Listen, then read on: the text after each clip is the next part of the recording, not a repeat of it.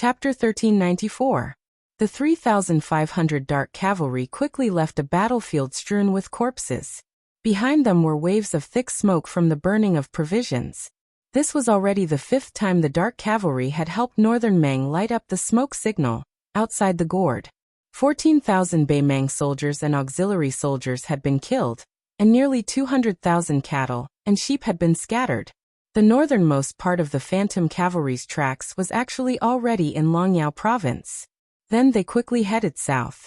In the battle just now, the Phantom Cavalry had not taken the initiative to attack, but Bei Meng's interception. Bei Meng had used the lives of 2,000 ordinary Phantom Cavalry soldiers to determine the location of the elite Phantom Cavalry, thereby reducing the Phantom Cavalry's room to maneuver. It was likely that the main cavalry forces of Longyao Province would soon hear the news and move. While retreating, Yu Wandao suddenly raised his head and saw 2 birds chasing each other in the sky. At the same time, Su Fingyan pulled out an arrow from his quiver and pulled the bowstring back like a full moon. The arrowhead slowly deviated as the Gerfalcon and Bei Meng peregrine falcon soared. When the peregrine falcon was forced to lower its altitude to flee for its life, Su Fingyan shot out an arrow and killed it on the spot. The great inertia knocked the peregrine falcon into the clouds, and the extraordinarily handsome 6-year phoenix soared into the sky. Under everyone's gaze, the Gerfalcon pierced through the clouds and charged toward Su Fingyan. Its 2 claws hooked onto the peregrine falcon's body and gently tossed it down. It circled a few times above its master's head before disappearing in a flash. Su Fingyan tossed away the peregrine falcon's body and put the arrow back into the quiver on the left side of his saddle. The light crossbows were of excellent quality, but after a great battle, heavy crossbows often couldn't bear the burden, still easily damaged in large amounts.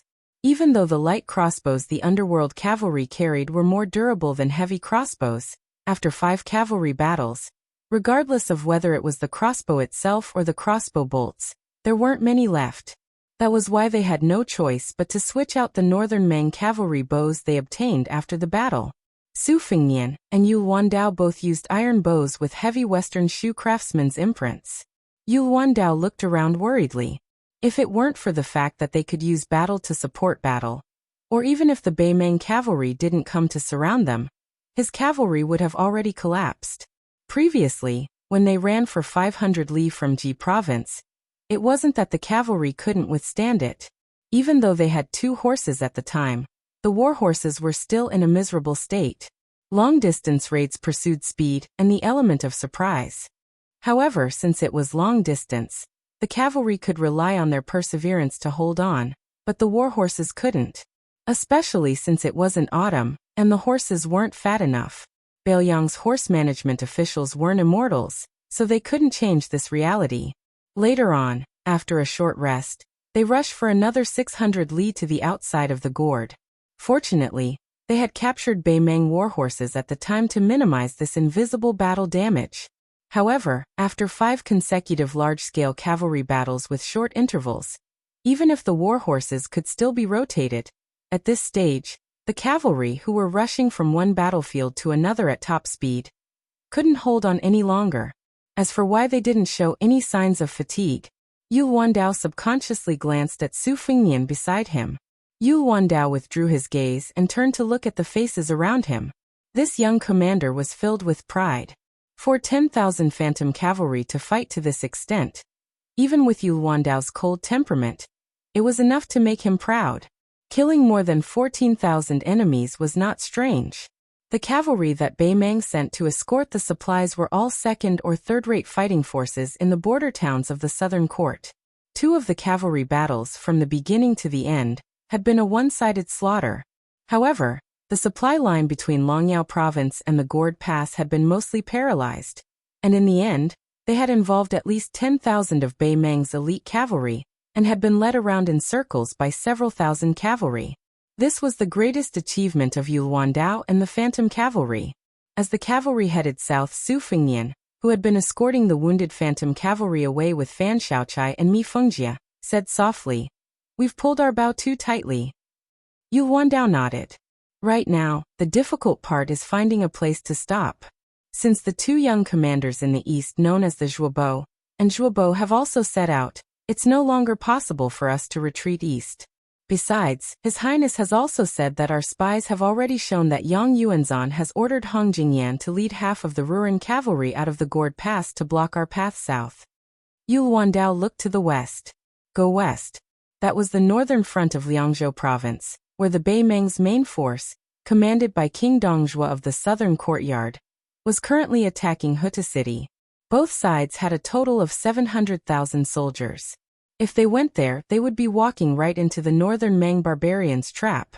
Not to mention the remaining 3,500 cavalry.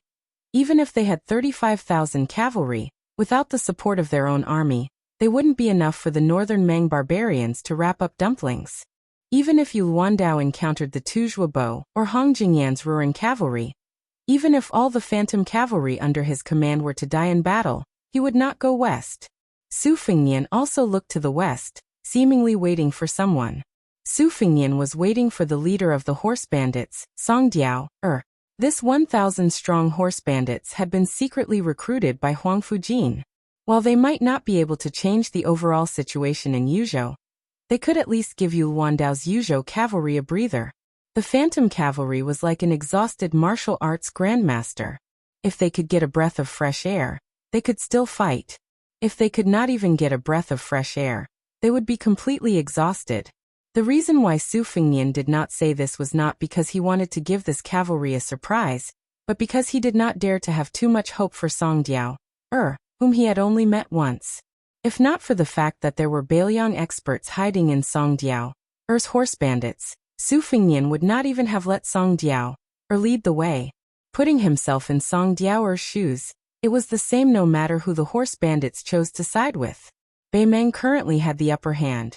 If Song Diao wanted to rebel and use the 3,500 Yuzhou cavalry as proof of his allegiance, Yang Yuanzhan, who had been tormented badly by Yul Wandao's cavalry, would probably not be stingy with a single general.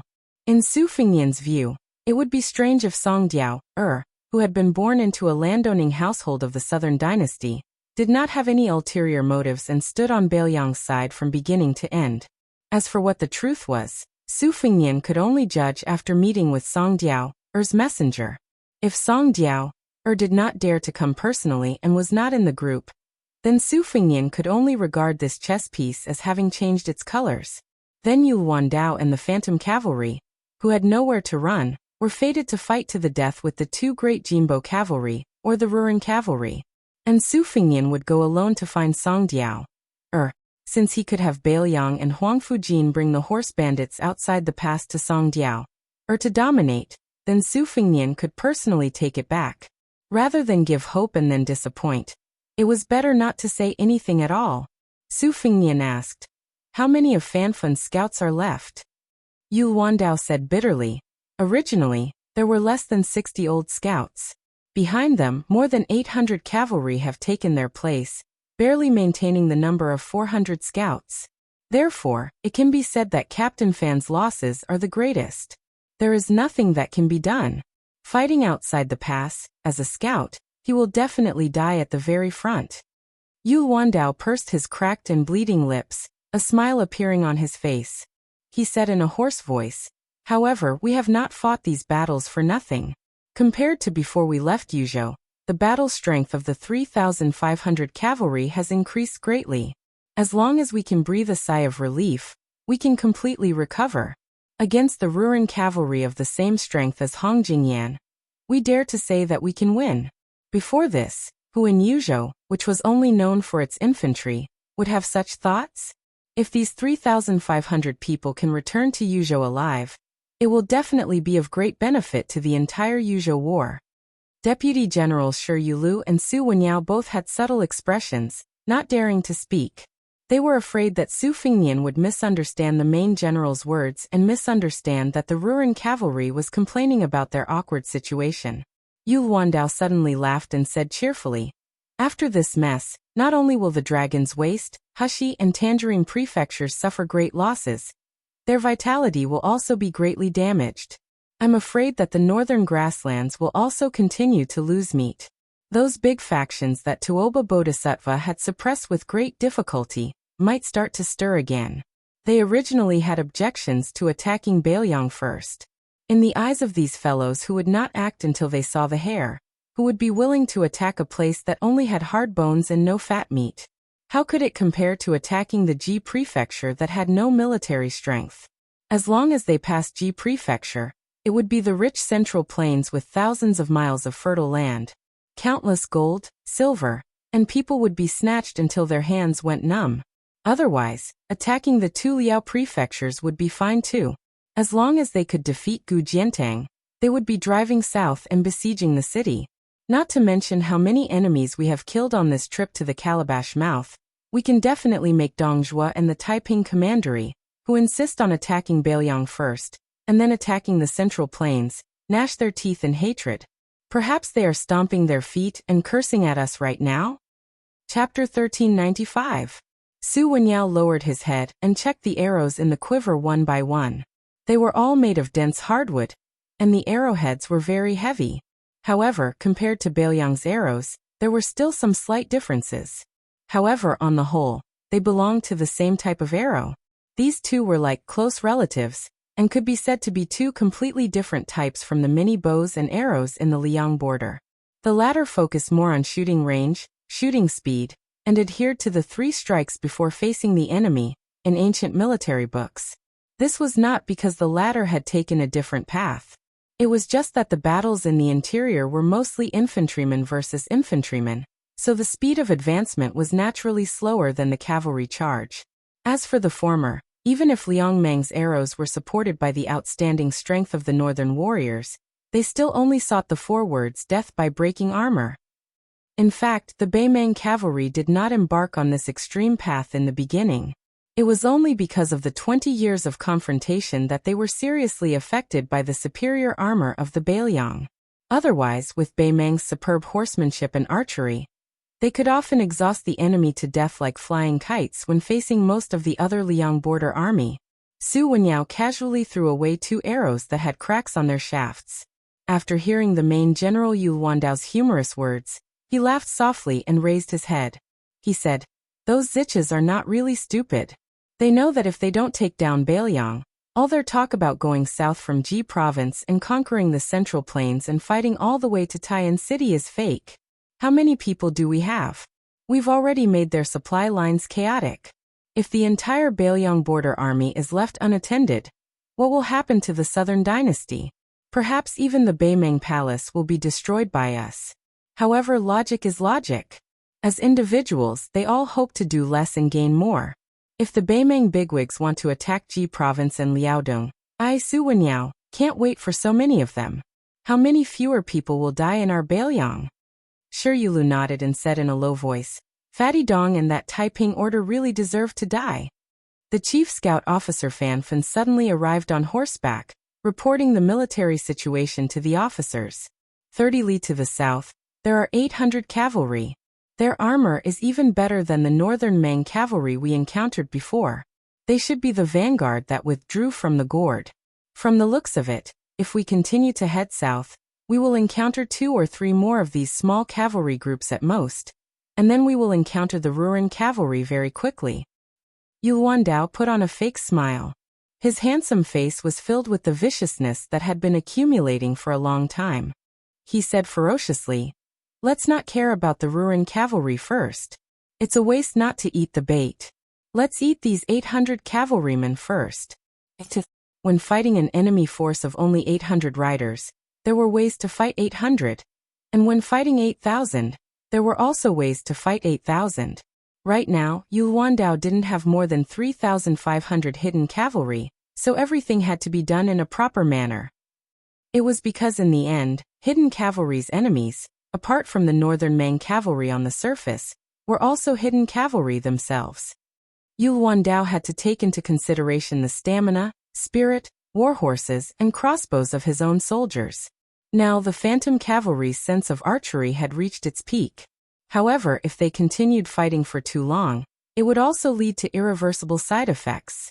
This meant that the phantom cavalry could only fight a 3-pronged battle. They had to quickly finish off the enemy with the least number of charges, quickly withdraw from the battlefield, and quickly enter a safe area to rest and reorganize. After receiving the military intelligence from Fanfan, the main force of the Phantom Cavalry began to slow down. The front line was divided into 3 layers. Su Wenyao, who was bottom in the previous battle, led 1,000 cavalry in the front. Yu Wandao led 1,000 cavalry in the middle. Shi Yulu's 1,000 cavalry escorted a large number of horses to bring up the rear.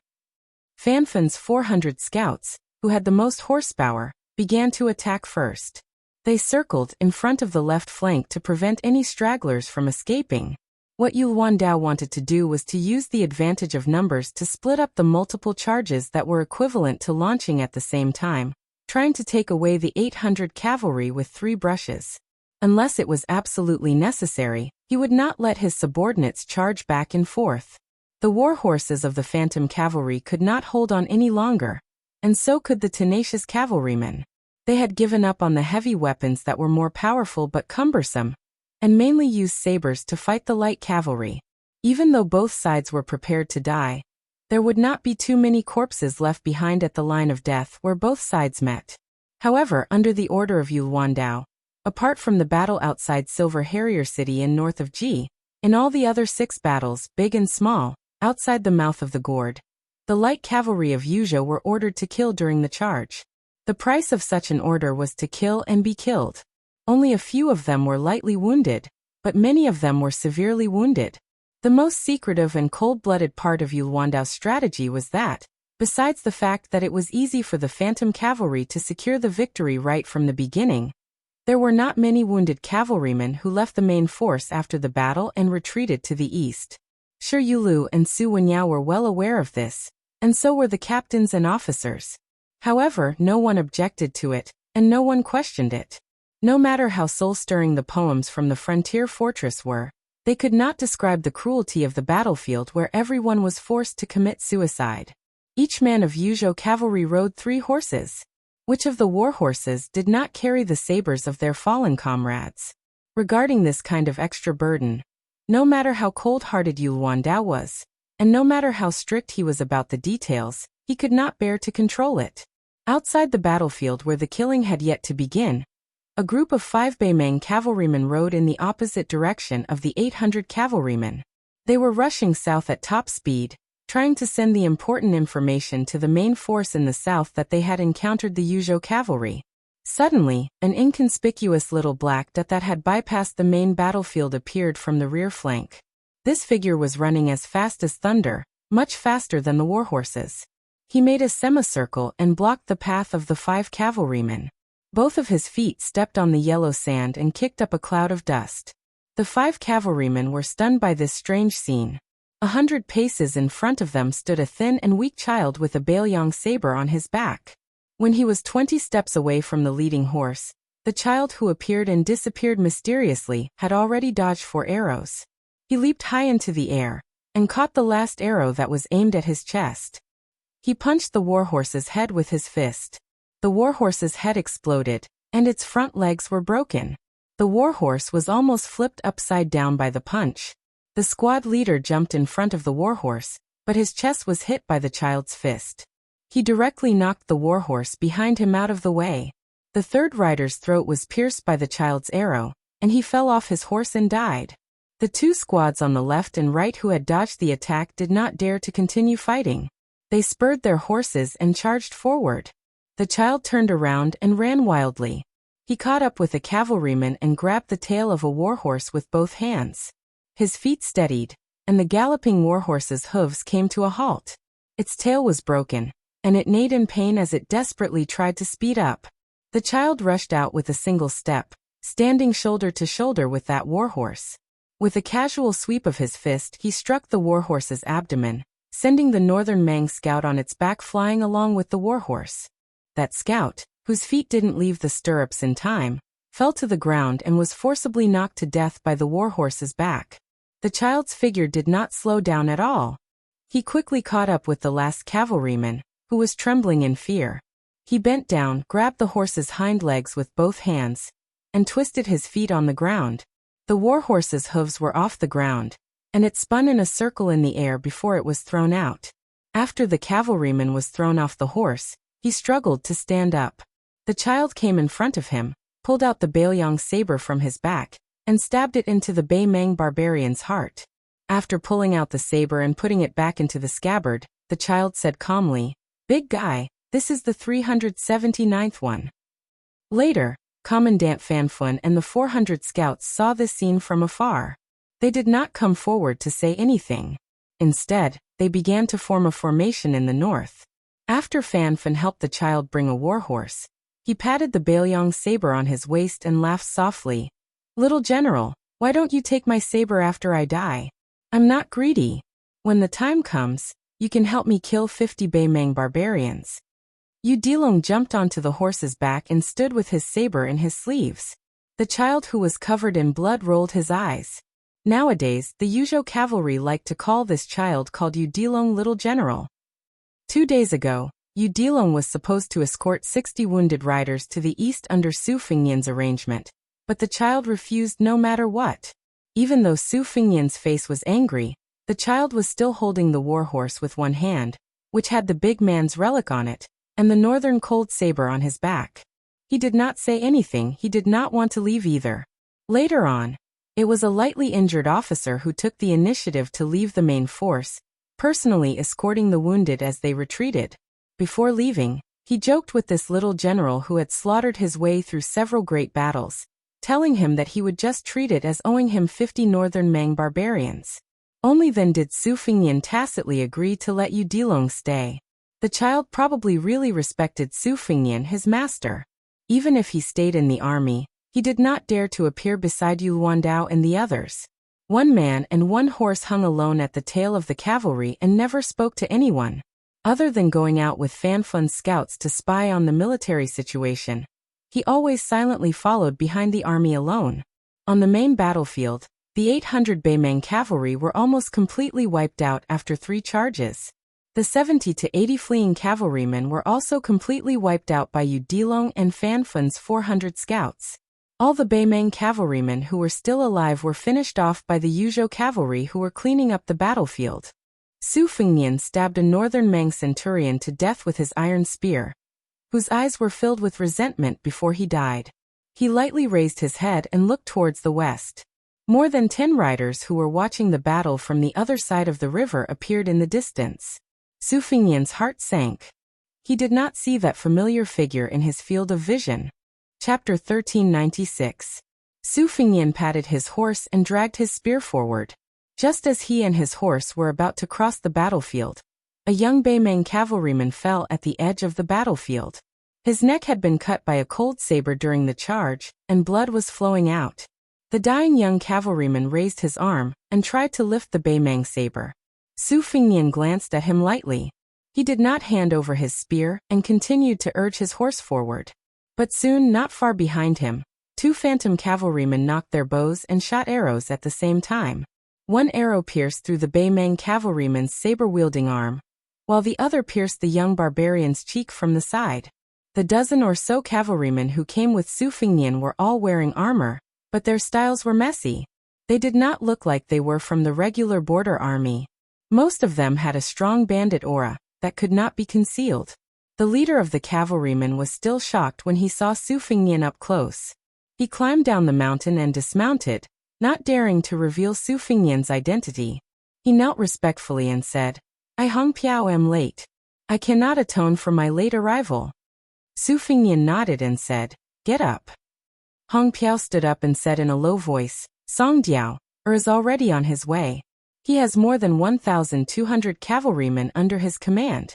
Before he came, there was a setback and more than 300 people were purged. Among them, 4 of the Baimang spies were dug out." Su Fingyan did not comment. He smiled playfully and said, "Dug them out." Hong Piao did not dare to speak. This middle-aged man, who was not very tall and honest, lowered his gaze. He did not even dare to breathe loudly, but his eyes were burning. Hong Yu was once the second guest minister who had trained the private cavalry of Mount Hui. Later he parted ways with the first guest minister, Huang Fangfua. The latter was still a wild swallow who was unwilling to fly into the palace of the emperor and minister.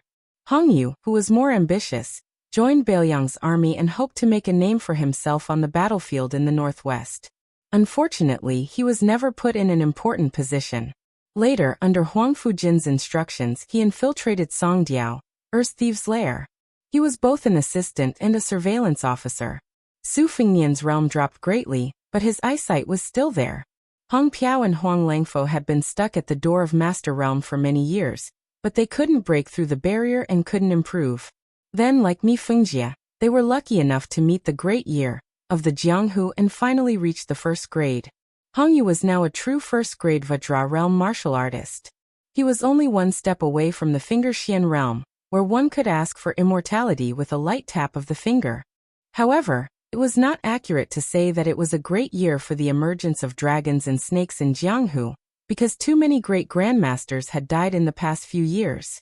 Just in the Liang dynasty alone, there was Wang Mingyin, who was ranked 11th in the world, Li Chungang, the sickly tiger Yang Taisui, Song Nianqing of the Sword Pool, Han Shengxian of the Human Cat, Lu Hao of the Capital, the Dragon Tree Monk of the Two Zen Temples, Xielingzhen of the Spring Invitation Cottage, and so on.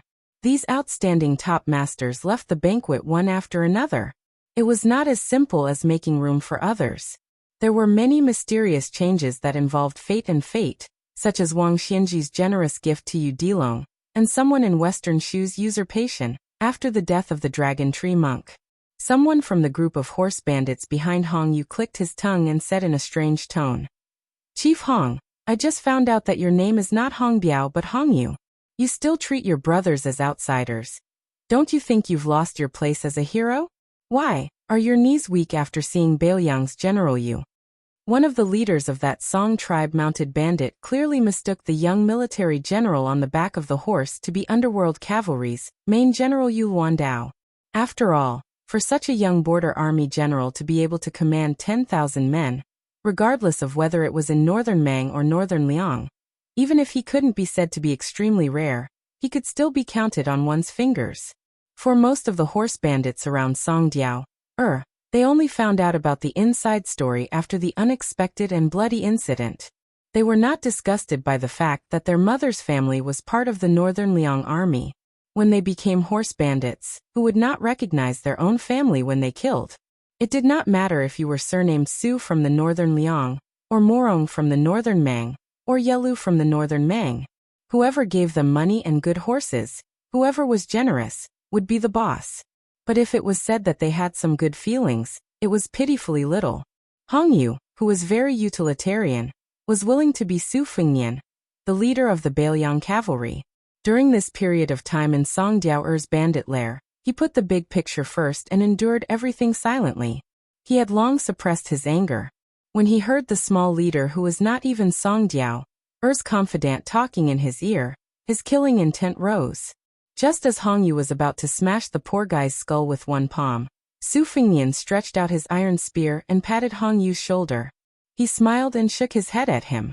Su Fengnian looked into the distance. Songdiao's cavalry was about to arrive. At this time, Yu Luandao, Shi Yulu, Fanfun, and Liolong's 4 horsemen also rode their horses over.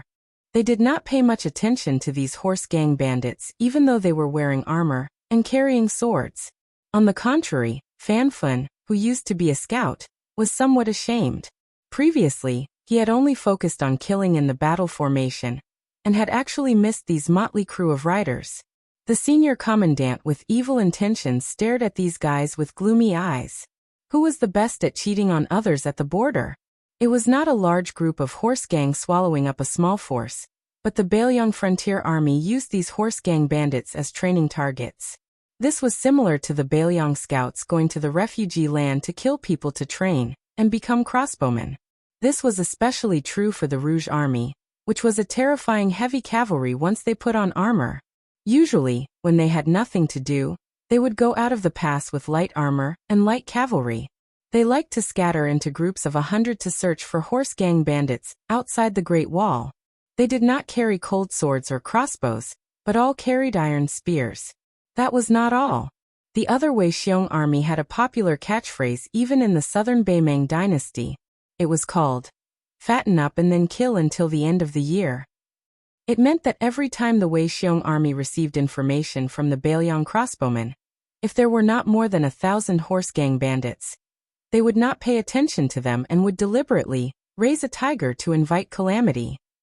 However, once they received information that there were more than 1,000 horse gang bandits, they would randomly pick a day before the end of the year and march straight in to kill all of them. When Su Fengnian appeared alone, the few horse gang bandits behind Hong Yu did not feel much and dared to put on airs. However, when Yu Luandao and his 4 horses stood side by side, the natural gap between the horse gang and the Bailiang frontier army was immediately revealed. Su Fengnian said softly to Yu Luandao, "There will be 1,200 horse gang bandits appearing soon. Although we are allies in name, it is hard to say if there will be any accidents. Bring 1,000 ghost riders over first, and we will plan for the worst." Fanfan was eager to try and secretly swallowed back the honorific prince that was at the tip of his tongue.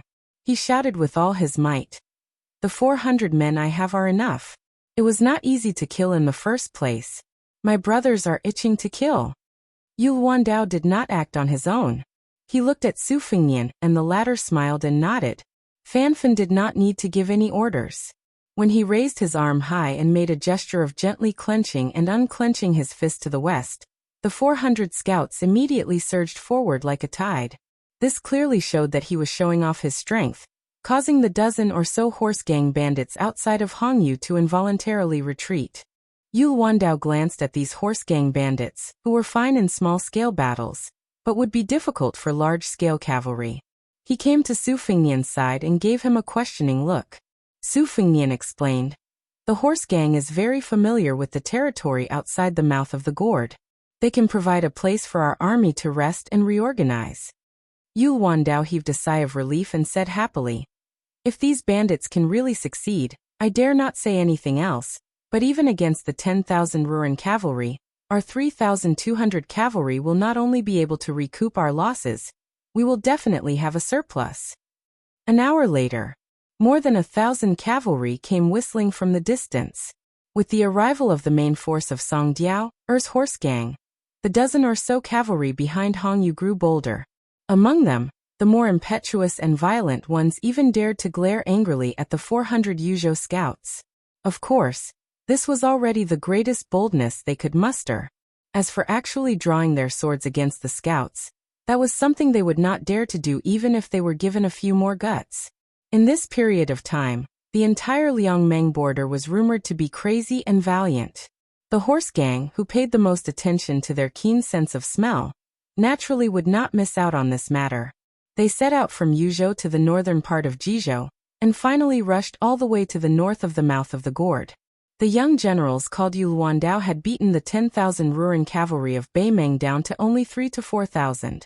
Among the enemies they had already fought, there were the 2 senior generals on the eastern front of the Beimeng, the Huguan, Changyu and Binglu, which were the 3 major military towns on the border of Longyao province. Moreover, they were about to face the hunting of the 2 Jabo generals in autumn and winter. Hong Jingyan would personally lead 10,000 Ruran cavalry north to intercept them. And they would also have to deal with the Chun Jabo, urgently rushing from the west to the mouth of the gourd. Of the 4 Jabo generals, other than Xia Jabo, who was still on the grasslands, and Yelu Yuhu, a member of the imperial family, the other 3 were all people who had the potential to become Beimeng great generals. It was just a matter of who could reach the top first. All of them had come for Yu Luandao's head. There was also a rumor that whoever could wipe out the Yuzhou cavalry would be able to bring Yu Luandao's head to the western capital of the southern court to have an audience with the emperor, becoming the second Beimeng great general after Dong Zhuo to be able to raise an unlimited number of private armies.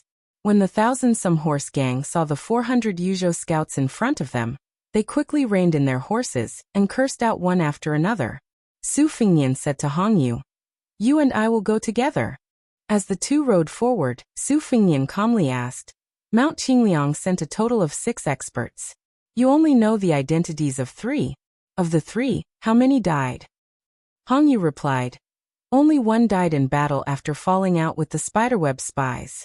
This general received orders from Yozhou's General Huangfu not to reveal my identity too early, so I did not act. But this general secretly intercepted and killed 16 riders who snuck out of the horse gang's lair. They were all Beimeng barbarians." Meanwhile, Yu Luandao had quietly returned to the battlefield. Chapter 1397. Song Diao, who looked like a scholar, held the reins with both hands and gently squeezed the horse's belly. He lazily urged the horse forward, moving up and down with the bumps of the horse's back. He had the demeanor of an immortal who did not kneel to heaven or the king. But when he saw the figure, he felt as if he had been struck by lightning. His eyes suddenly narrowed, and his face was full of disbelief and panic. He subconsciously straightened his back and urged the horse to speed up. When Song Diao recognized the face, the horse gang leader, who had lived a comfortable life outside the Great Wall in recent years, felt relieved. Although the horse in front of him looked similar, fortunately, it was not that person. Song Diao freed one hand and habitually touched the suet jade pendant on his waist. He asked with a smile, "May I ask if you are the general Yu who killed 30,000 enemies?" Su Fengnian, who was dragging the iron spear, sneered, "What, Song Diao, or don't you recognize me?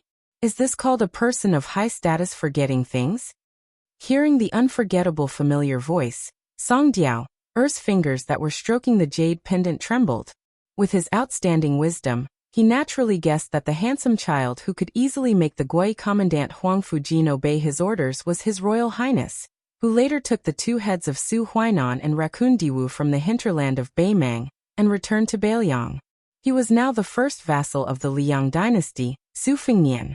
Song Diao rolled off the horse awkwardly. He supported himself with his hands on the ground and bowed his head. "I didn't know it was the prince who came. Song Diao deserves to die." The tip of Su Fengnian's iron spear lightly brushed across the sand. Song Diao only heard a question from above his head. "The secret letter asked you to lead the Yuzhou cavalrymen here. However, it didn't say that you could swagger over 1,000 cavalrymen here." Song Diao's face was pale as he said in a trembling voice, "Reporting to your highness, there are Beimang scouts everywhere outside the Calabash Gate, and there are even thousands of regular Beimang border troops. In addition, Song Diao's management is not good enough, and there was already an internal conflict in one of the nests. Song Diao's people are disunited, and Song Diao has mobilized all of his forces. This is a bad plan and he really has no choice. In order to smoothly lead the way for your highness and General Yu, and not reveal any secrets, he can only bring all of his brothers with him to that most secretive valley with the Beimang cavalry. This way, even if there are still Beimang remnants in Song Diao's team, the news will not be able to escape."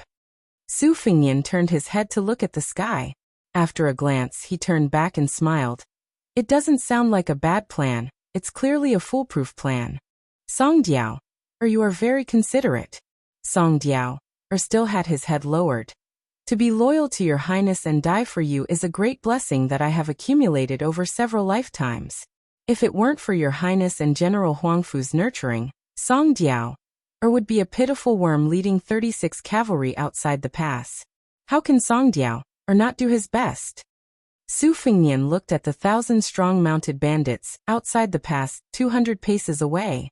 His indifferent gaze swept across them, and many of the mounted bandits also looked at him curiously, as if they were curious. No matter how famous the young Wan Saber was, it should not have made the fearless leader Song Diao so cowardly. The atmosphere was particularly solemn. More than 1,000 mounted bandits and 400 Yuzhou cavalry were facing each other. In the middle was Su Fengnian on horseback and the kneeling Song Diao. Su Fengnian rode behind Su Fengnian. Su Fengnian raised his arm, and this action scared the mounted bandits. They thought that the two sides would fall out with each other. It was true that more than 1,000 mounted bandits could do whatever they wanted in the desert beyond the Great Wall, but in front of them were more than 3,000 Yuzhou iron cavalry. Did the mounted bandits have nothing better to do than fall out with the Beiliang frontier army? Why did they want to charge and kill? They must be tired of living. At that time, Song Diao had used bloody means to suppress the forces that supported Beimang. Many of the central forces had stood by and even sided with Song Diao, because of Song Diao's ruthlessness, and also because they feared the Beiliang cavalry from the bottom of their hearts. Although it was the Beimang army that was suppressing the Beiliang army, the mounted bandits were more afraid of the Beiliang cavalry. They felt that even if the Beiliang frontier army could not defeat the million-strong army of Beimang, the several thousand men surnamed, you could turn the world upside down outside the Calabash mouth. If he was determined to deal with more than 1,000 mounted bandits, wouldn't it be easy for him to send several thousand of the Su family cavalry? But soon, all the mounted bandits were relieved. A bird pierced through the clouds and landed on the arm of the armored general. Many of the mounted bandits secretly broke out in cold sweat. Damn it, the general of the Bailiang cavalry, Yu Luandao, was not only good at commanding troops, but also good at showing off his power. Su Fengnian gently waved his arm to signal Hai Dongqing to leave. He did not pay attention to Song Diao, whose expression could not be seen clearly. He raised his iron spear and pointed at two people in the mounted bandits. He asked, Hong Yuang, how long have those two been with Song Diao? Hong Yuang looked up and saw the young man and woman. He slowly said, I heard that the young man first appeared a year ago, but soon left the mounted bandits. Not long ago he came back with the woman. The spider web spies among the mounted bandits were also exposed by him, which led to the internal strife. I only know that this person is the bastard son of the third family of the Gusai prefecture. He has known Song Diao since he was young. Song Diao said that this person almost entered the chess and sword music school. For some reason, he is sick and always smells of medicine. As for the woman, her identity is unknown. I only know that she is from the Golden Cicada prefecture and has the nickname Buckthorn. Usually, she likes to drink with people. I have observed this woman. She is close to the master level. Her hands are full of calluses. She has practiced martial arts, but she does not have a strong Jianghu aura. Su Fengnian looked at the 1,000 mounted bandits and suddenly said, Song Diao, did you not expect to catch 3,200 Yuzhou cavalry and even make me, the king of Bailiang, take the bait?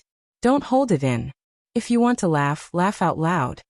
Song Diao looked up with a blank expression. Hong Yuang was shocked. Su Fengnian looked at this extremely lucky mounted bandit and laughed. There are two groups of people in Qingliang Mountain. Hong Yuang and the others on the surface were left behind to help you lure Yu Luandao's Yuzhou cavalry. This is not strange. But I am very curious how you killed all the Bailiang masters in the dark. Logically speaking, the Tide Listening Pavilion and the Whispering Room sent out 3 master-level masters.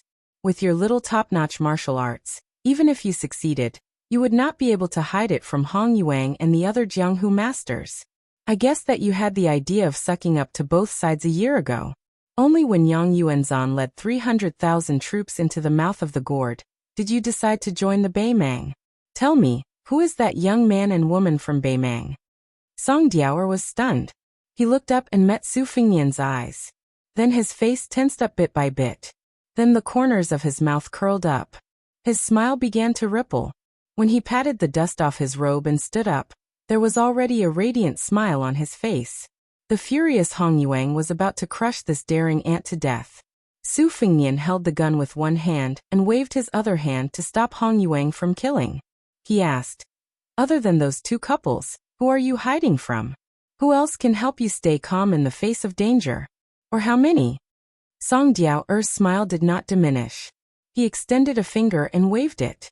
Not many, just one. What a coincidence. It just so happens to be able to contend against your highness. Of course, this old ancestor did not come for you at the beginning. So, ever since this humble one met your highness, this humble one's luck has been so good that it can't be stopped. 3 riders suddenly appeared from the group of horse gang. Su Fengnian said to himself, Tuoba Bodhisattva, Hong Jingyan, Morong Baoding, Deng Mao, Zhong Liang. Beimeng doesn't have many martial arts grandmasters now. Tuoba Bodhisattva shouldn't be here.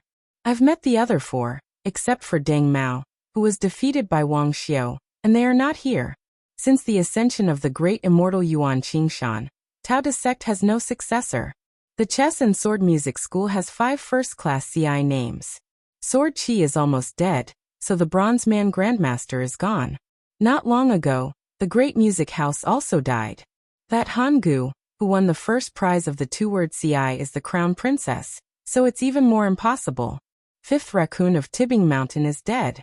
In terms of masters, there is no successor. I heard that Little Thought died in Yuzhou.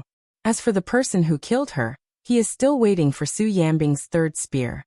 Song Diao said with a smile, Your Highness, you would never have expected this. In the end, Northern Meng's sincerity is even greater than your Northern Liang's. Before you appeared, they offered a price of a major commander. After confirming that you would appear, I Songdiao, would become the #1 person under the Dragon Waste Province's festival warrant. Songdiao, bowed to Su Fengnian to express his gratitude. Not far behind him were the 3 riders. Hong Yu looked at the funny scene of the horse gang's backs soaked with sweat, and couldn't help but laugh. Songdiao, raised his head and stood properly. He patted his chest and said with a smile, "You are indeed the #1 person in the world, Su Fengnian. I'm actually scared to death. I thank your highness for not killing me." Su Fengnian saw the rider between the young man and woman and laughed involuntarily. He said, "Old sir, it's you." The white-haired old Confucian scholar was thin. At first glance, he didn't have the bearing of a master. He was just a poor old pedant. Su Fengnian sighed with emotion. The old man was the same. The first time the two of them met was in Wild Goose Pass, which had long since become the Northern Meng Army's barracks. At that time, Su Fengnian had even teased the nagging old man by saying, "Old mister, bend over and see if your bag of books has fallen." The old man was the Bei Meng peace magistrate who had traveled for 20 years. Chapter 1398. The elder pointed at the young man at his side. "Tuoba Chiyun, spring restraining bowl. Also my chess and sword music school's divination operator is slow. Can't be considered a bad chess player, just too slow. Not long ago, he said that you would definitely appear outside the calabash mouth, so this old man followed him here." The elder then pointed at the woman to his left. "Yelu Yuhu, she doesn't have any evil intentions, purely wishing to see you with her own eyes." The elder pointed at himself. "This old man obviously wants your head, but it's a year or 2 earlier than expected. He is a bit disappointed, but even more so is admiration. To be honest, apart from autumn and winter's 7,000 elite cavalry, Hong Jingyan's 10,000 Ruren cavalry will also fill in the gap. If you insist on running, this old man naturally cannot stop you. However, you can only leave behind the 3,200 cavalry and head west alone. Before you leave, if you want to kill to vent your anger, apart from Tuoba Chiyun and Yelu Yuhu, this old man cannot even be bothered to stop the others. It's up to you." Su Fengnian asked, "Is it Tuoba Bodhisattva waiting for me in the west?" The elder shook his head and said, "Tuoba Bodhisattva cannot be moved. My great Meng's Qi cultivators are gone. Your Beiliang still has Tantai Pingjing and Guanyin sect. Once Tuoba Bodhisattva moves, he will alert the enemy. At that time, Su Yambing will definitely come. That Huyan Grand Monastery will be more than happy to not fight with anyone." Su Fengnian released an N of acknowledgement. "If Tuoba Bodhisattva is rushing over, I will definitely be on my way back right now. Is that Murong Baoding and Zhongliang working together?" The elder said with a sincere sigh, "Su Xiao is #1 in war, #1 in marriage, #1 in the world, #1 in the world, #1 in the world, #1 in the world, #1 in the world, #1 in the world, and even dying of old age in bed, formidable. In my opinion, Zhang Julu is far inferior to Su Xiao." The old man was like a senior who was chatting amiably with a junior. He said calmly, "Both sides of the border have been tightly sealed. However, spies in Liangzhou and Yuzhou have sent back intelligence. This time, Chulushan didn't take any risks. For your sake, he transferred the main force of Liangzhou to Calabash's mouth. Fortunately, your Beiliang Protector General didn't actually do this, or else our great king of the southern courtyard's 500,000 soldiers would have had to run after him until their legs broke, and perhaps they wouldn't have had any good results. However, in the long run, abandoning Liangzhou for quick success and instant benefits may seem bold, but it is destined to be unwise." Su Fengnian said helplessly, "Old mister, victory is already in your hands. Why are you still helping Hong Jingyan stall for time?" The sickly Tuoba Chiyun smiled knowingly, while Yelu Yuhu stared intently at this young man who was completely different from the imposing figure he had imagined. From beginning to end, Song Diao had no right to interrupt. He was also tactful. Other than that Hong Jingyan, any one of them could drown him with a spit of saliva. He hoped that no one would pay attention to an insignificant minor character like him. When Song Diao or heard the Taiping Ling's harsh words about burning the bridge after crossing the river, he was truly trembling with fear. He was afraid that Su Fingnian would casually stab a large hole in him with his iron spear. However, from the looks of it, Su Fingnian was too busy taking care of himself. He probably didn't care about the life and death of a mounted bandit like Song Diao. Rejoiced, but he also flew into a rage out of humiliation. He thought that once he became a major character in charge of half of the border towns in Dragon Waste province, he would definitely slaughter his way into Yuzhou. Suddenly, Yeluyuhu noticed that the Taiping Ling and Tuobachi Yun looked at each other and smiled. However, their smiles contained a bit of self-mockery and a trace of helplessness. Yeluyuhu frowned, still staring at the young man who acted against common sense. Thinking along the lines, she couldn't come to a conclusion, so she had to think the opposite. The guy in front of her couldn't have pretended to be calm in front of the emperor's preceptor, and Tuobachi Yun. He definitely had something to rely on. The Crouching Bao City and Wanhe City had already fallen. It was impossible for Yuzhou to mobilize enough troops to cross the layers of defense to support him. And the young general called Yu Luandao. Liangzhou's main force also hadn't moved. She finally relaxed her brows. The playfulness of a cat catching a mouse in her eyes faded little by little, turning into coldness. Su Fingnian glanced at the Beimeng woman who had allegedly threatened to teach his second sister, Su Weisheng, a lesson. He smiled and said, "You've been staring at me for a long time. Do you want me to get pregnant, or do you want to get pregnant yourself?" Without waiting for Yeluyuhu to retort, Su Fingnian smiled and said, "You better not fall into my hands one day." Su Fingnian raised the metal spear in his hand. Looking at her, he no longer smiled. He only slowly said, "Otherwise, I'll hang your corpse from above." The cicada was the supply line of the Beimeng outside the gourd. The mantis was Su Fingnian, and Yu Luandao's Yuzhou cavalry. The oriole was Taiping Ling's trio and the Bates 1,000 mounted bandits, the 7,000 elite horsemen of the two great Jubo, Hong Jingyan's 10,000 Ruran cavalry, Zhongliang and Morong Baoding. This created an interesting situation of the mantis stalking the cicada, unaware of the oriole behind. But what was truly interesting was that slingshot by the side, that could be said to be the finale. The old man sighed softly, but he still smiled at Su Fingnian and said, they're gone. Unfortunately, most of Hong Jingyan's Ruran cavalry probably won't be able to escape. The two great Jubo who came from the Eastern Front with great difficulty will have made a wasted trip.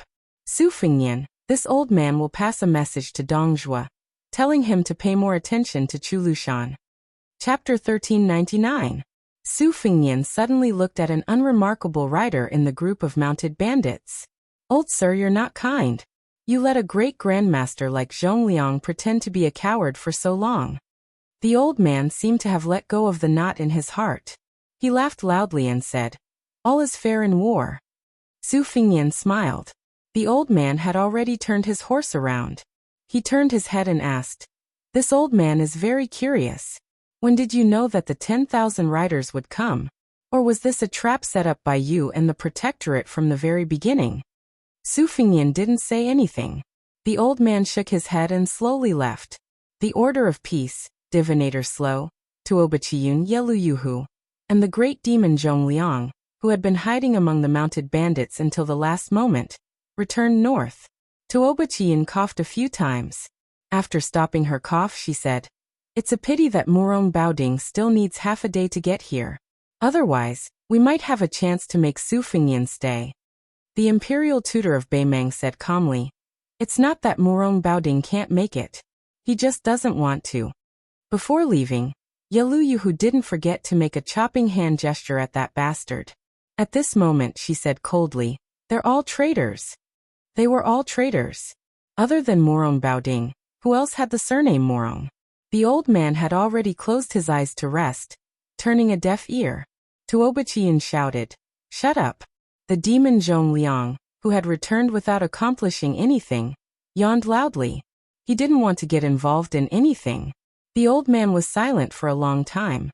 Suddenly he said, whether it's Yelu or Morong, even if one Beimeng can't hold them all, as long as we take down Liang, no matter what their surname is, no matter how ambitious they are, It'll be enough to share. Yeluyu said in a small voice, "Sir, I was rude." Behind the 4 horsemen, the more than 1,000 bandits who were baffled by the situation felt very bleak in the wind, especially the dumbstruck Songdiao, who had no idea what had happened. The situation had taken a turn for the worse. Yulwandao, who thought he was going to fight to the death, came to Su Fengnian's side. The latter approached him and patted his shoulder. "Let's go back to Liangzhou together with the great snow dragon riders."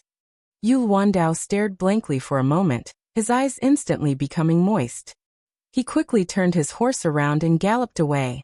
Su Fengnian gave Hong Yuang a look. The latter nodded with a grin, and then stopped talking.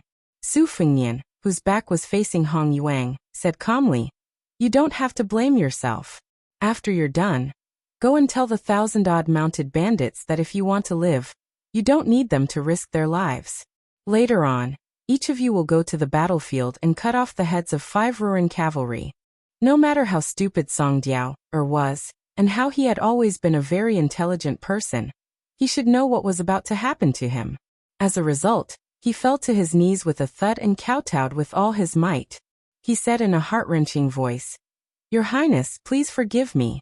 Although Songdiao deserves to die, Songdiao still has 1,200 loyal mounted bandits that can be used. I can even help the Bailiang gather another 2,000 strong mounted bandits. Songdiao will definitely help Your Highness disrupt the Beimang's supply lines. Your Highness, I beg you to spare my life. Songdiao really is still useful." No matter how Songdiao kowtowed and begged for mercy, Su Fengnian had already left. When Songdiao saw Hong Yu's feet out of the corner of his eye, he suddenly raised his head and roared before he died, "Su Fengnian, at least let this old man die by your hands." Hong Yu slapped his palm down on the head of this ungrateful mounted bandit and pressed down, turning his head and upper body into a pile of meat paste. It looked like a blood-red tree stump. Hong Yu lightly shook his hand and spat. He sneered, "You got off too easy." The Yuzhou cavalry had just finished cleaning up the battlefield. When they heard the news from Yulwandao, there were no heaven-shaking cheers that came from surviving a calamity. All the Yuzhou cavalry who had thought that they would once again have to abandon the corpses of their comrades, silently carried the corpses of their fallen comrades onto their war horses with red eyes. After Su Fengnian stopped his horse, he looked at the 3,200 Yuzhou cavalry, as well as the comrades behind them who had their eyes forever closed. Su Fengnian's lips trembled, but in the end he did not say a single word. He and his horse turned around and began to head south. This cavalry would soon be able to head west, then south again, and they would be able to enter Liang province. Yulwandao followed. Shi Yulu and Su Wenyao followed. Fanfan followed. The 3,200 cavalry followed. That child Yu Dilong was still hanging at the tail of the army. He sniffled and muttered to himself, "Big guy, LOU first." Shi Yulu said softly, "General, I didn't dare to tell you before, but Lu Tao, who died on the battlefield 2 days ago, was that young scout who was waiting for you in Jibei village. Before this child died, he said that if you had time in the future, he hoped that General could pour a bowl of wine for his corporal in front of the tombstone on Mount Qingliang. It would be best if you could get him a bowl as well." Captain Fanfan stretched out his hand to wipe his face. His expression could not be seen clearly. This child did not drink when he was alive. Su Fengnian nodded. He remembered that young scout. Back then, when he had returned from the village, the scout had wanted to speak but did not dare to. In the end, he did not say anything and only smiled bashfully. Su Fengnian suddenly pressed his horse's belly and raised his spear. He charged straight for the 10,000 Ruran cavalry and the Hongjingyan. Chapter 1400. When Hong Yu led the 1,200 mounted bandits to the battlefield, the scene before them was one that they would never forget for the rest of their lives. The Ruran cavalry, known as the best elite of the Southern Dynasty, had died in battle and their corpses were piled up like tombs. Meanwhile, the mounted bandits were unfamiliar and shocked by the white armored cavalry. There were some who were more knowledgeable among the bandits. They could tell that the arrangement of this cavalry was somewhere between heavy and light cavalry, with each person riding 2 or even 3 horses. However, compared to the Yuzhou cavalry led by Yulwandao, they were clearly more imposing and majestic. This was because every horse was equipped with a heavy spear, and in terms of armor, it was a small full armor style for both man and horse. After the bandits entered the battlefield, they were ordered to chop off the heads of the Ruran cavalry and continue piling up their corpses. Meanwhile, the white cavalry began to remove their armor and hang themselves on the backs of the war horses that they were not riding, preparing to withdraw from the battlefield. When the bandits chopped off the heads of the Ruran cavalry, they would often subconsciously glance at one of the riders. This rider was seated high on the back of a horse. He did not wear a helmet and wielded a spear. He was tall and sturdy. This rider came to Su Fengnian's side but did not dismount. Instead, he looked towards the south with Su Fengnian and said regretfully, "It's a pity that Hong Jingyan led several hundred of his personal guards back to the mouth of the gourd. Otherwise, as long as he died here, the remaining Ruran cavalry would not be worth mentioning. Yang Yuanzhan would have lost all of his mobile forces, and we would have been able to kill our way into the mouth of the gourd and compete with the Beimang to see who could surround them first. Now we can't. The 7,000 elite cavalry from the two bulls are still watching from the east." Su Fengnian shook his head and said, "Things can't be perfect. If you guys hadn't arrived in time, the Beimang peace decree would have joined forces with Hong Jingyan, Zhongliang, and Murong Baoding. Not to mention Yu Wandao and the 3,000 Yuzhou cavalry. Even I would not have been able to escape. Song Diaoer's betrayal is nothing, but to Oba Qi Yun, who had long guessed that I would appear outside the mouth of the gourd, is not to be underestimated. For him to be able to persuade the Grand Imperial Tutor of Beimang to come here, it means that he has a terrifying amount of authority in Beimang. Second Brother Yuan, when we confront him in the future, we have to be more careful." It was Yuan Zuozong, the commander of Bailiang's cavalry. He squinted his silkworm eyebrows and nodded. Bailiang paid more attention to Dong Zhuo and neglected Tuoba Qi Yun. Su Fengnian looked around. "Where is she?" Yuan Zuozong said with a smile. "Commandant Wang led a group of crossbowmen to the west. He probably doesn't dare to see you." Su Fengnian felt a little helpless. Bluebird, a second-class maidservant and kamikaze of Wutongan, after returning from Beimang with the instant spear left behind by Wang Xiu, she entered the Great Snow Dragon Cavalry and was promoted to a crossbowman commandant through her military exploits. She was more anxious than anyone else to rush to the mouth of the gourd to save the emperor. She led a group of crossbowmen in advance and was able to pull a distance of nearly 100 miles from the main army. According to the military laws of Bailiang, she should have been reprimanded and expelled from the army by the commanding general. But after the battle ended, she immediately disappeared. Yuan Zuozong gave the greatest trust and tolerance to this orphan of spear immortal Wang Xiu. It was not because she was a vassal of a vassal, but because although she was a woman, she was the best soldier on the battlefield. The heads of the Ruran cavalry from the 1st to the 8th were all smashed by her instant spear. Su Fengnian glanced back. In the distance, his third disciple Lu Yunzhong was standing next to his first disciple Yu Dilong. It seemed that Lu Yunzhong was spitting saliva everywhere, while Yu Dilong was silent. Su Fengnian sighed.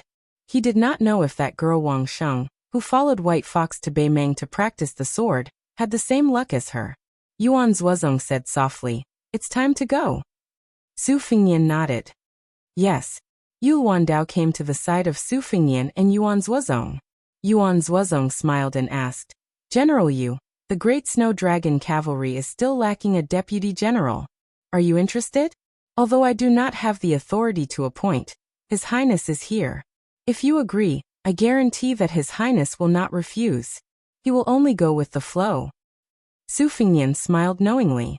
The several personal armies of the Bailiang Frontier Army were all the family property that Su Xiao had left for his children. It could be considered the most extravagant thing in the world. Apart from Su Fengnian's 800 white horses, his youngest son Su Longxiang's private army had increased from 10,000 to 30,000, becoming the mainstay of Liuzhou. Su Fengnian's two sisters, Su Jihu and Su Weisheng, also had their own personal armies. Bailiang's nearly 10,000 heavy cavalry came from these two armies. The Bailiang Protectorate could dispatch these personal armies under the name of General Su Zhao's children. However, they generally did not interfere in the specific military matters. Yu Wandao said calmly, The Great Snow Dragon cavalry is good, but our Yuzhou cavalry is not bad at all. Yuan Zhuozong smiled but did not say anything. He did not care about Yu Wandao's unappreciative attitude. Contrary to the insistence of this Beiliang outsider, he admired him even more. Su Fengnian suddenly said. At that time Kainan, who was in charge of the military affairs of He and Ji, stopped us. Yozhou's 30,000 cavalry could only send 10,000 out of the border. Old General Tianheng was angry that the Beiliang Protectorate, or to be precise, that I was not tough enough. He was so angry that he did not want to be the deputy general. He took off his armor and returned to his home. It is said that he secretly scolded me that Su Fengnian's courage was used up when he resisted the imperial edict. Yu Wandao's heart tightened. Although it was inappropriate for General Tian to be angry, Tianheng was experienced and prudent. He was a very righteous commander. The Yuzhou cavalry could not lack this stabilizing force. If your highness wants to punish me, I am willing to use all my military merits to atone for Tianheng's crime. Su Fengnian shook his head and said, I don't mean to settle accounts with him. I just hope that you can pass a message to Tianheng for me when you return to Yuzhou province. Tell him not to sulk anymore. I know his family's situation. His 2 sons were killed in battle before they were 20 years old. How could the old general have a grandson to play with? Yozhou's 30,000 cavalry, he will be the chief general and Yu Wandao, will be the deputy general. Shi Yulu and Su Wenyao will be the general of cavalry and the general of agile cavalry, each leading 10,000 Yuzhou cavalry. At that time, the old general will most likely not be willing to be the chief general. You can say that it is an order from me and the protectorate. He can either be the chief general or continue to play with his grandson. Yu Wandao immediately beamed and cupped his fists, saying, This general obeys. Su Fengnian said in a deep voice, These 3,200 cavalry will be established as the no-retreat camp. Yu Wandao will be the first officer of this camp. As for the soldiers of this camp, I, Su Fengnian, will also have a name, but they will not be counted as active cavalry. Yu Wandao bit his lips and his eyes turned red. He abruptly turned around and galloped several hundred paces away. He took a banner with the word Su from a Yuzhou cavalryman and roared at the 3,200 Yuzhou cavalrymen. General's order, my 3,200 Yuzhou cavalrymen will set up a no-retreat camp. Yu Wandao raised the blood-soaked banner high in the air. No retreat camp. Raise the banner today. The 3,200 cavalry drew their Beiliang sabers in unison. All the Great Snow Dragon cavalry also mounted their horses and drew their sabers, willing to show the might of this brave cavalry that had won the first camp in the Yuzhou border army. Yuan Zhuozong, as an old general of Beiliang who had personally participated in a series of wars in the spring and autumn period, also drew his saber and subconsciously glanced at Su Fengnian. Yuan Zhuozong did not see the passion and desire that would appear on a young general's face. Yuan Zhuozong said softly, Deaths in war are unavoidable. Su Fengnian said softly, Let's go. The cavalry quickly moved westward, leaving behind a horrendous mountain of Ruran cavalry outside the mouth of the gourd. Roughly an hour later, more than 100 riders slowly arrived at this bitter battlefield. The 2 riders at the front were 2 30-something-year-old Northern Mang high-ranking officers. One of them looked at the various capitals with a complicated expression. In a situation where the numbers are equal, when encountering 10,000 riders, is there really no way to win? Chapter 1401. The other rider said indifferently, Purely in terms of fighting strength, our Yelu Morong's 2 kings' heavy cavalry are actually not inferior. In a battlefield where both sides have invested over 100,000 troops, in terms of cutting through formations, heavy cavalry still have a bit of an advantage. However, if you want to pick a place to fight one-on-one with 10,000 cavalry, there really isn't the slightest bit of suspense. There's nothing that can be done about it. The entire Beiliang cavalry's elite are all in the Great Snow Dragon cavalry. The age of the cavalry all between 20 to 30, the middle and lower level generals around 40, the higher level generals all veterans of the spring and autumn period, every single one of them riding a Beiliang first-class warhorse. If our Beimang truly wants to create our own Great Snow Dragon cavalry, it's not that we can't support it, but the key lies in who will be the main general? Dong Zhuo fits the bill. but he already has over 100,000 Dong family soldiers. Even if His Majesty is at ease, forget about biting, no one in the southern court is willing. Lu Gui and Yang Yuanzhan, these great generals who are familiar with officialdom, aren't willing to take on this hot potato from the bottom of their hearts. The first rider dismounted in a carefree manner, squatting down to pick up a Ruren curved blade that still had traces of blood on it. He wiped off the blood on his armor, saying with a sneer, "Hong Jingyan really is pitiful. The entire Ruren mountain range's elite troops are his, yet in the end, he still wasn't able to seize the great king of the southern court, and was even conferred the title of Assistant Minister of Xi Jing's Ministry of War. He finally thought that the Calabash Gate was easy to bully, wanting to lead 20,000 cavalry to unleash a slaughter within Yozhou's borders. In the end, he didn't even have a chance to attack Crouching Bao and Wanha cities. Yang Yuanzhan and Zhong Tan have already begun fighting Sunrise Light, so he finally had a chance to make a contribution. He eagerly turned around and ran out of the Calabash Gate. Great! In just a short while, half of the Great Snow Dragon cavalry's forces were knocked down.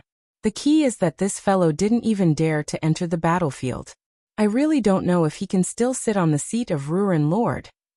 As for what he wants to compete with Dong Zhuo in the future, I think he should understand that there's no chance." The other rider did not dismount. He shook his head and said, "Hong Jingyan is not that simple." The squatting general's thumb lightly touched the edge of the Ruren war saber. "I'm very curious as to why that guy didn't fight with the Taiping Rit. If he could kill the medicine pot Tuo Batianyan, and that woman who was about to have her title of Xia Jubo snatched away by Zhong Tan, and then he would bravely die in battle at Zhong Liang's hands, how good would that be?" Another person said with a smile, "From this, it can be seen that in the battle at Lu Province, this brother was seriously injured." The squatting general of Beimang stood up and looked at the man on horseback. He smiled and said, "Lord Dong Jubo, that Yuan Tingshan from Ji Province had personally forced Wei Jingtang to leave the city and fight with us. At that time, I was stunned. With only 700 to 800 cavalry and 4,000 infantry, he dared to fight with nearly 10,000 cavalry. It made me think that there were still tens of thousands of ambushing soldiers in Liyang, or that there was a large cavalry army in Liaoxi tailing us. In the end, in just an hour, Wei Jingtang's men were all dead. Yuan Tingshan and his father-in-law's 7,000 private cavalry did not even make a fart.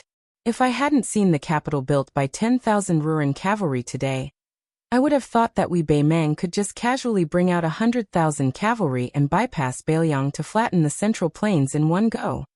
The general known as Dong Jubo said with a deep voice, "The Ji province cavalry gathered by Yuan Tingshan, and the private army of the Li family of Yanbao must be waiting patiently somewhere for us to return to the eastern front. You and I must not be careless." Qiu Jubo twitched his lips. After mounting his horse, he tossed out the Ruren scimitar and stabbed it into the roof of a capital. "I really don't think much of that mad dog Yuan Tingshan.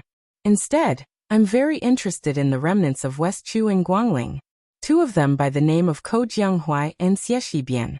After Ko Jianghuai gave up his post, Zhao Yi's lucky general, Song Li, quickly led his troops to reclaim the territory with ease. Originally, they had the upper hand on the eastern front, but now they are being suppressed by Song Li and don't even dare to show their faces. It is said that all the faces in that small imperial court of West Chu have changed. Those who had previously submitted petitions to accuse Ko Jianghuai of possessing an army for his own sake are all dumbfounded now. That is why they have begun to sing praises for Ko Jianghuai.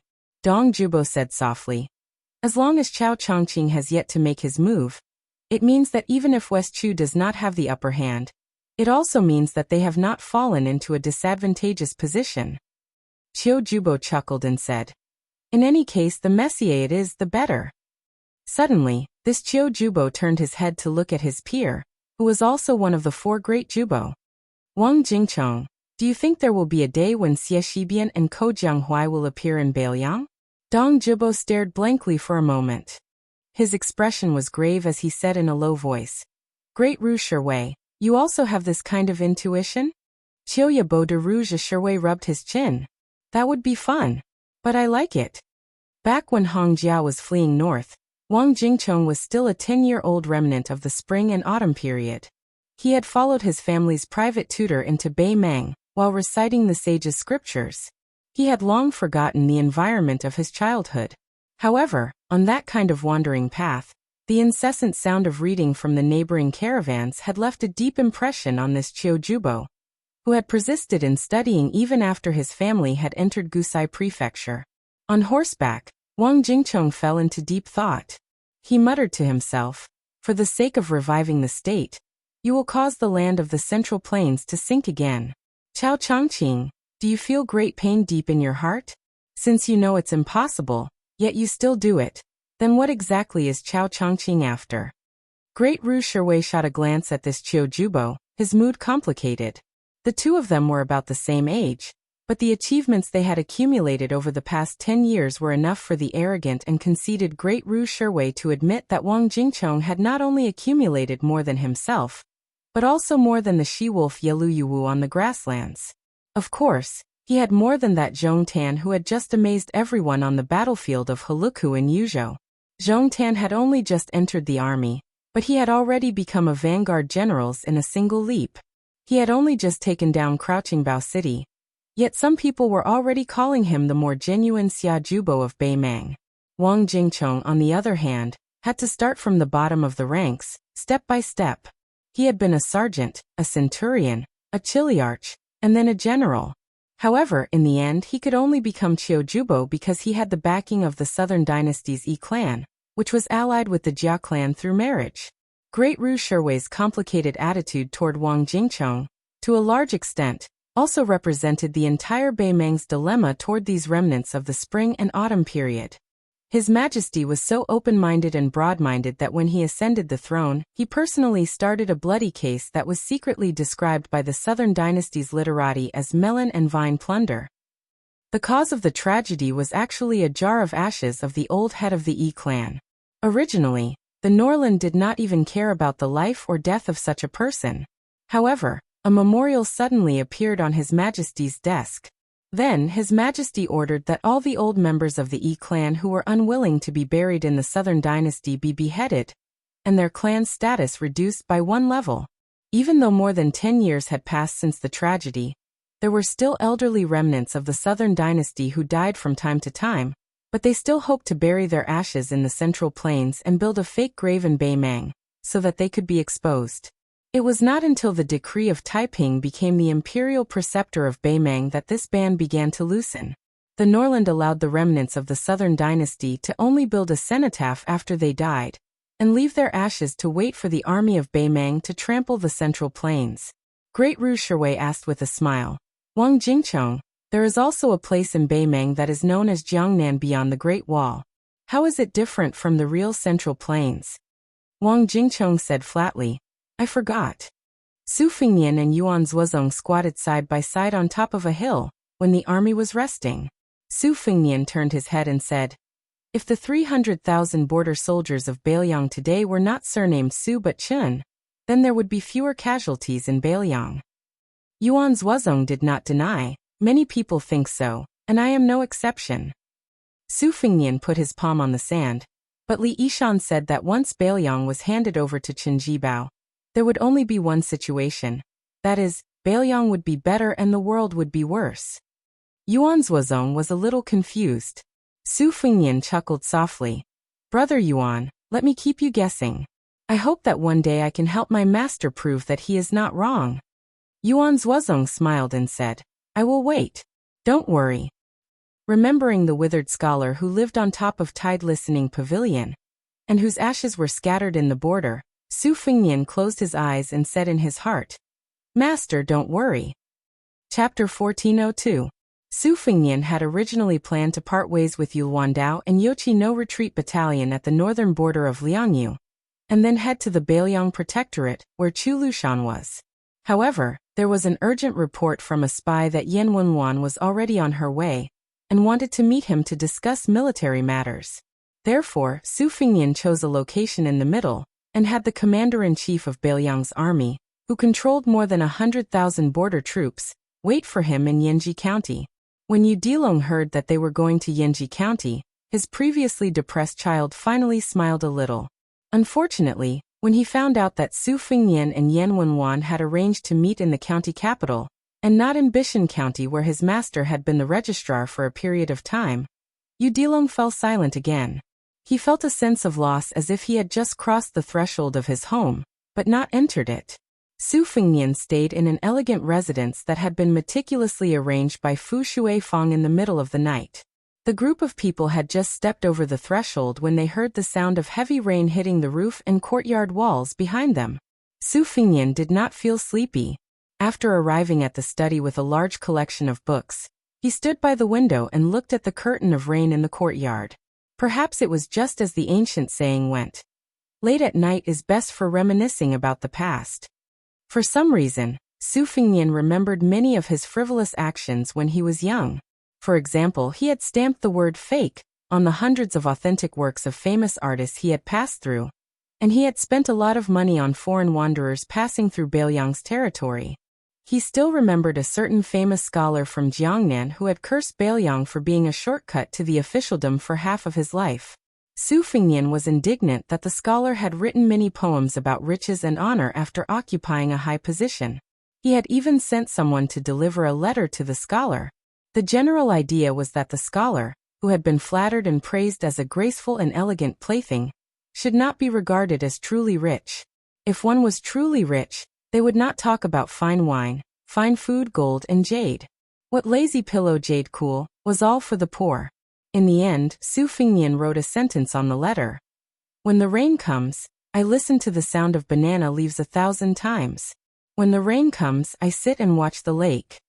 It was said that the old scholar was furious when he read the letter. He quickly wrote a letter of impeachment. First, he said that banana leaves were not resistant to the cold, and their branches and leaves would crack when exposed to the wind. It was not easy to find a single banana in the northwestern frontier fortress, but there were actually 1,000 trees on Mount Qingliang. Therefore, he concluded, it must be the king of Bailiang, Su Shao, who embezzled the army's funds and filled his own pockets. He completely ignored the important matters at the border and betrayed the emperor's grace. He should be stripped of his title.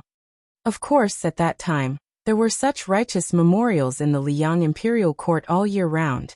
The late Emperor Zhaodun did not pay any attention to them, but he did not restrict them.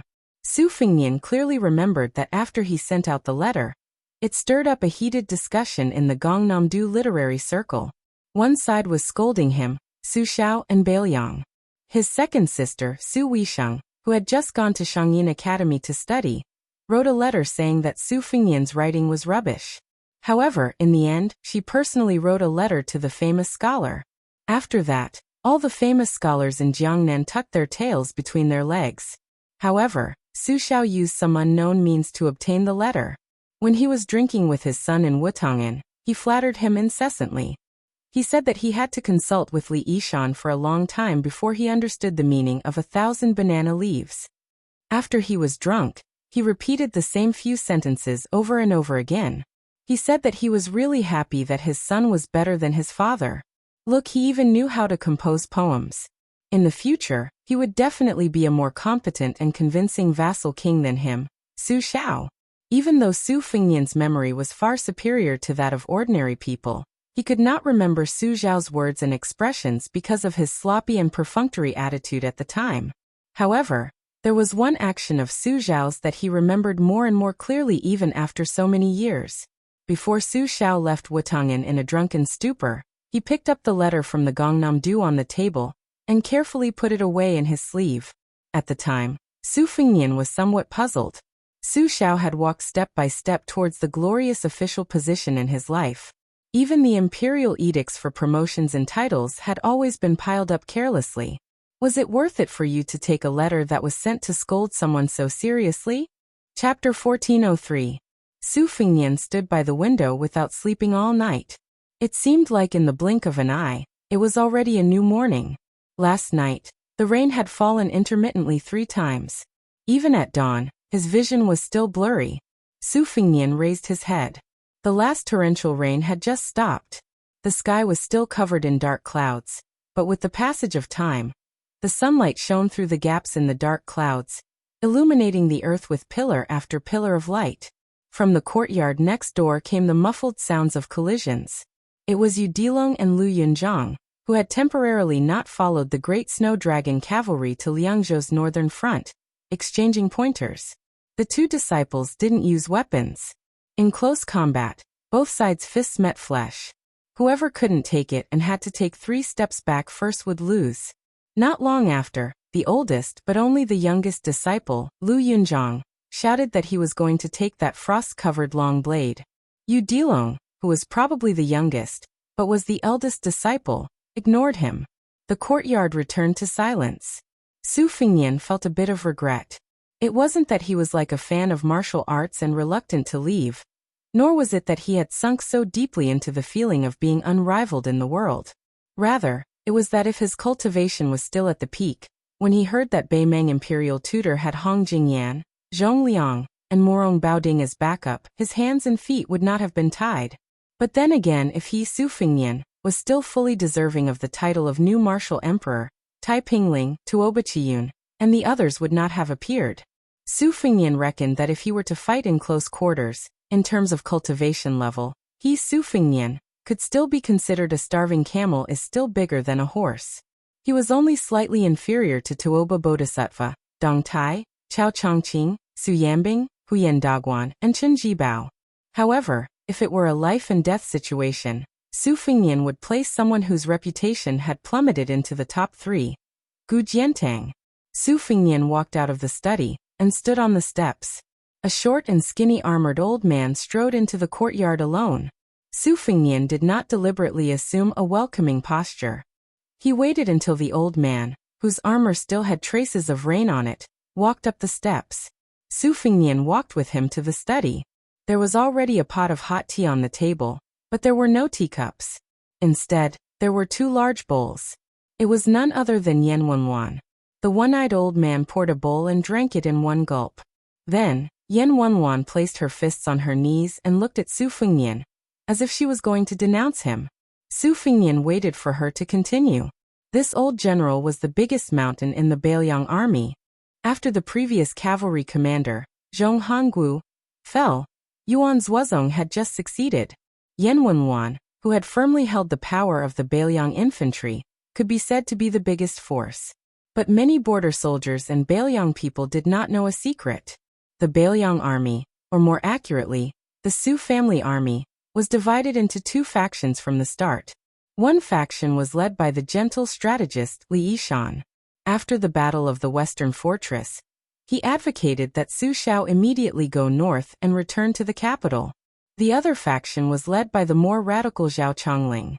They wanted to take half of the country in one go, and tried to divide and defend themselves. They wanted to share the world with the Zhao family in the north and south. In the end, they would fight a battle similar to the Battle of the Western Fortress to decide who the world belonged to. This potential split spread until Su Shao was made a king and became a vassal. Su Fengnian's uncle Wu Qi was disheartened at that time and chose to leave the army. There was also Su Pu, who later hid his name in Beimeng's Dunhuang city. Many people under these 2 generals were also impulsive and left Su Zhao's side. It could be said that the victory of Li Yishan's faction was a Pyrrhic victory. In the eyes of many old people in the Bailiang army, this meant that Li Yishan had single-handedly created Su Zhao's home, Bailiang Zhao world structure. It could not be said to be wrong, but it was very mediocre. More importantly, Zhao Chongling had died in his prime due to illness, causing this faction to lose its backbone. Adding on the many people Zhao Chongling had raised, the Bailiang army, led by Yan Wenwan, a famous general from the spring and autumn period, was unwilling and did not dare to interfere in the family matters of the Su family. Many years later, Chen Jibao rode alone to Western Shu in a fit of pique. Yan Wenwan suddenly sighed and poured a cup of tea for himself. He thought and then poured tea for the bowl in front of Su Fengnian. The old man held up the large bowl and said emotionally, "All these years, I have always had a knot in my heart. I went to Clear Cold Mountain so many times, but purposely did not go to Tide Listening Pavilion to see Sir Li. The general tried to persuade me once, but gave me a lame excuse. After that, the general did not mention this matter." Su Fengnian didn't say some casual words.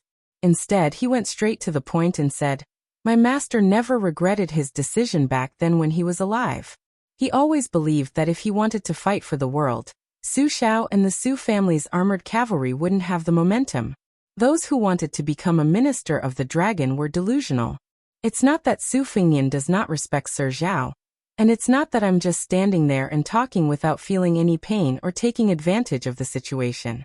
In Tide Listening Pavilion, my master, Chancellor Wang, and my second sister repeatedly deduced the situation back then. The conclusion was the same. Yan Wanwan's expression was complicated. He drank a mouthful of tea and shook the large white bowl. He laughed self-deprecatingly. Back then, at the crucial moment when the prince was about to succeed to the throne, I, Yan Wanwan, was also guessing who to use to establish my might. After thinking it over and over again, there was one most likely and one least likely. The former was to make an eyesore like me obediently take off my armor and retire to the countryside. The least likely was to take down the Huaihua great general. Regardless of whether Zhong Hongwu's conduct is good or bad, in the eyes of the capital, he has always been an important character that the great general used to restrict me and Qin Jibao. Su Fengnian calmly said. If it was still a peaceful and prosperous time, I would definitely choose Zhong Hongwu. I would not even hesitate to let him choose a trusted aide to become the protector general of Bailiang, after he retired from the border army. I would also think of ways to make you, Yan Wanwan, unable to protect your integrity in your old age. I would slowly cut off your wings and remove Sir Zhao's Lufeng legacy. I would make Qin Jibao completely a loner with power, but not great power. Qin Jibao's brand in the Bailiang army would naturally gradually fade. Yan Wanwan laughed coldly. The prince is indeed Sir Li's proud disciple. You are indeed good at scheming and are most adept at schemes to destroy the enemy. Su Fengnian did not take it to heart. He raised his hand and laughed softly. Cold words hurt, but fortunately there is still hot tea to warm the heart. Drink, drink, drink. The old general of Bailiang, who was known for his unyielding temperament, did not flip the table and shed all pretense of cordiality on the spot. Instead, he drank a mouthful of hot tea with a straight face. The atmosphere in the room was stiff. Su Fengnian was the first to break the silence, but it was a digression. I heard that Nailan Yusi said that he wanted to join forces with Xie Feiyu to evaluate the new martial arts evaluation, rouge evaluation, and general evaluation. Yan Wanwan said unhappily, those lousy things are just scholars looking for trouble when they have nothing better to do. Su Fengnian drank the tea and put down the teacup. With a solemn expression, he said in a deep voice, then today I will tell the old general about a serious matter that several scholars have done together. Yes, for people. Yan Wanwan frowned. Su Fengnian said 4 names. They were Huang Longshi, Li Yishan of Tide Listening Pavilion, Nailan Yusi of Nanjiang, Liang Emperor Xiwan Bunshi. Yan Wanwan subconsciously sat up straight. Chapter 1404. Su Fengnian pushed away the teapot and teacup, drew a line on the table with 2 fingers, and said slowly, before the spring and autumn period, since the establishment of the Great Qin dynasty, every time the nomadic tribes in the north launched a raid, or the internal turmoil in the Central Plains, the scholars of the Central Plains all migrated to the south to avoid the disaster. In history, there were several large-scale river crossings, but the imperial family always went from the north to the south, only moving south and then moving south again. There has never been a northern crossing of the Guangling River. Among them, the Lu family in the last years of the Yongxi dynasty and the Ganlu southbound, after the fall of Dafeng, were the most typical examples. It can be said that the Chujiang of the 9 kingdoms of the spring and autumn was able to become the leader, because the Ganlu southbound gave them the orthodox identity of the Central Plains. The opposite of the past, Hongjia fled north. Everyone knows that there were 2 routes, one of which was to migrate to the capital of the Liang kingdom, Taiyan City. After that, most of the people were from the Song, Wei and Sui dynasties, mixed with a small number of people from the West Chu and Southern Tang. Su Fengnian drew a slightly curved line on the table again. After that, about half a year later, an unprecedented exodus involving more nobles began. West Chu, who had the strongest character, Southern Tang, who loved debauchery and extravagance, and Western Shu, who had the most attachment to their homeland, all appeared in this flood. Dozens of people, big and small, finally converged at the current Liangyu River 3 prefectures, and entered the Beimang Gusai and Longyao prefectures, resulting in the current southern dynasty of Beimang. Yan Wenhuan nodded and said, "At that time, after Chu Lushan's thousands of cavalry entered Shu, we used infantry to defeat the western Shu army. Gu Jiantang was lucky, but great ancestor Gu, who was the pillar of southern Tang, was unlucky. We took down southern Tang almost without bloodshed. The 8 emperors either hung themselves, burned themselves, or became prisoners. That's why the old emperor of Liang said, 'Finally, we can use the Zhao family's peace to bring peace to the world.'" But what did this have to do with those 4 people? Rumor has it that Mr. Li and Nalin Yusi once traveled through the spring and autumn period together. Even if it is true, each of them served their own master, and they would absolutely not work together. Not to mention that our Baoyang's men of sacrifice have tried many times to kill half of Bunxi's tongue. Yan Wenhuan sneered and said, "Your Highness, although I, Yan Wenhuan, am a boorish person, I still know some things about the world outside of war. If you say that these 4 people sat at a table like us and plotted for Hongjia to escape to the north, I would really laugh my head off. That's not the way to brag about not needing a draft." Su Fengnian's expression was as usual. He shook his head and said, "Let's take 10,000 steps back and assume that the 4 of them, each with their own camp and each with their own plans, had gathered together to make a plan. How could the Beimang peace magistrate, who had been traveling in the Central Plains for more than 20 years, not have noticed any clues?" Yan Wenhuan couldn't help but laugh angrily and said, "Then why did you say that, Your Highness?" Su Fengnian looked at the old general calmly. For the first time, the old general didn't glare back. He just smiled awkwardly and waved his hand. "Go on, I won't talk nonsense." Su Fengnian continued. "Huang Sanjia, who used his 3-inch tongue to mess up the spring and autumn period, actually didn't do anything in this unprecedented change in 1,000 years. The reason why he was dragged into this was because without him, there wouldn't have been the unification of Liang, and Hongjia wouldn't have escaped to the north. If we talk about the spring and autumn period, Huang Longsher definitely can't be ignored. It will be the same in the history books in the future. Huang Sanjia used his glib tongue to form alliances, while my father used his cavalry and Su Dao to sink the Shenzhou continent. Thus, a new problem appeared in front of some people. Although the Central Plains matter was settled, there was still a neighbor in the north who was eyeing covetously. This evil neighbor from the north who would occasionally come to the southern neighbor's house to steal things was even more vulgar and barbaric than the uncivilized Liang in the eyes of the West Chu scholars. Since Liang was able to conquer the Central Plains, then wouldn't it be possible for Beimang, who revered military force, to take a step further and swallow up Liang? Yan Wenhuan was stunned and couldn't help but fall into deep thought. He was only a martial artist who led troops into battle. He really hadn't considered this difficult problem. When the great general was alive, almost all of the Baoyang people, including Yan Wenhuan, had a strong sense of self-confidence. That was, with the 300,000 Baoyang border troops, the Beimang barbarians could forget about taking a single step south into the Central Plains. What reason did this need? No need. After the great general passed away, it was not long before the million-strong army of the northern barbarians came knocking on the border. Yan Wenhuan didn't have much time to think about it. As for Hongjia running north, who would care about such an old matter? Su Fengnian paused for a long time, as if he was thinking about how to phrase it. When Yan Wenhuan looked over with an inquisitive expression, he said, "My master was never willing to mention Nalin Yusi, who was also a strategist. But it's true that he was an old acquaintance with this person. My master didn't tell me about this plan when he was still alive.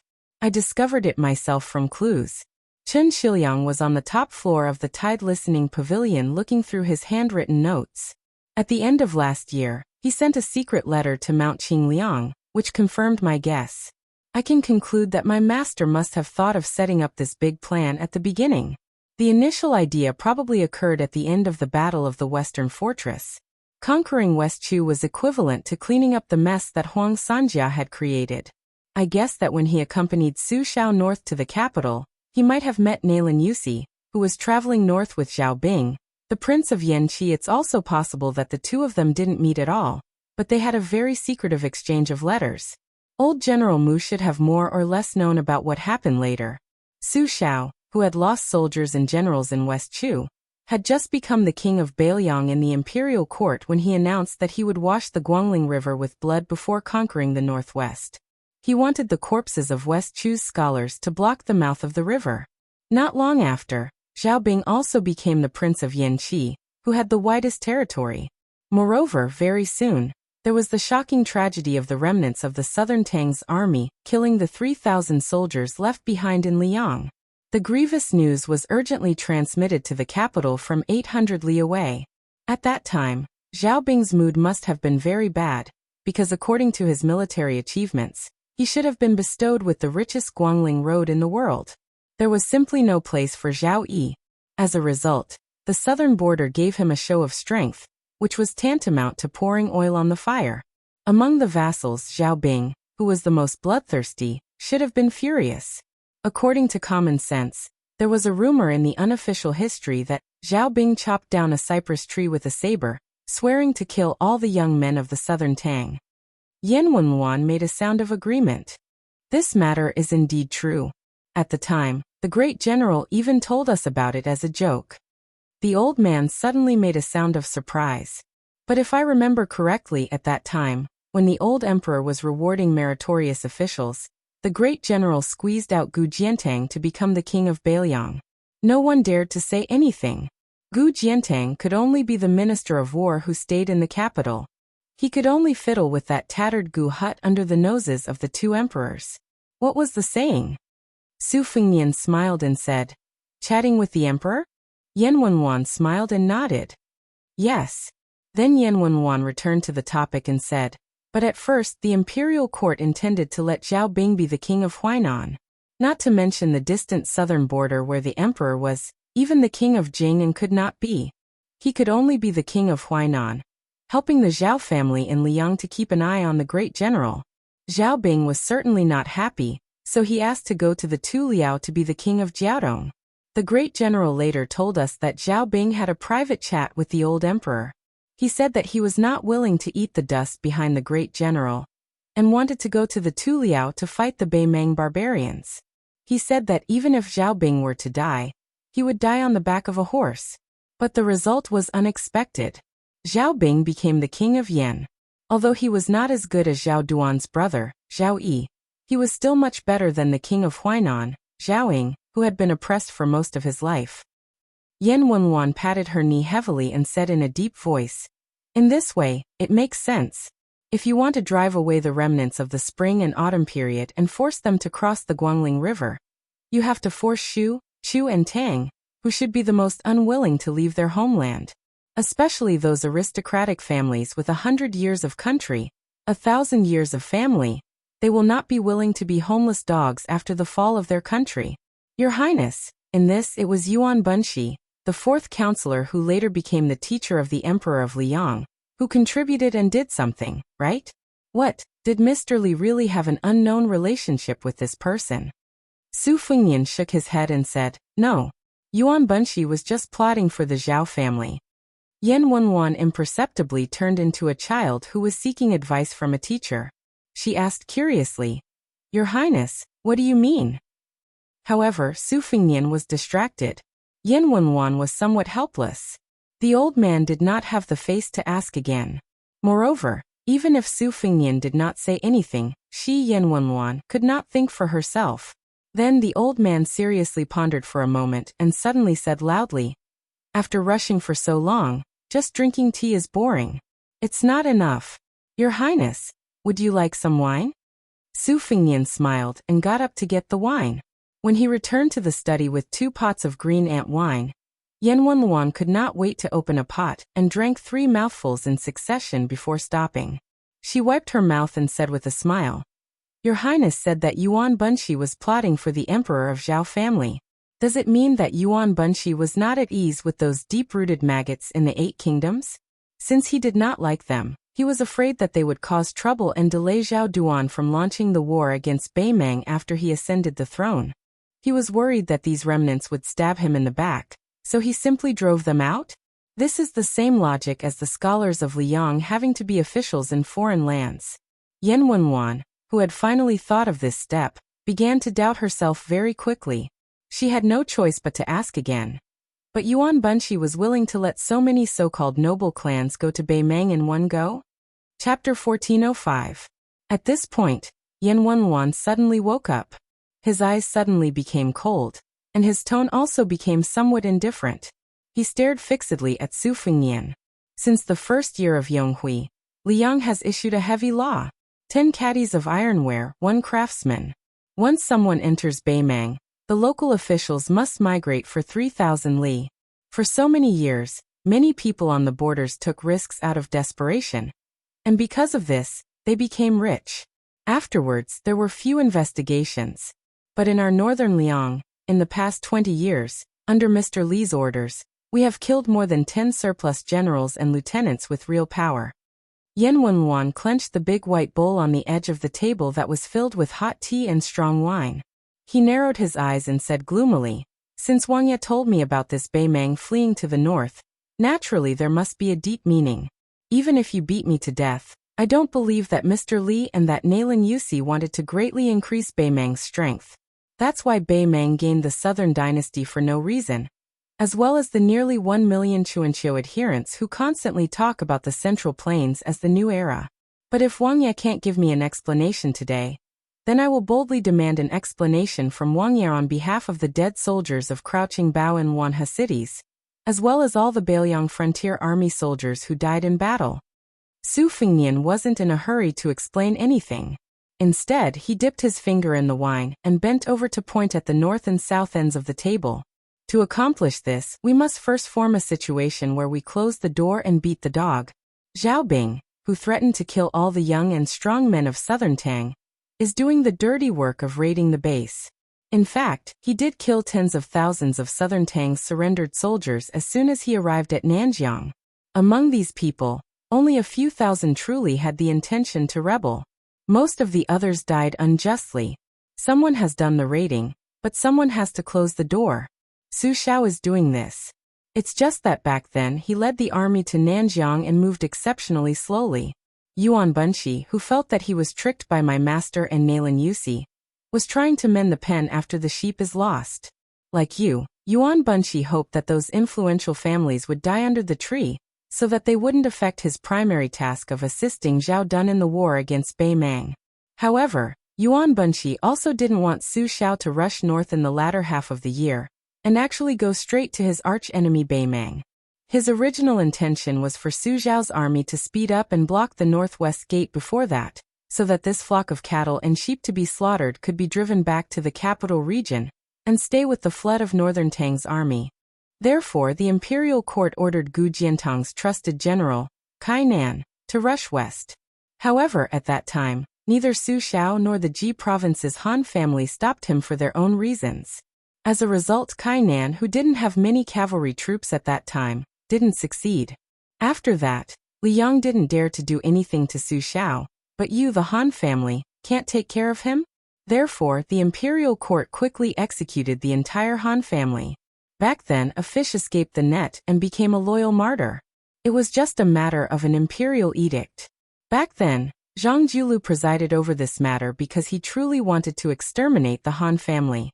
However, to say that he was influenced by his master and killed people out of personal grudges is to underestimate him. After Su Fengnian raised the wine pot, he didn't drink. The reason why Yuan Bunshi didn't pursue this matter is very simple. After several major battles, Liang lost one battle after another, and the Zhao family's elites suffered heavy losses. Then he suddenly discovered that Beimang was busy digesting the southern court, and wanted to finish it off in one fell swoop in a few years. This allowed the Liang imperial court, which was under Zhao Dun's rule, to take a breather and work hard bit by bit. In addition, Yuan Bunshi didn't think that in the future, Liang would lose to Beimang in a competition of national strength. Hongjia's northward journey gradually became a rotten debt that no one cared about. The Liang imperial court didn't dare to make a sound because this was the only reverse scale that Zhao Dun, who was known for his open-mindedness and magnanimity, couldn't touch. Yan Wenluan, who was about to throw her bowl and fall out with him, frowned and asked, "So you're saying that the northward journey was a burden to Beimang?" Yan Wenluan quickly shook her head and said, No. Although the remnants of the spring and autumn period did weaken Beimang's martial spirit to a certain extent, to that old woman, accepting these people had far more advantages than disadvantages. Now that they were attacking Gourdmouth in Yuzhou and Huda City in Liangzhou, this point was already proven. Their method of attacking cities was no different from that of the Central Plains. Taking Gourdmouth as an example, that vanguard general Zhong Tan even had the leisure to train his troops when he attacked Crouching Bao City and Wanha City. On the surface, he only attacked one side of the city with the Crouching Bao City. On the surface, it looked no different from children playing house. But soon when he attacked Wanha City, he began to try to encircle 3 and block 1. Even after he broke through the city, he was so cruel to both the enemy and himself that he intentionally fought in the alleys to enter the city. Now that they were attacking Xiaoguang City, the Beimang infantrymen were becoming more and more skilled, and the number of casualties on the local battlefield had sharply decreased. They were already so careful in attacking Beiliang. In the future, if Beimang really had the opportunity to attack those cities in the Central Plains, who else could defend those cities other than Western Shu and the two Liao provinces? The army of King Xiaobing of Yan? If the northern barbarians attacked all the way to Nanjiang, would there still be any meaning? Even if we don't talk about the battlefield, that Taiping order had already prepared a plan for how to quickly fill in a large number of skilled civil officials after Beiliang was taken. This would stabilize the rear defense and allow Beimang's cavalry to advance south without any worries. If this were 20 years ago, even if Beimang dared to think about it, it would never have been able to do it.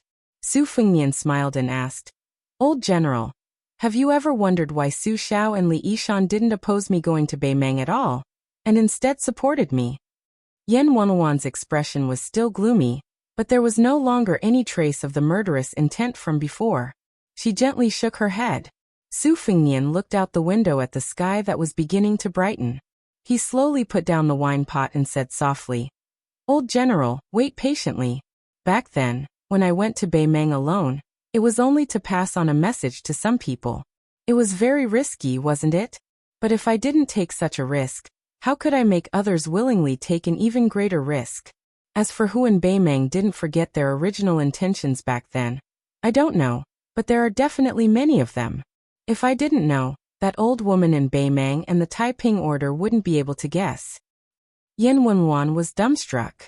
Su Fengnian stood up and lowered his head to look at the table where the wine stains had long since disappeared. "Perhaps you'll ask, can those scholars be trusted?" Su Fengnian laughed to himself.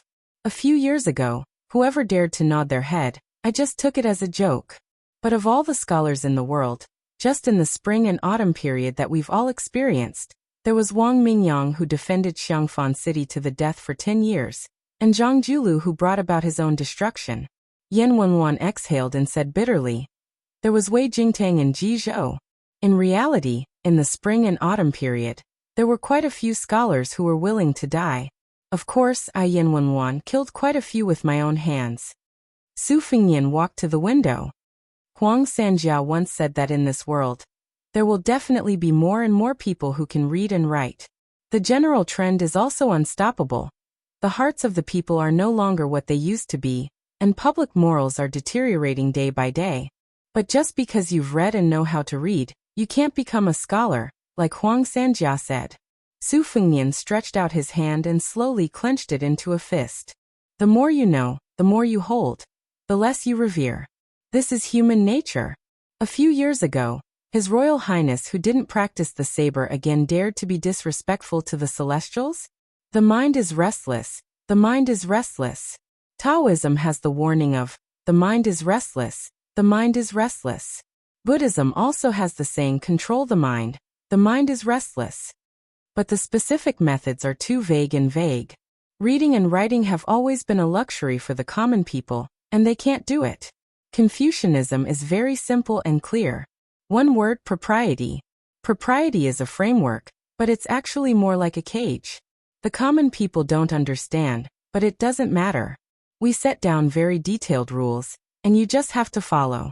I think that one of the important reasons why Confucianism was able to stand out among the 100 schools of thought, and eventually suppress the other schools is because of this. Of course, Everyone likes to be free and unrestrained. Freedom is their nature. Under this kind of almost irreconcilable conflict, Confucianism and Moism had a huge disagreement. The Confucian sage had long since proposed that human nature is good. Later generations of sages constantly used various methods to subtly influence people. For example, when a child picked up a book, he had to memorize it, or else he would be beaten 300 times. In the end, this was the result of education. But what's interesting is that the Taoist sage came out to interrupt. He said that the sage abandoned wisdom, and the common people benefited 100 times. Abandoned benevolence, and the common people returned to filial piety. Who is right and who is wrong? Perhaps there is no right or wrong. Huang Sanjia destroyed the spring and autumn period. What he did was only to give the people of the world an opportunity to have a choice called freedom earlier. And Zhang Jiulu, a scholar who had been a tailor for Li Yang for a full 20 years, used his own death to sow a framework in advance for this freedom of the later generations that he had behind the back of the Zhao family. Perhaps Zhang Jiulu's efforts were futile and meaningless, but since he could think of it and do it, then he would do it. This is Zhang Jiulu. Su Fingyan can't do it. Yu Yanwenwan can't do it. Those famous ministers of Spring of Eternal Hui can't do it. Even Tantanan and Qianglong can't do it. In fact, other than him, no one can do it. Perhaps Huang Sanjia, who had no other choice but to scourge the people of the world with his 3-inch tongue, didn't say to us, "No me sin me." Only the spring and autumn period. The former Grand Secretary Zhang Jiulu, who didn't have a single will or last words, should have smiled and left behind a sentence for the later generations who treated him like a fool. You are not a fish. How can you know the bitterness and happiness of a fish? Yan Wenwan carried a wine pot and stood beside Su Fingyan. This was his first time listening to Su Fingyan's long-winded speech. When this young man was killing people in Lingzhou and Yuzhou, he wasn't this long-winded. But Yan Wenwan wasn't annoyed at all. Yan Wenwan put one hand behind his back and poured wine into his mouth with the other. After drinking it all, he shook the wine pot and asked, "Then what about Mr. Li?" When Yan Wenwan turned his head, he saw the young man smile and point his finger to the north. Su Fingyan's face had a charm that a crude martial artist like Yan Wenwan was destined not to have. Chapter 1406. Don't people say that my master is vicious and merciless, and that he likes to exterminate people? Hong Jia went north because he exterminated the potential scholars in the Central Plains, and then he went to Bailiang. Those 100,000 refugees were just a small part of his plan. Next, it's probably Bailiang. Yan Wenwan sighed, then laughed heartily. Your Highness, the knot in my heart is gone. It's funny. When I first came to Yinji County, I wanted to be thick-skinned and flatter you. You and Yu Luandao fought beautifully in those battles outside the gourd. The establishment of no retreat camp boosted the morale of the entire Yuzhou. I didn't expect things to change. Just now, I almost wanted to flip the table and beat you up.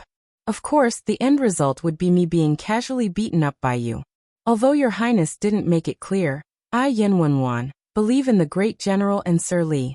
After confirming this, I also understand why Sir Li didn't look favorably on Chen Jibao from the beginning. With Hong Jia going north and leaving Bailiang to him, after the battle with Bailiang, there will definitely be another unjust war in the eyes of scholars in the future. Su Fingyan didn't say anything. He looked somewhat tired. Yan Wenwan hesitated but still said, Your Highness, there's something I can't say. It's uncomfortable to keep it in my stomach. Although Chen Jibao left Bailiang, I, Yan Wenwan, can guarantee that after staying in Bailiang for so many years, he has never rebelled. He's definitely dissatisfied with you, but he definitely doesn't have any malicious intent to kill. I believe that he's just waiting. If after the great general leaves, Su Fingyan can't support Bailiang, then he'll come out and let Bailiang take the surname Chen. As for what the world will take in the end, whether it's Murong, Zhao, or Chen, it'll depend on Chen Jibao's ability. Su Fingyan smiled. I know. Yan Wenwan asked softly, Really? Su Fingyan turned his head. Then I don't know. Yan Wenwan laughed heartily. Looks like you really do know. It's Yan Wenwan who gauged the heart of a gentleman with her own mean measure. Su Fingyan laughed along with him. Isn't it just scolding people? Yan Wenwan was startled at first, but after thinking for a while, the smile in her single eye became even brighter. However, she deliberately said helplessly, "The eloquence of a scholar is indeed impressive. I have no choice but to be impressed." In the end, the commander of Bailiang's infantry rushed over and cupped his fists. "Your Highness, let's go. Like what we said when we met in Yuzhou province, if there's a chance, even if I, Yan Wenwan, am lying in a coffin, I will also be carried to the palace of Beimang."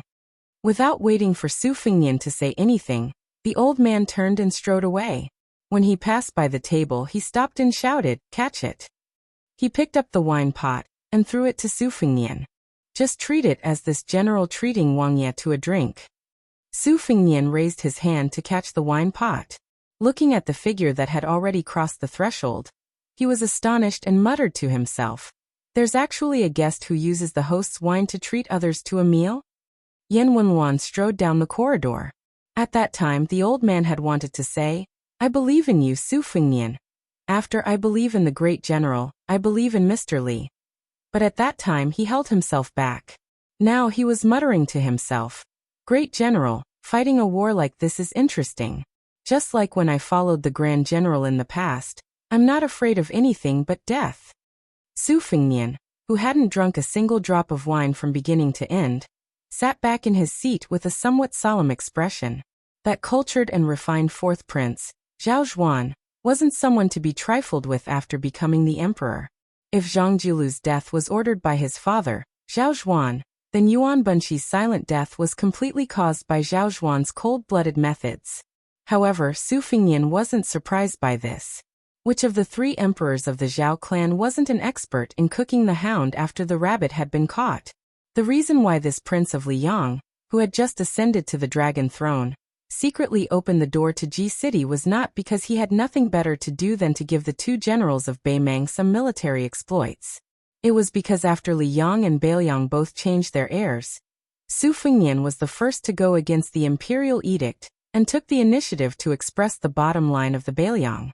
After Zhao Zhuan ascended to the throne, he quickly returned the favor by using the incident where Yu province's 10,000 cavalrymen invaded Ji City, telling Su Fengnian that the bottom line of the Liang imperial court was not low either. Meanwhile, after Yuan Tingshan lost Silver Sparrow City, he atoned for his crime with military exploits. Like his father, Zhao Zhuan, who paid close attention to the military affairs of Ji City, Su Fengnian had just received intelligence that apart from the Ji City cavalry, the man who had transformed from Mad Dog Yuan to General Yuan also brought along more than 7,000 elite cavalrymen that were given to him by one of his two fathers-in-law, the head of the Yanbao clan. They waited patiently for the opportunity to strike, and defeated the 8,000 cavalrymen of Beimang, Great Ru Shiwei and Wang Jingchong. The report of victory that was delivered to Tai and City stated, "We lost less than 3,000 men, but we beheaded more than 10,000 enemies." Naturally, Su Fengnian knew very well that the 2,000 cavalrymen of Yanbao Li family that had been accumulated by generations of Yanbao Li family was definitely not included in the 3,000 casualties. However, after this battle, Zhao Zhuan, who had just ascended to the throne, would surely be pleased. The Ministry of War in the capital city, which was already badly battered by Guangling Dao, would also be happy. The morale of the two Liao soldiers on the Eastern Front would also be boosted. In fact, if it weren't for Su Fengnian being the biggest target in the world, even if Yuan Tingshan had achieved several times more military exploits, he would only attract mockery and suspicion. Su Fengnian sneered.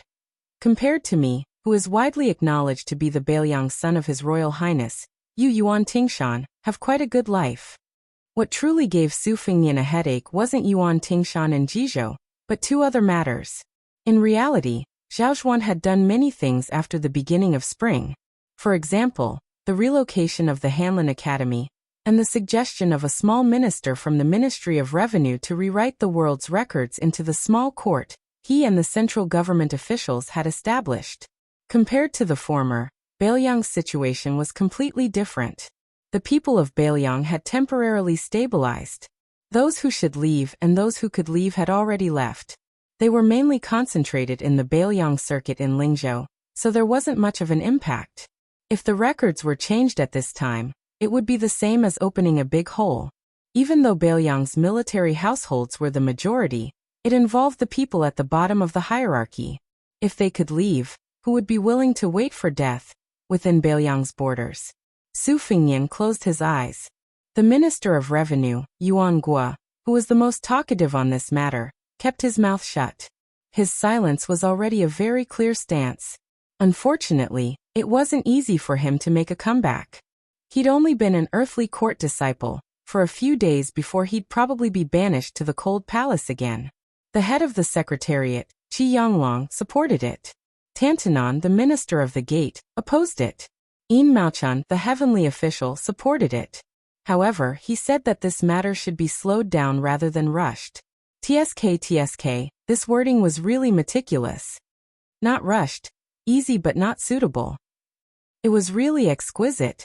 The second head of the secretariat, Zhao Yuling, really did sing the opposite of Yin Maochan.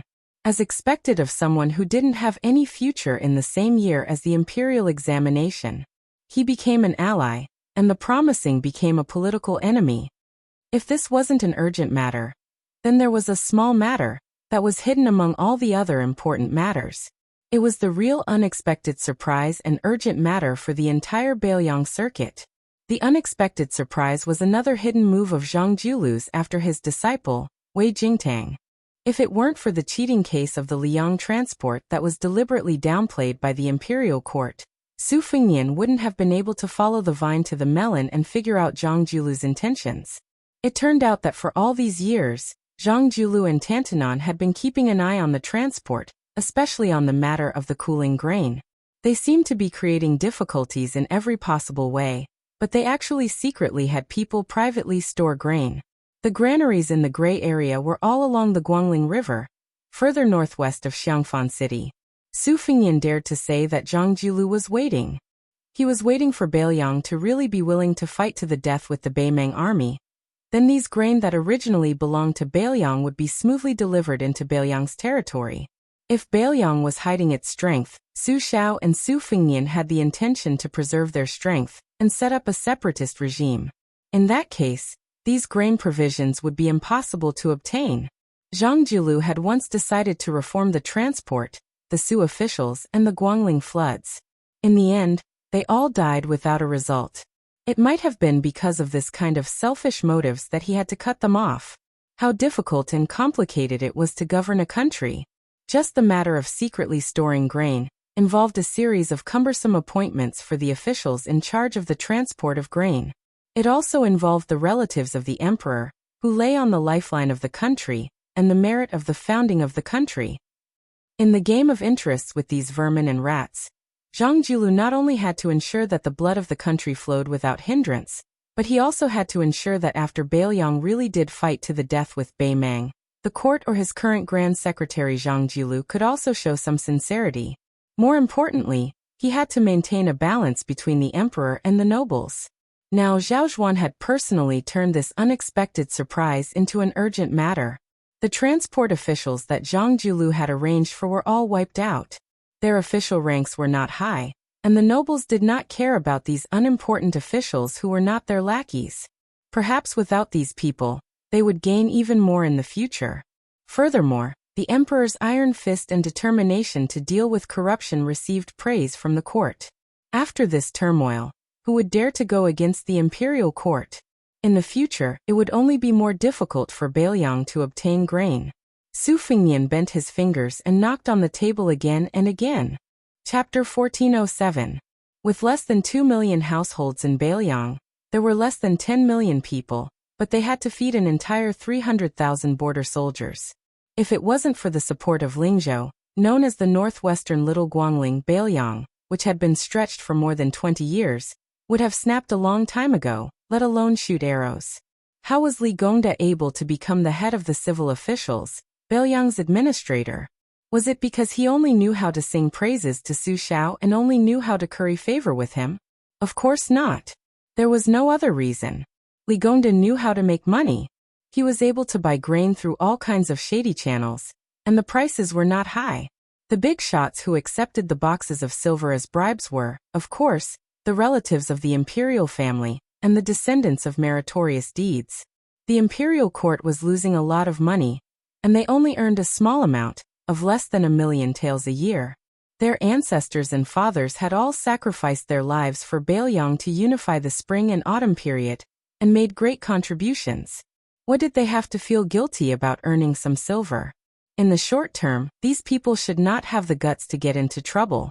Li Gongda, who was still the administrator, ran to Mount Qingliang and complained to the deputy administrator, Song Dongming. Official Li, who had always maintained himself well, would soon have his hair covered in white. Under this kind of grim situation, Provincial Governor Su Beiji, who had been hoarding grain like crazy in Lingzhou last year, quickly built and filled more than half of the granaries in his hands. At the time, he was ridiculed as the granary provincial governor, who only knew how to buy rice. In one fell swoop, he became the entire Baelyang border army's savior. If it wasn't for Su Beiji, Su Fengnian would also pay attention to the granaries, but it was impossible for him to be as bold and decisive as Su Beiji to use the power of an entire province to hoard grain. Su Beiji was in charge of buying grain in Lingzhou, and it could be said that he was unscrupulous. Not only did he use the connections that Li Gongda had accumulated over the years to buy grain outside of Baelyang at a high price, he also forcefully bought rice from the local tyrants and aristocrats in Lingzhou at a low price. If the people who had surplus grain wanted to sell it to earn the difference, Su Beiji would buy it all. Therefore, if it weren't for Su Beiji's granaries, Su Fengnian wouldn't have openly gone to Baelyang to steal grain from his distant relatives and neighbors. He wouldn't have been kind enough to let people lead troops out of the border to borrow grain. At the very least, he would have given some real money. However, this was not a long-term plan after all. Before long, the entire upper reaches of Guangling River would be cleared of Baelyang. Su Fengnian opened his eyes and muttered. In the beginning, it was Yu Qinshiliang who lost the salt, iron and grain, and was banished to the land of refugees. Su Beiji first became the provincial governor of a province. Then, it was Yu who contributed greatly in defending Liuzhou, smoothly allowing Baelyang to have more than 100,000 young and strong soldiers. Then, it was Su Beiji who became the provincial governor of the granary. Soon after, it was Su Beiji who proved that he was right. Everyone else in Baelyang who was just watching the play was wrong. I firmly believe that you will definitely make the people of the world sit up and take notice of you. It has been like this from the very beginning. Su Fengnian looked around and stood up to fetch the 2 chest jars that the spies from the Fu Shui chamber had specially prepared. The red datewood wasn't rare, but the 2 boxes' texture respectively displayed the uncanny workmanship of the heavenly maiden scattering flowers, and the boy bowing. This made the 2 red datewood boxes, which were originally worth a few taels of silver, become priceless treasures used by West Chu's imperial court. They had been distributed to the common people after the fall of West Chu. Then, when Hong Jia was on his way to the north, it had wandered into the cold land, and did not follow its owner into Baimang. Su Fengnian opened the 2 chess jars. The white chess pieces were the 180 famous snow prints. There were more than 20 intricate patterns on the chess pieces. The black chess pieces were the dark green fish brain jelly with a clear luster. Su Fengnian sat upright and still. He picked up a black and white chess piece and knocked it on the table that didn't have a chessboard. Then, as if he was about to start a game with someone, he placed the white chess jars across from him and softly said, "Master, Su Beiji and Qinshiliang didn't disappoint you." Su Fengnian looked at the table that seemed even more empty with the addition of the 2 chess pieces. He was in a daze. Finally, he raised his head and looked at the empty table across from him. He didn't say anything. The sky outside the window was blue and white, and the room was no longer dark. The dark clouds had dispersed, and threads of light shone in, clearly illuminating the dust that was usually invisible to the naked eye.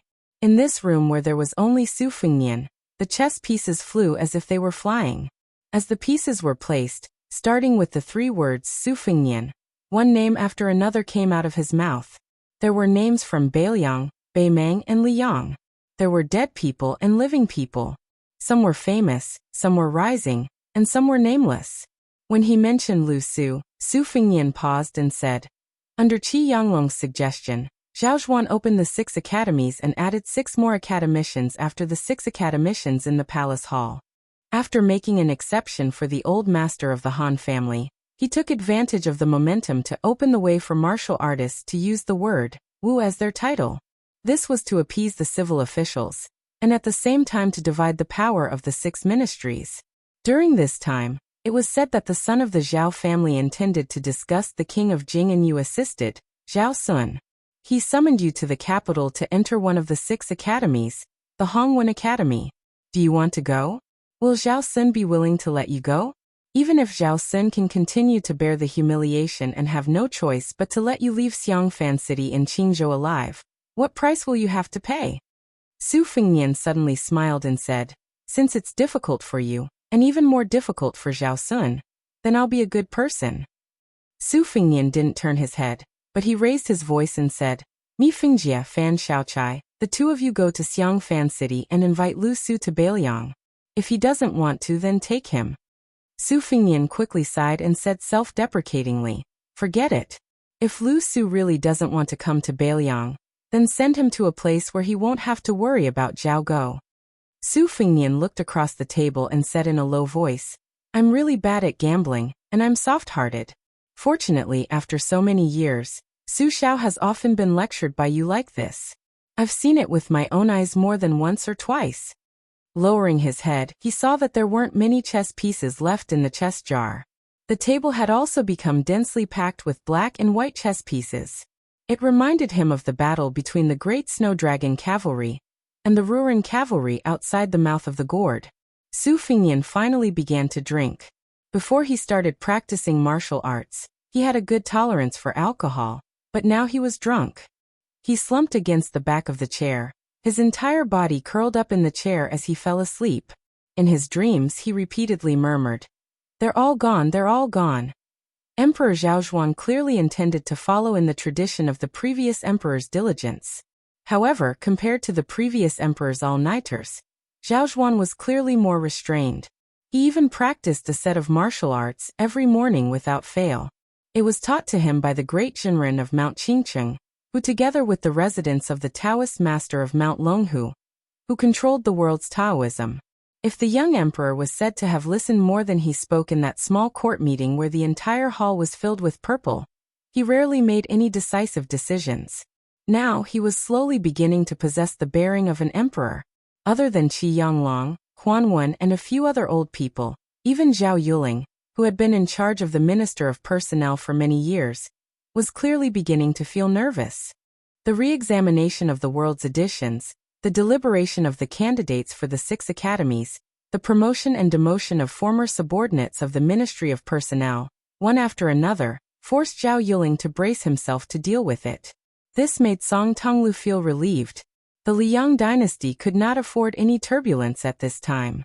If there were any signs of bullying in the center of the imperial court during the sensitive time when Liang and Liang were fighting on 2 fronts, even if Song Tonglu knew that he would be labeled as a eunuch interfering in politics, he would still blow a cold wind at some people who were qualified to participate in the small court meeting.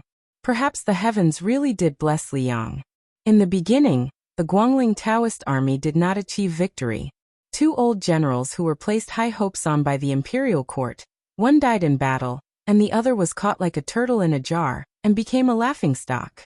Both of them lost to young people who were almost old enough to be their grandchildren. Fortunately, the Guangling Prince Zhao Yi's trusted general named Song Li was not only a blessing general for the emperor's uncle, but also a blessing general for the entire Liang. He quickly recovered all the lost land on the eastern front of Guangling, making those remnants of West Chu, who dared to clamor all the way north to the capital, immediately lose their arrogance. On the northwest side, everyone in the imperial court was saying that Beiliang's Beiliang cavalry was just an embroidered pillow that could not withstand a single blow. Fortunately, the Jizhou General Yuan Tingshan turned the tide, and completely defeated the 2 Beimeng cavalry of more than 10,000. In comparison, who in the world did not curse the good-for-nothing Beiliang frontier army, and the trembling Su Fengnian who was always hiding somewhere? Chapter 1408. Song Tonglu naturally knew many secrets that even the assistant ministers of the 6 ministries should not know. For example, Beimeng's infantry had paid a heavy price to break through 2 small cities outside Yuzhou Pass, the fall of Calabash Pass, and the appearance of Su Fengnian's Yuzhou cavalry. Even the Great Snow Dragon cavalry had entered the battlefield. However, these secrets should be kept to the grave. Song Tonglu also knew an interesting thing, that he had to grit his teeth even more. The current emperor liked to collect jade dolls, which were sculpted from various materials. They were detailed and lifelike, ranging from 1 inch to 4 inches, with 3 different heights between each inch. There were a total of 9 grades. Because of Song Li's illustrious military exploits that everyone in the capital knew about. The 2 cun tall jade statue Song Li stood on a table in a secluded study of the emperor. After Yuan Tingshan's military exploits, he jumped from 1.6 cun to 3 cun tall. There were relatively new jade figurines such as Sun Yin, who had argued with the group of Confucians during the Imperial College's martial arts exhibition, Fan Zhongho, who had recently entered the capital, and Gao Tingshu, who was extremely eye-catching on the border of the Ministry of War. Yesterday, when Song Tonglu walked into the small study that only he, the head of the ceremony directorate, and 2 eunuchs on duty, entered, he found a brand new jade figurine. Even though there was no one in the room at the time, Song Tonglu, who was the head of the eunuchs, only dared to sneak a glance. He found that it was an extremely young stranger. Moreover, it was very different from the other jade figurines. This person had his eyes closed in concentration, like a blind man. Before Song Tonglu left the room, he had guessed the identity of this person. It was a blind chess player who, at his lowest, had no choice but to gamble in the shabby alleys of Qingzhou to make a living. It was a person who had no record in the Ministry of Appointments, Lu Su. There was no court meeting today. The Emperor, Zhao Zhuan, could practice his set of martial arts when the sky was slightly bright. Recently, the Empress had occasionally caught a cold, and was not feeling well. The Emperor had specially sent her to her maternal home to recuperate and relax. During this time, the Emperor had not visited any woman. The common people often said that the Emperor was not anxious, but the eunuchs were anxious. However, most of them did not know the true meaning. In fact, it was referring to a time like this. For a small family, there was a saying that there were 3 ways to be unfilial, and having no descendants was the worst. For a vast and enormous dynasty, the ruler of a country without an heir was tantamount to an invisible disaster. The longer time passed, the clearer the countless bloody stories in the history books were. This was enough to trigger all sorts of unpredictable changes in the sky. However, no matter how carefully Song Tonglu and Diao Si tried to persuade him, the emperor, he still smiled and told Song Tonglu that he could occasionally do such things. When the empress was in the palace, he could occasionally do it. But now that the empress was in her maternal home was sick, he would not do. Song Tonglu sincerely admired him. Moreover, the emperor practiced martial arts every day. How could it be a boring thing to do to pass the time? Song Tonglu believed that the world would not believe that the current emperor, from the moment he ascended the throne, had already begun to prepare to become the longest reigning ruler of Liang. The emperor of Liang, the emperor of Zhao, had sat on the dragon throne for 34 years. However, that person only ascended the throne at the age of 35. Song Tonglu believed that it would not be difficult for the current emperor to do it. After Zhao Zhuan finished practicing his martial arts, he began to walk in small circles. At this time he would talk to himself. Song Tonglu bent his waist and quietly took 8 steps back, not 1 step more and not 1 step less. This small rule was set by the previous head eunuch of the ceremony directorate, Han Xingxian. The rule was not big, but it was enough for Song Tonglu and his next head eunuch to scrupulously abide by it until death. Zhao Zhuan walked in circles and said softly, "For the time being, Sun Yin, who does not have an official position, is right. The vassal kings of various regions cannot hold the position of Jidushi. However, this change needs to be done slowly. First, in places where there are no vassal kings, we need to add deputy Jidushi. After a year and a half, we need to find 2 officials from the Ministry of War and the Ministry of Appointments who have authority and bring up this matter. Then, starting from my big brother, we will add deputy Jidushi and promote it." According to what Sun Yin said, it will not take too long to find a vassal king with a dirty background and have the imperial censor write a letter of impeachment to remove him from the position of Jidushi. Sun Yin's choice of candidate is not very appropriate. and in my opinion the king of Han is a good candidate. Sun Yin, at such a young age, is able to figure out the emperor's intentions. He is more like an old fox like Yin Maochun. If not for the fact that you were born in Bailiang and had no choice but to continue observing, I would have restored you to your official position today. I would have even reserved the position of scholar of Chongwen Guan for you. Zhao Zhuan, who was walking slowly, raised his hands and rubbed his temples. Since Lu Xingxiang has become a general with real power, he has to resign from his position as the left assistant minister of the Ministry of War to make room for Gu Jiantong's right-hand man who has followed him for many years. Firstly, this will suppress the influence of the martial artists from Guangling and Jiangnan. In such a large Ministry of War, Minister Liu Baijie, Assistant Minister Lu Xingxiang, and Su Gong are all from that side. This is too outrageous. Furthermore, promoting Tang Taizuang, who is not lacking in military merit and reputation, will prevent Gu Jiantang from becoming the second.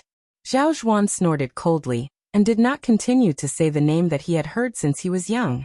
In reality, he did not have much ill will toward that old man. On the contrary, deep in his heart he had a different impression of him from the previous emperor. It was just that he had hidden it very well these past few years. Otherwise, he would never be able to take half a step toward that chair in this lifetime.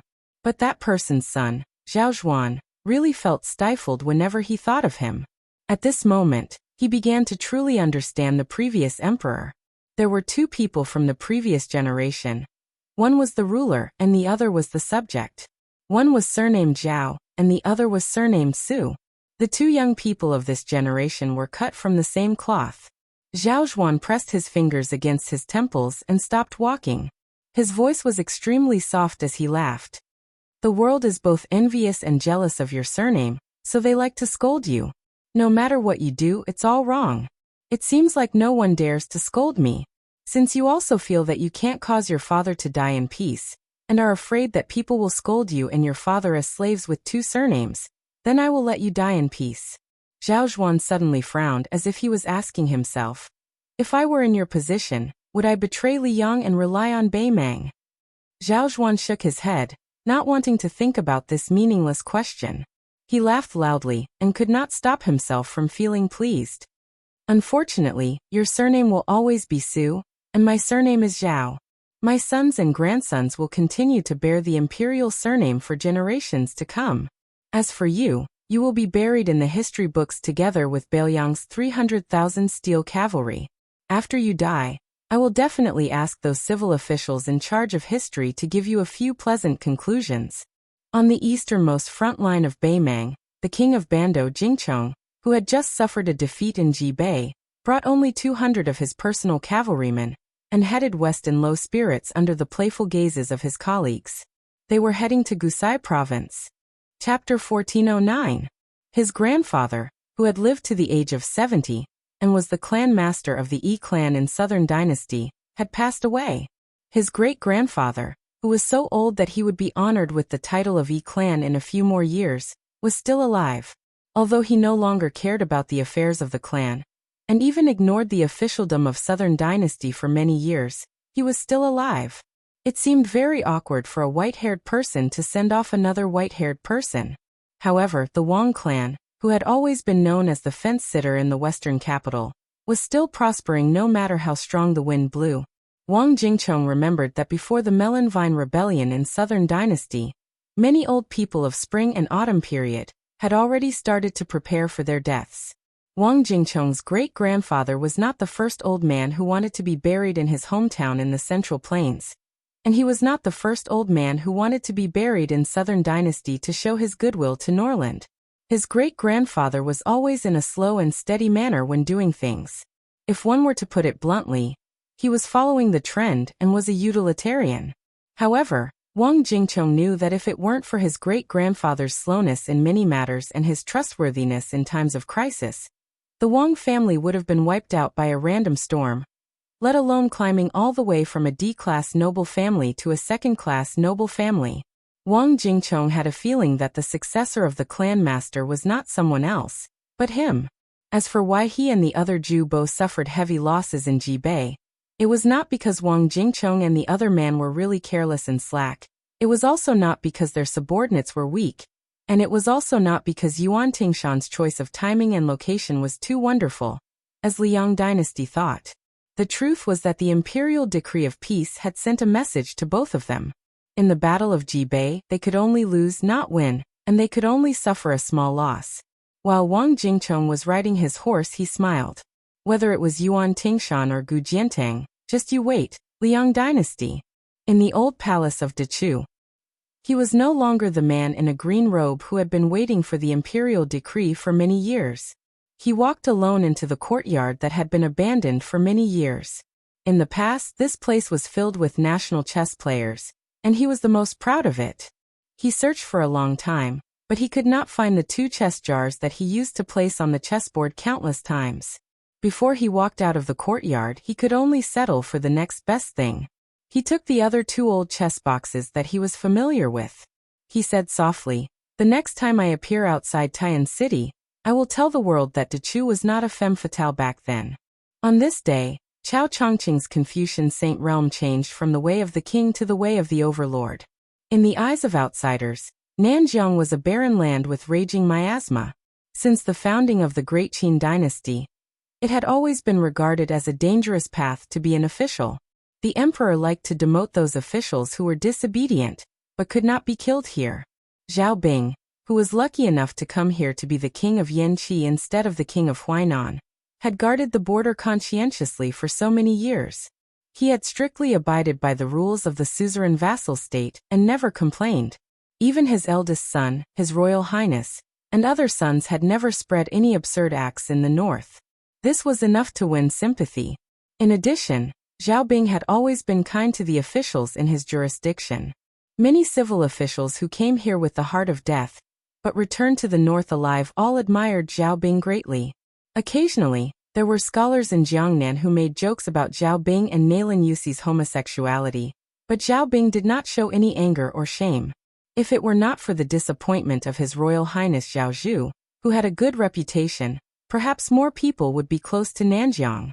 After all, they had high expectations for Zhao Zhu. After all, this young man who joined the army liked to go to the barbarian tribes to kill people. Compared with the heroic death of the king of Huainan Zhaoying, it paled in comparison. Not to mention, there was also the rescue of the king of Jing'an Zhao Sun, from thousands of miles away, which almost wiped out the whole army. Nalin Yusi had always been an existence that made people see flowers in the fog. Some people described him as a character that should only appear in novels. It was rumored that he was more beautiful than a married woman. He used his beauty and military strategy to enchant the king of Yanqi, Zhao Bing. That was why he was willing to stay in Nanjiang for 20 years. There were also people who said with certainty that Mr. Nalin, the most luxurious person in Nanjiang, had 5 personal maidservants who could be said to be devastatingly beautiful. They were called Fengdu Dongyue, Shishu 3 Corpses, and Qinglu. There was no snow in Nanjiang in winter. As for the spring cold that could make famous people in Jiangnan feel cold to the bones, it was never chilly here. On the top floor of a 13-story lofty bookstore, a handsome middle-aged scholar in thin clothes was letting a group of orioles and swallows help him move books to dry them. He sat peacefully on a small red sandalwood couch, leisurely holding a book and reading. He sat up and put the yellowed book in his hand on his knee. He smiled and asked a young beauty with a plump figure who was closest to him, "I know that there are not many women in the world who are as beautiful as you, but it is easy for me to find a few more. But in the end, there are only 5 of you?" The woman nicknamed Qinglu turned her head. Her eyes narrowed into 2 crescent moons as she smiled. "Mr. Nalin is so knowledgeable. How could I guess Mr. Nalin's thoughts?" The scholar joked. "With your flattery skills, when you entered the palace, you were at most a small concubine." The maid's smile became softer, and her eyes were infatuated. She was charming and natural. "But I really didn't mean to say good things for you." The man smiled warmly, blinked, and said mischievously, "I know. You 5 don't work. Go downstairs and play. Let me, the knowledgeable Mr. Nalin, study alone." The 5 people didn't hesitate at all, and went downstairs with light steps. This scholar, who could be called a vassal king more than Zhao Bing, the king of Yanqi, could only be Nalin Yusi. He looked down at the book that his old friend gave him. It was just an ordinary Confucian classic. It was not like the exquisite engraved book, which was more valuable as it aged. This book was more than 20 years old. No one would be willing to accept it even if he gave it away. In terms of extravagance, Mr. Nayland, who was the best in Nanjiang, carefully kept it for more than 20 years. In addition to drying the book himself, he only took it out of the sandalwood box 2 or 3 days a year to read it. Zhao Bing once asked in private, "Xiaoyan, could it be that what he gave was not as good as an old book?" Nayland Yusi just shook his head. Fortunately, Zhao Bing never cared about this kind of detail. Nayland Yusi looked at his old friend's belongings that had no grave after his death and chuckled softly. "You are so poor that you don't even have a coin purse. You are so pitiful that you don't even have a coin purse. You and I traveled together to study in different countries. When we parted, you, who only had 2 books, gave me this book. How can the king of Yanqi compare with you? Is he really willing to give me half of his property?" Nayland Yusi raised his head, narrowed his eyes, and looked at the sky. Fengdu Dongyue, Shishu, 3 corpses, riding shoes, 10 crosses. This is all of our hard work. Over the years, there have been 3 confirmed dead people. There are 2 missing people. There are 5 left, 1 more than you and I expected. It's enough. For these last 5 people, Zhao Bing killed tens of thousands of people in Nanjiang. Not to mention the refugees in Bailiang, nearly 10,000 people in the border army died. Nayland Yusi stretched out his hand to touch his forehead. His expression was extremely contradictory, as though he was sad and satisfied at the same time. He smiled softly and said, "You said that since there were wanderers after hundreds of years of evolution, the wanderers no longer wandered and turned into aristocratic families. Country, country, country, the word country in front and the word family in front. You were just a poor scholar at that time. You told me that you wanted to try and let the scholars in the world put the country before the family again. For this reason, you set up this trap. In the end, except for those 5 people, only I know about it in the world." The tall building towered into the clouds, and wind came from all directions. A gust of wind blew, and Nayland Yusi's hair was dazzled. The book on his knee made a slight rustling sound. Nayland Yusi closed his eyes and listened carefully to the sound of the pages turning. The corner of his mouth curled up. "You once asked me seriously, one day, when you suddenly die, how will you fight against life and death? I once answered, life and death is a small matter, but a close friend is a big matter. Where my heart is at peace, there is a pure land and a lotus pond." The spring breeze turned the pages of the book. It was just like the dead person turning the pages of the book. Chapter 14:10. The earth pace was thick, and when spring thunder struck, all things would happen. It was drizzling, and it was close to dusk. On the official road connecting Yanji Prefecture and Bishan County, 3 horses galloped. They finally made it to Will Street before dinner time. The 3 horses slowly traveled on the slightly muddy street, and finally arrived at a secluded courtyard after a few turns. The 3 dismounted. Lu Yunzhang, who had the large frost saber on his back, had a suspicious look on his face. He didn't know why Yu Dilong wanted to come to this godforsaken place. When his master said that they would return to Liangzhou, this guy's face fell. He went back to his room and delayed for a long time. Through the door, he said that he had eaten something bad and asked Lu Yunzhang to accompany his master. Lu Yunzhang was immediately amused. With Yu Dilong's internal strength, even if he swallowed swords and knives, he wouldn't get sick. Lu Yunzhang teased him. "Could it be that you're pregnant?" In the past, his eldest senior brother, who couldn't take a joke, would have used his fists to compare notes with him. This time, however, there was no reaction. Then, for some reason, his master said that they would go to Bishan County first. Yu Dilong immediately became lively and ran to the stables. He then took the horse and mounted it in one go. The Shitakian door was made of reed stalks. If Lu Yunzhang casually pushed it, it would open. However, after Yu Dilong tied the horse with familiarity, he solemnly straightened his clothes at the door and patted the rain stains on his shoulder. Only then did he seriously knock on the door. Soon, Lu Yunzhang saw the door slowly open. A woman in plain clothes walked out. Lu Yunzhang whispered, "Yu Dilong, is that your mother?" Yu Dilong was annoyed and subconsciously blurted out, "It's your mother." He probably felt that if Auntie Pei became Lu Yunzhang's mother, then Lu Yunzhang's ancestors would be too proud. How was this scolding? It was clearly praising him. Yu Dilong quickly pulled a long face and said, "Don't be so cheeky. Call her Auntie Pei with me later. I don't care about other times, but if you don't behave properly today, I will really beat you up." Lu Yunzhang rolled his eyes, but he soon couldn't shift his eyes away. Goodness gracious, this big sister was truly beautiful. However, Lu Yunzhang quickly lowered his gaze. He wasn't a simple-minded fool. He had been at the bottom of the martial emperor city in the East Sea for so many years. Even though he was young, he was experienced. Even if he used his butt to guess, he would know that this absolute beauty was their master's something. Following that, the elder sister's words and actions made Lu Yunzhang look at her in a different light. Who was his master?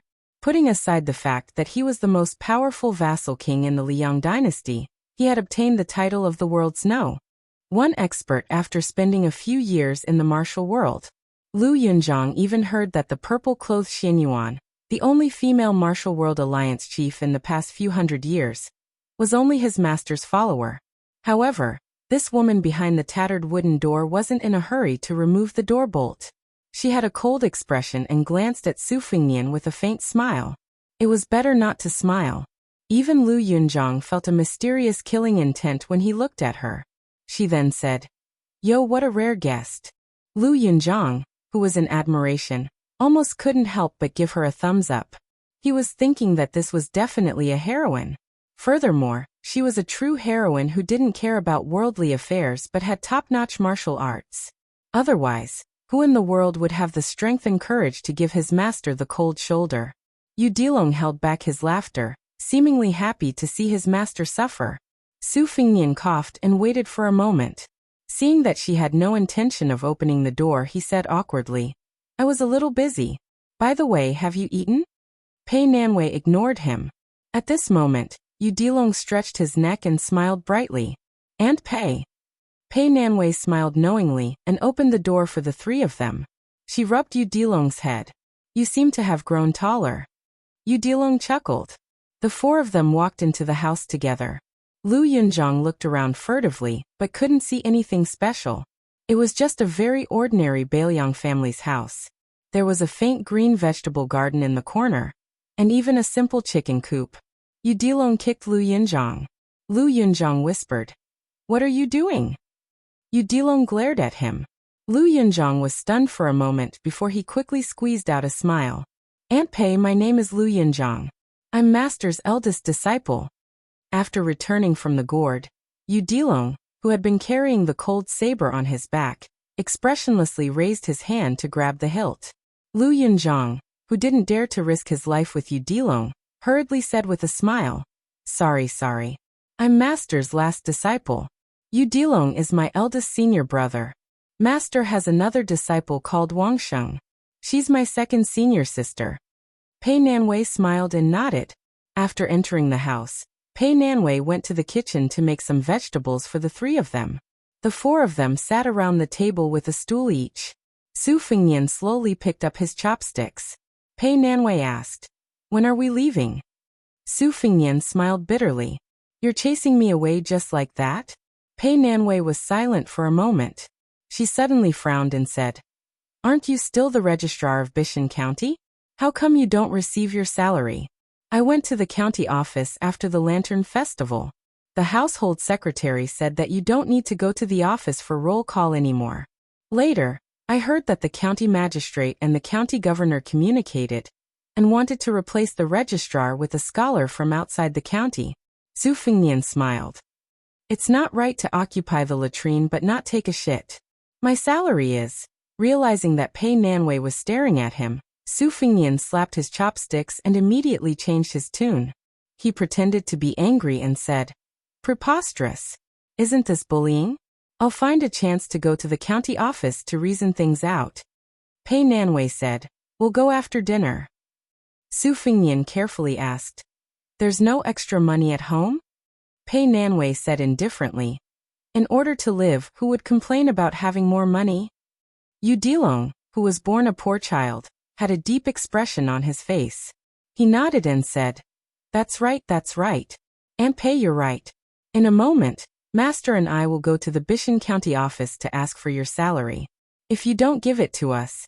Pei Nanwei smiled and said, speak properly. Don't fight. Yu Dilong nodded vigorously.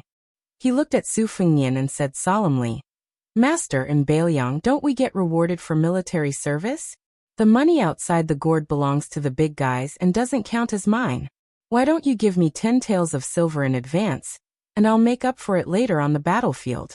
I'll leave the money with Aunt Pei first. Su Fengnian kicked his stupid disciple under the table. He smiled helplessly and said, I don't have any money on me. Yu Dilong didn't give up and said, didn't we take 2 jars of chess pieces from the county capital? There's also a pawn shop on Luolu Street. I think they're quite valuable. Why don't you give me 40 or 50 pieces, and I'll pawn them for 10 taels of silver first. Su Fengnian touched his forehead and sighed softly. This little prodigal son, the 2 jujube wooden jars with 180 pieces each. Whether it was the frozen fish brain black chess piece or the snow white chess piece, in terms of material, not to mention 10 taels of silver, they wouldn't even be sold for 10 taels of gold. Moreover, this kind of antique was the same as collecting rare editions of books. It was very particular about whether one liked it or not.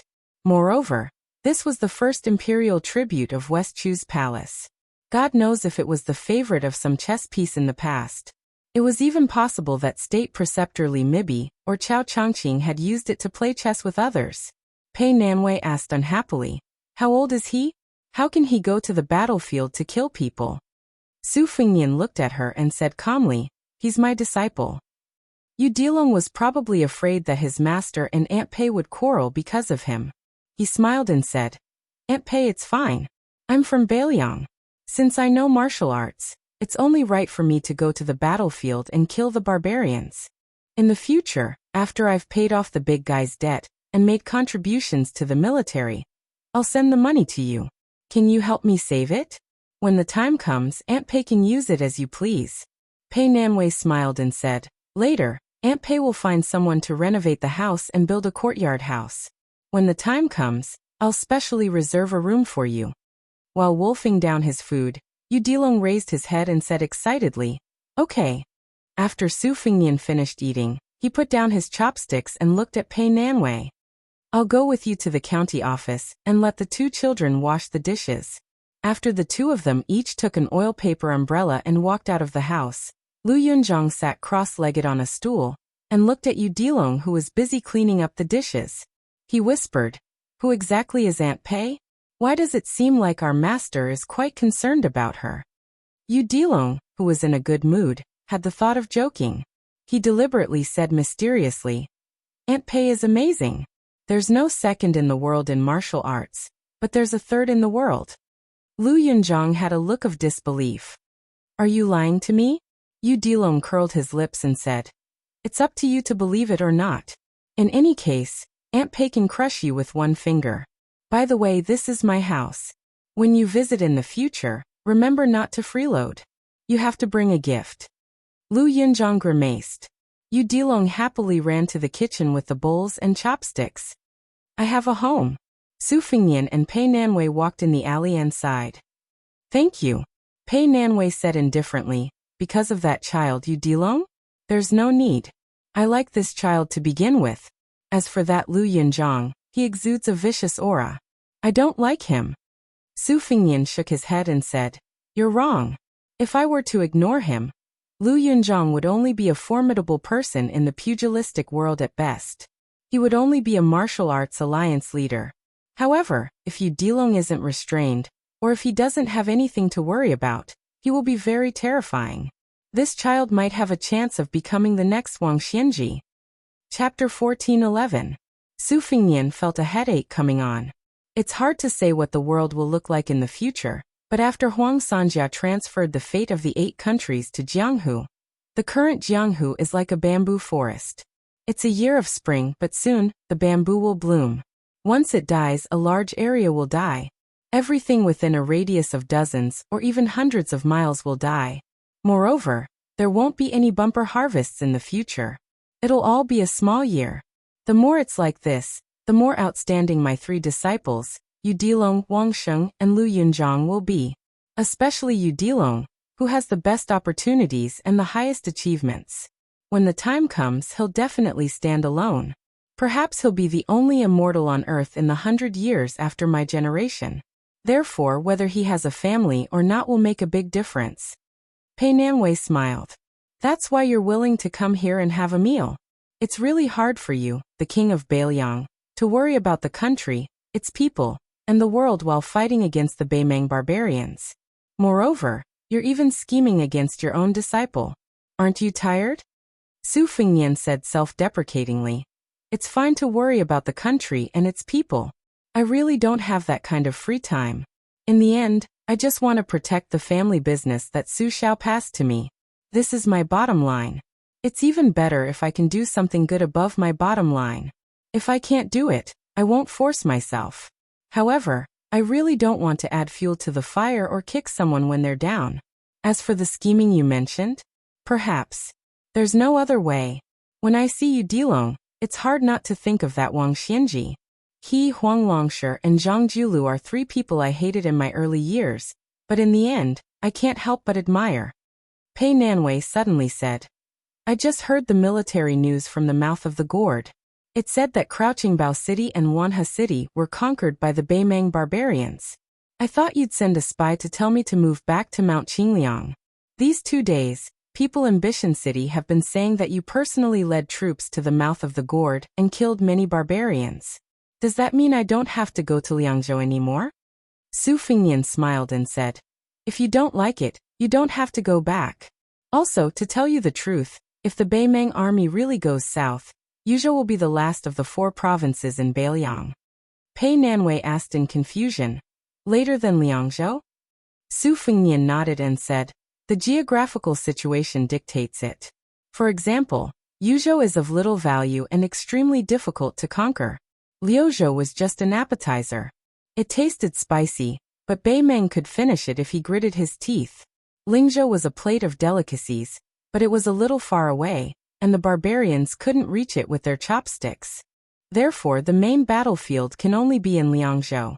The cities will attack and defend, and the light cavalry of both sides will wait for an opportunity to move. Even the first large-scale battle between heavy cavalry in history can happen.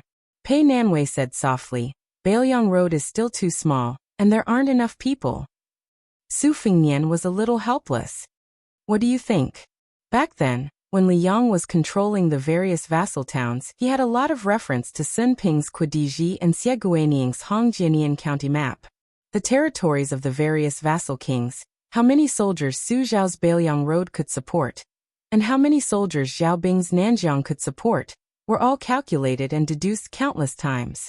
Since the middle of Yonghui's reign, all kinds of restrictions and support for Bailiang Road were built on the foundation of Beimeng using Bailiang as the entry point to the south. Yuan Bunshi was betting on the current situation. As for Zhao Bing's Nanjiang, it was used to target West Chu's re-establishment of Guangling Road.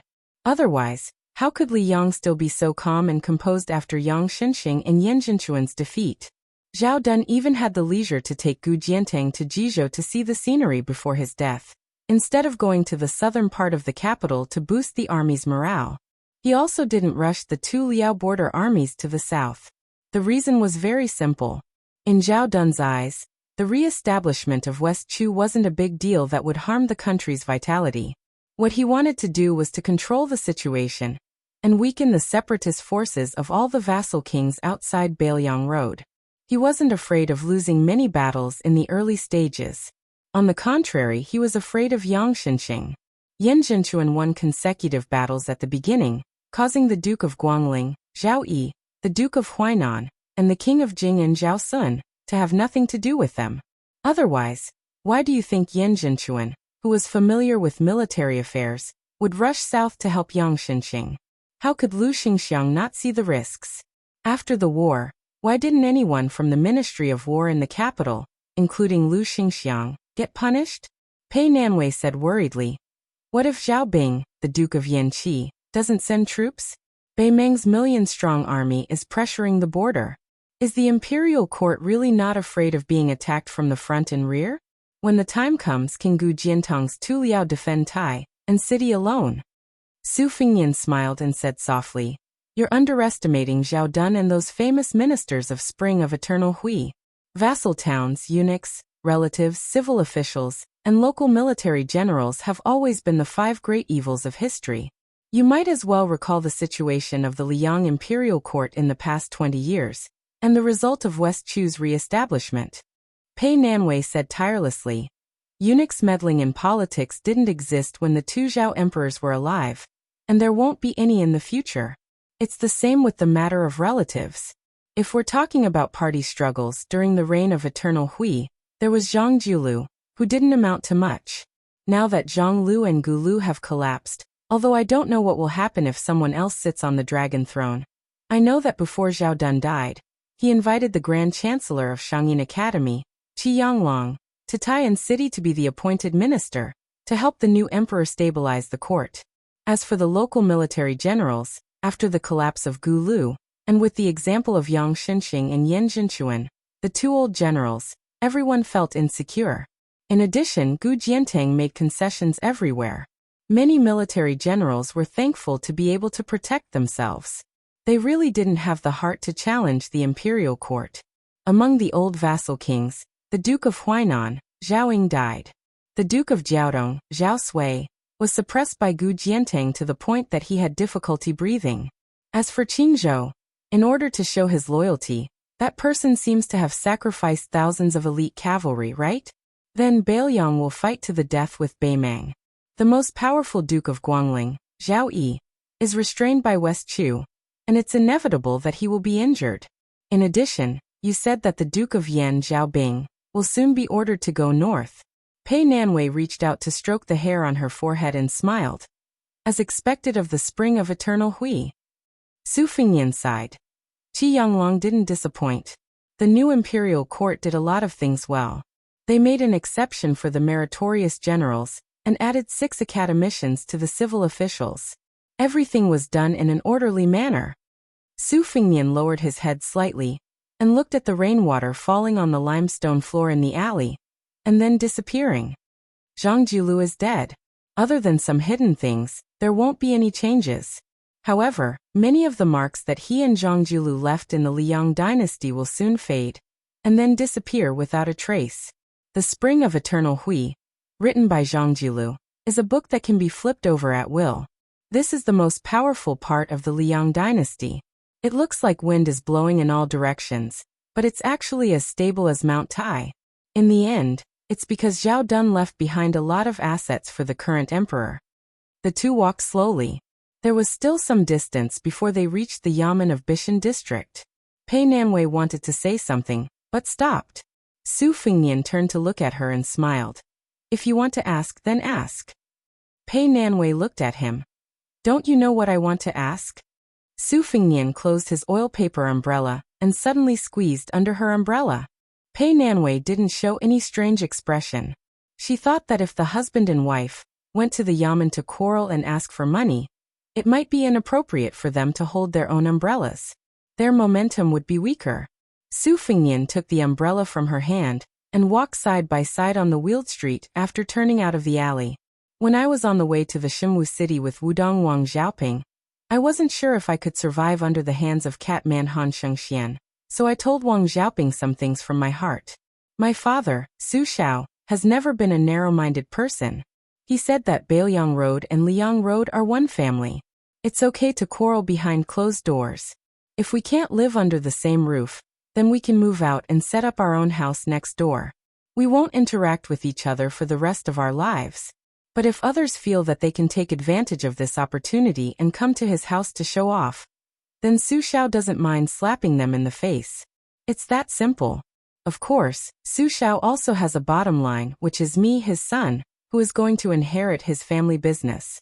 As long as I don't die, even if the process of inheriting the family business is bumpy and not smooth, Su Xiao can endure it. If I die in the hands of the imperial court, then he won't care about Bailiang anymore. He will definitely lead the 300,000 Bailiang frontier army and fight all the way to Taiyan City. In the past, when I traveled Jianghu with old Huang, the empress at that time, now Empress Dowager Zhaoji, personally mobilized the imperial bodyguards to help me block a disaster. Obviously, as a woman, She can rely on her intuition to grasp Su Zhao's thoughts. Su Fengnian suddenly laughed to himself and said, "As for me in the past when I was in the capital, I boasted that I would guard the country for the people of the Central Plains. It wasn't true, but it wasn't a lie either. In any case, I have to help Su Xiao guard Beiliang. Isn't that the same as guarding the northwest door for the people of the Central Plains? It's the same thing, but we have different intentions." The corners of Pei Nanwei's mouth gently curved up. Su Fengnian looked at the yamen not far ahead and said softly, "That old woman in Beimeng once said in front of everyone from the two dynasties that she is willing to rule the world together with Su Xiao. Doesn't it sound very heroic?" Pei Nanwei nodded and said, "Yes." Su Fengnian laughed and said, "This is a needle hidden in the silk floss.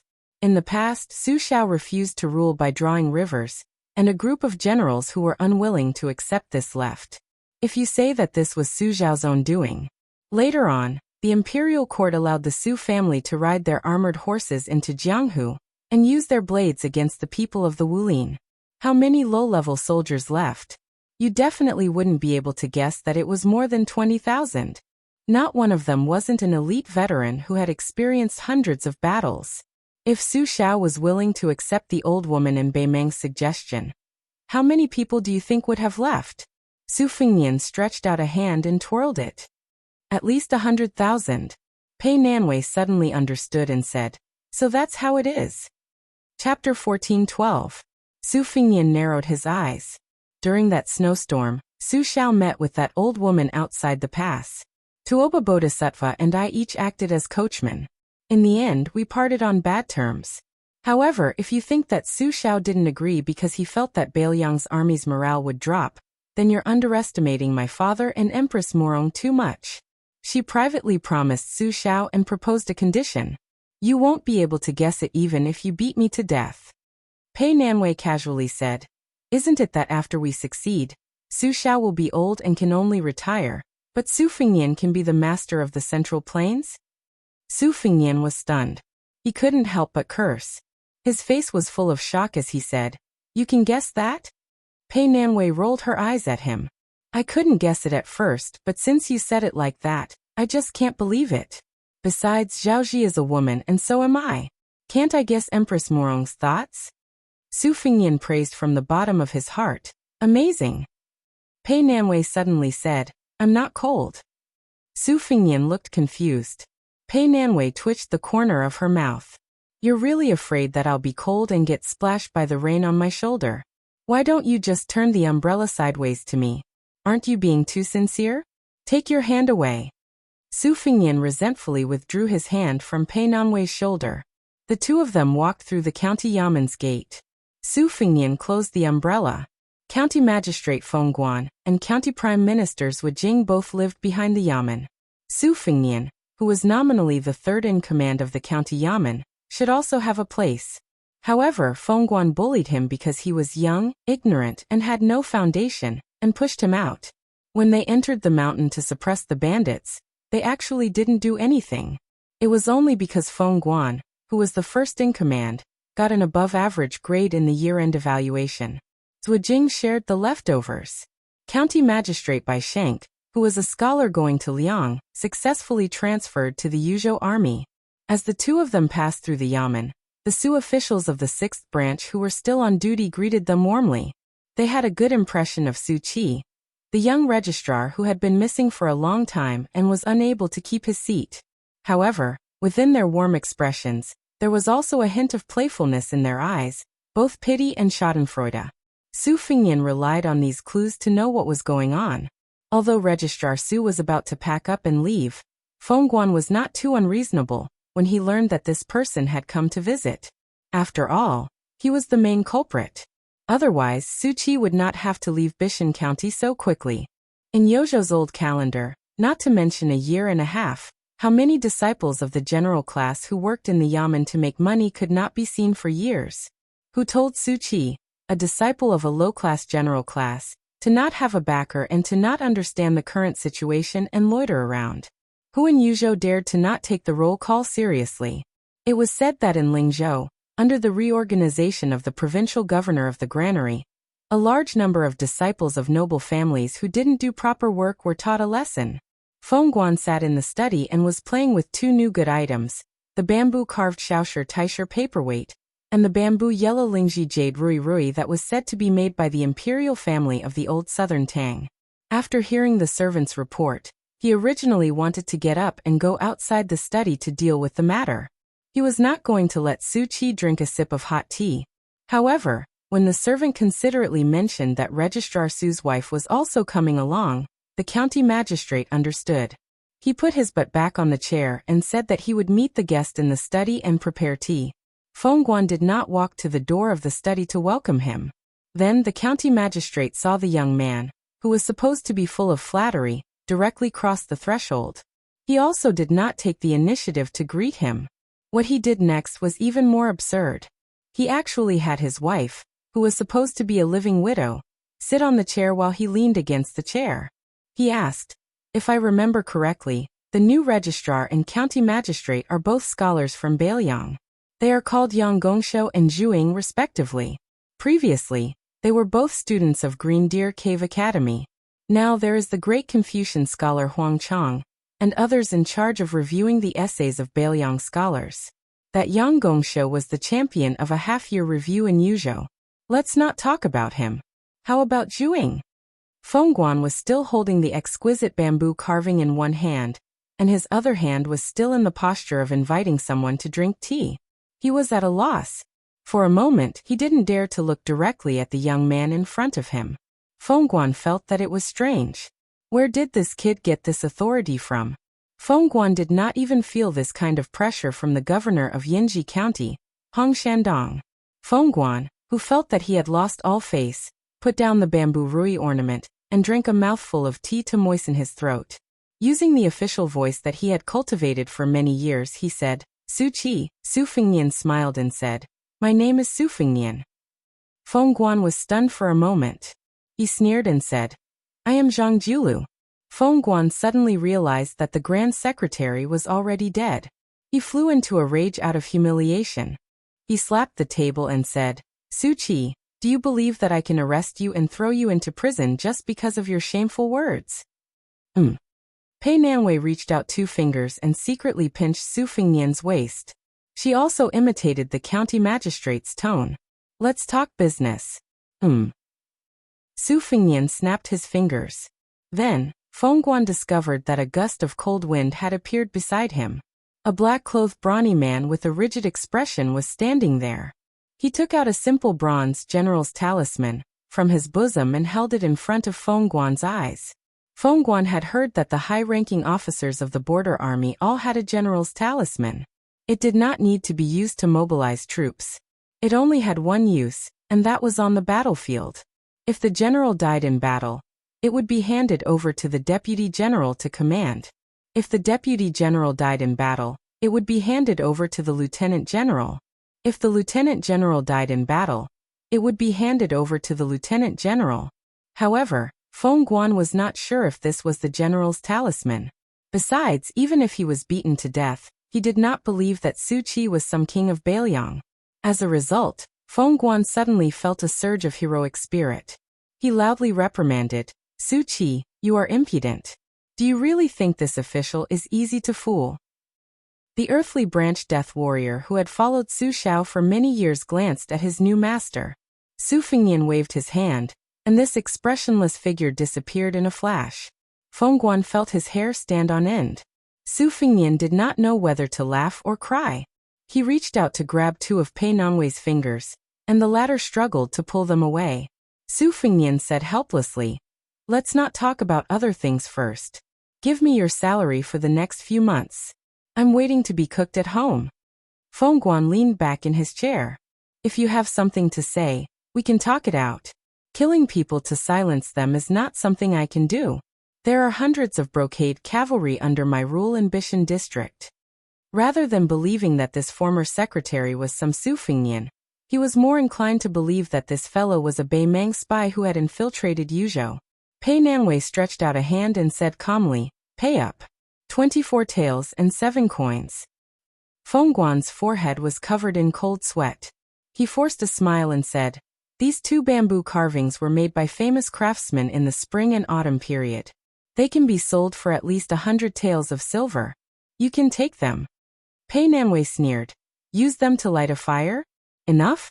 Besides, it's too dirty to use your hands. I want the silver. Fengguan cursed angrily in his heart.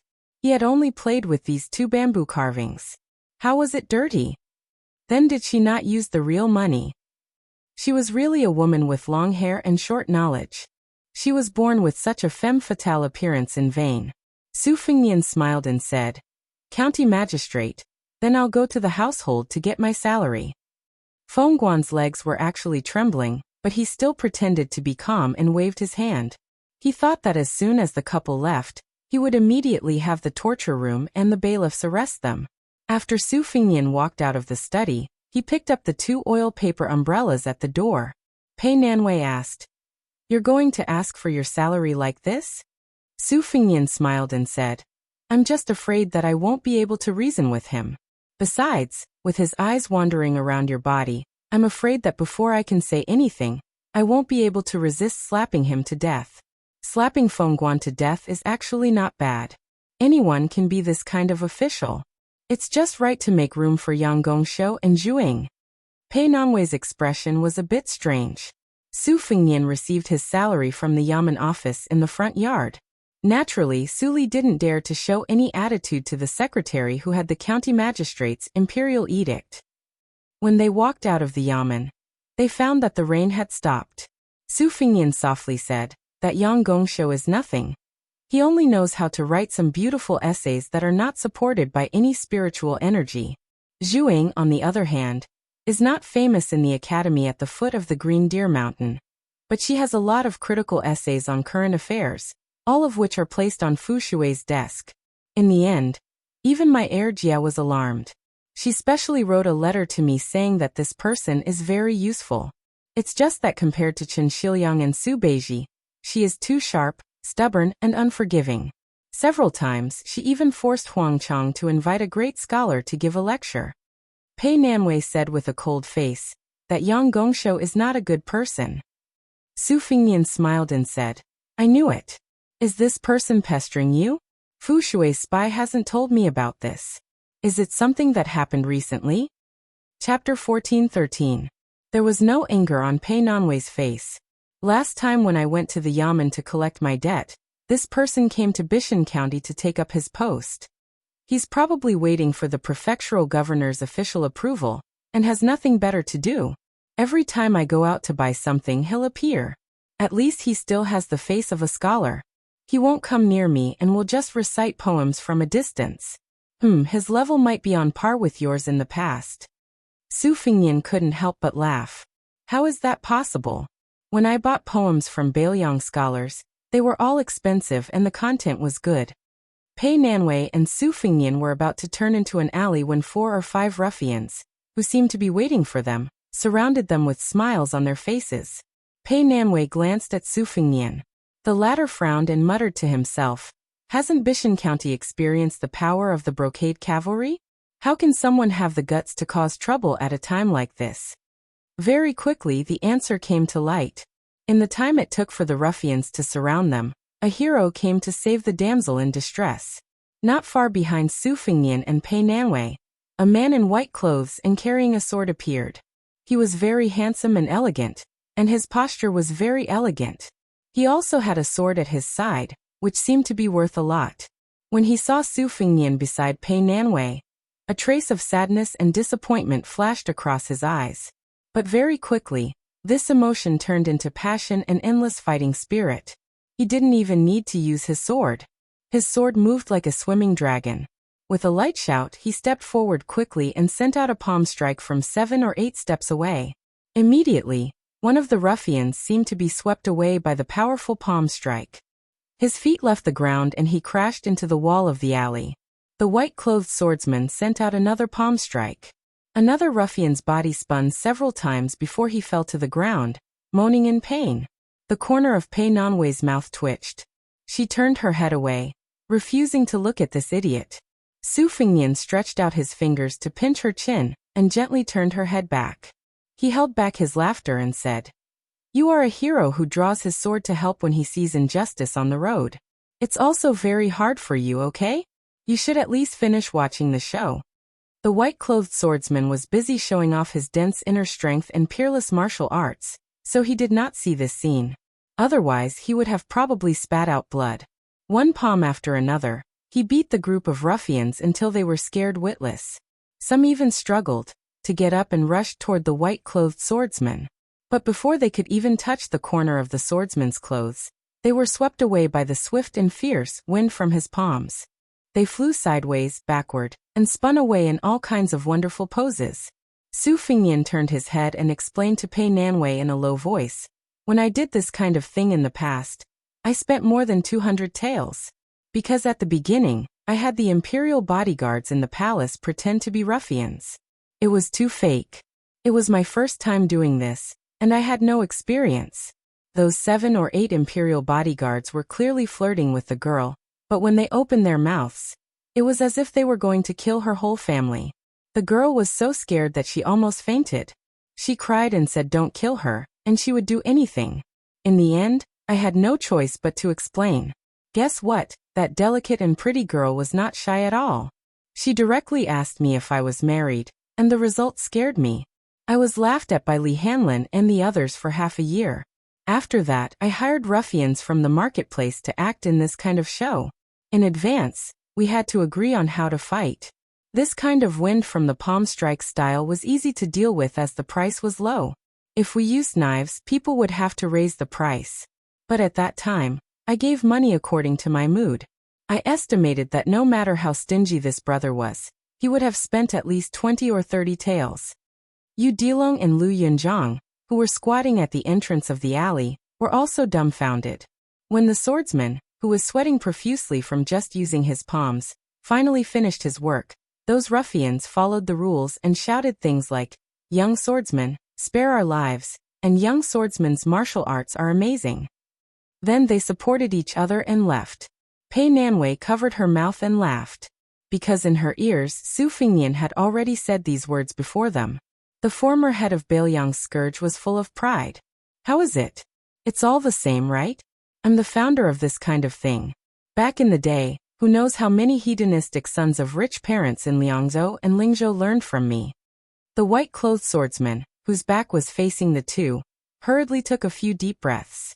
When his breathing stabilized, he turned around with a smile and walked towards Su Fingyan and Pei Nanwei. Just as he was about to speak, 2 troublemakers appeared out of nowhere.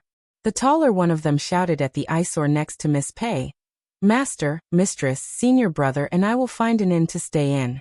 Otherwise, we won't be able to sleep on the same bed. Let's go." Su Fingyan saw the 2 brats run away like a wisp of smoke. His expression was somewhat awkward. Pei Nanwei sneered, "You've taken in a good disciple." The white-clothed swordsman in front of them was the newly appointed registrar of Bishan County, Yang Gongshou. When he saw that Su Qi standing next to the woman he admired, his heart was broken. He had long heard of the beauty of the Rouge woman. Something like, "If you marry a wife, you should marry a woman from Lingzhou. If you take a concubine, you should take a Rouge woman." At first, he thought it was just some old lecherous official's dirty talk. However, when he saw the woman who appeared in the yamen, his soul left his body. Later, when he heard that she was already married, he had a painful battle between heaven and man. In the end, he couldn't control himself. Yang Gongshou didn't really want to do anything. He just wanted to find an opportunity to appear in front of her. Later, when he saw that his talent in poetry was useless, he felt that his path might have been wrong. Since Bailiang had a fierce culture, perhaps she liked the path of a great hero. Thus this happened. Su Fingyan reached out and grabbed Pei Nanwei's slender waist. He smiled and said, "This great hero must be a master in Jianghu. Do you have a thunderous nickname?" Yang Gongshou opened his mouth slightly. He really forgot about this. However, he did have talent. Otherwise, he wouldn't have become so famous in Green Deer Cave Academy. He cupped his fists and smiled. "I am Yang Gongshou. People in Jianghu call me the Sword of Poetry." Not far away, a young scholar clapped his hands and walked over. He laughed and said, "Brother Wenfu, when we climbed Green Deer Mountain, We were already panting like a cow halfway up the mountain. I don't know how you managed to achieve great success today. Could it be that you've been possessed by the heavens? Yang Gongsho was exposed. He wanted to dig a hole and hide in it. Luckily, Miss Pei had already left with that person. Yang Gongsho's face was red. In the end, he couldn't say anything vicious. He just snorted coldly. That scholar stood with Yang Gongsho. He looked at the two people's backs as they walked into the alley. He laughed softly and said, "A fair and graceful lady is a good match for a gentleman. Brother Wenfu, you and I didn't see eye to eye before. However, after today, your dislike for me has increased greatly. I actually have some good feelings for you." Yang Gongsho flung his sleeves and walked toward the county yamen in large strides. That person smiled and shook his head. "Yang Gongsho, oh Yang Gongsho. Do you really think those two people couldn't see through your clumsy tricks? I'm saving you from being treated like a monkey." Walking in the alley, Su Fengyan smiled and said, "Maybe that Yang Gongsho won't appreciate it, and will only think that Zhuing is undermining him." Pei Nanwei, who had once been on the Rouge Review board, didn't have any ripples in her heart towards this farce. She said, "That Zhuing shouldn't be suitable for officialdom, right?" Su Fengyan sighed softly and said, "If it was in Liang, unless there was a Bo Lu who had a unique insight and was tolerant of people, Zhuing shouldn't be able to make a name for himself. There is one thing that is very bad about being a scholar." Pei Nanwei asked, "Being swayed by emotions?" Su Fengyan nodded. "Scholars have more feelings than ordinary people. The more they read and know, the more they know about history, and inevitably, their thoughts become heavier. The more talented they are, the weaker their sense of propriety is. They don't like to control the situation. To be precise, it's disdain. They are too lazy to feign civility with people and things. When looking at people and doing things, it's easy to be black and white. That's what you call being swayed by emotions. That's why those literary heroes in history often didn't become officials. This kind of strange phenomenon can't be explained just by having high standards but low ability. Fortunately, this doesn't matter to them. Emperors, generals, and ministers are all just a handful of soil. Only drinkers and poets leave their names behind, drowning their sorrows in wine and writing famous poems. Isn't that great? Thousands of years later, it's naturally easier for people to remember them than those emperors, generals, ministers, and high-ranking officials. The two returned to the courtyard. Pei Nanwei carried two small wooden stools and placed them under the eaves. She looked at him, who was sitting quietly beside her. She said, "It's hard to imagine that you're His Royal Highness, the one who killed people in the Reed Marsh." He didn't say anything. She casually asked, "I heard the people on the street say that there's a turning point in Guangling Road. West Chu has been defeated. Do you think Chao Changqing will make a move? Or wait until the king of Yan goes north?" He shook his head. "The king of Guangling should be going to accompany the king of Huainan soon. Only then will the king of Yan's army confront Chao Changqing." She asked, "You're willing to come this time and say so much? Are you saying your last words?" He didn't say anything again. The two were silent for a long time. In the night, there wasn't much to see. She looked at the sky and finally said, "It's rare for a powerful man to treat a woman like a person, right?" He said softly, "Maybe not a lot, but definitely not a few. It's just that your luck isn't too good, and you haven't met one." Pei Nanwei rested her chin on her knees and murmured, "But it's not good to not treat a woman like a woman all year long, right?" After saying this, she stood up and walked into the room. Her figure was graceful. Chapter 14:14. After dawn, Yu Dilong and Lu Yunzhang left the inn on Luo Street and came to the entrance of the courtyard. They squatted on the left and right like two door gods. Waiting was really boring. Lu Yunzhang yawned and patted his mouth. He asked casually, "Earthworm Yu, do you know what's the most important thing after spring this year?" Yu Dilong was wondering if his junior sister, Wang Sheng, was used to living with the white fox face. He wondered if she had found one or two brand new famous swords in Beimang, and if she had fought with anyone. He didn't hear what Lu Yunzhang, who often claimed to be the loudspeaker of the pugilistic world, was saying. After all, nothing good could come out of Lu Yunzhang's mouth. Yu Dilong didn't understand what Wang Xing meant. Lu Yunzhang was also used to Yu Dilong's absent-mindedness, so he said to himself, In the past, there were a total of 7 reviews for the civil and military reviews, general reviews, and rouge reviews. They would put the military reviews as the finale and put the rouge reviews at the end. This time, the auspicious Talisman review, which was jointly reviewed by Nailan Yusi and Xie Guanying, is different. It seems to pay special attention to the civil and military reviews. They actually put the military reviews at the front. Yu Dilong replied, "Oh." Lu Yunzhang asked curiously, "Aren't you curious about our master's ranking on the martial arts review?" Yu Dilong said casually, "That's not fair. Doing this when master is seriously injured. If master's ranking isn't good, I'll find trouble with them after Bailiang defeats the Beimeng barbarians, and I've learned martial arts." Lu Yunzhang rolled his eyes and said, "This year there are a total of 14 people on the martial arts rankings. The 4 grandmasters and the top 10 experts have been reintroduced. Master, Tuoba Bodhisattva, Dong Tai, and Chao Chongqing are known as the world's 4 grandmasters. Next is the top 10 experts. It's said that there's no ranking. Liang has Chen Jibao, Su Yambing, Gu Jiantang, Mount Hui Xinyuan Qingfeng, and the head of the Wu family sword tomb. Beimeng has Huyan Daguan, Luo Yang, Hong Jingyan, Murong Baoding, and Deng Mao." Yu Dilong frowned. How come that white fox face, the tall Guanyin sect master, and the white-browed old man who likes to eat swords are not on the list? I think they're all pretty good. Lu Yunchang joked. In the future, when you find Xie Guanying and Nailan Yusi, ask them yourself. How would I know why? Yu Dilong nodded his head seriously. Lu Yunzhang said in surprise, "Are you really going?" Yu Dilong turned to look at him and asked, "Do you know what the Sihiyuan anti-pay mentioned is?" Lu Yunzhang nodded and said, "There are many such courtyards in the Central Plains. They are divided into multiple entrances and exits. Many rich people's mansions are quadrangles." Yu Dilong asked in a low voice, "That would cost a lot of silver, right?" Lu Yunzhang curled his lips and said, "There's only one street in the entire county city, Jade Mountain. If you spend a few taels of silver, you can get it for 40 to 50 taels at most." Yu Dilong said angrily, 45 taels is not enough? Lu Yunzhang, who was carrying the great frost saber on his back, picked his earwax. "You're the only one who's short-sighted. As our master's disciple, isn't it easy for you to ask for a courtyard in Mount Qingliang? That place is valuable. Even 10,000 taels of gold can't buy it. Look at how many officials and generals are in Bailiang. Isn't only Deputy Administrator Song Dongming the only one who can have a residence in Mount Qingliang?"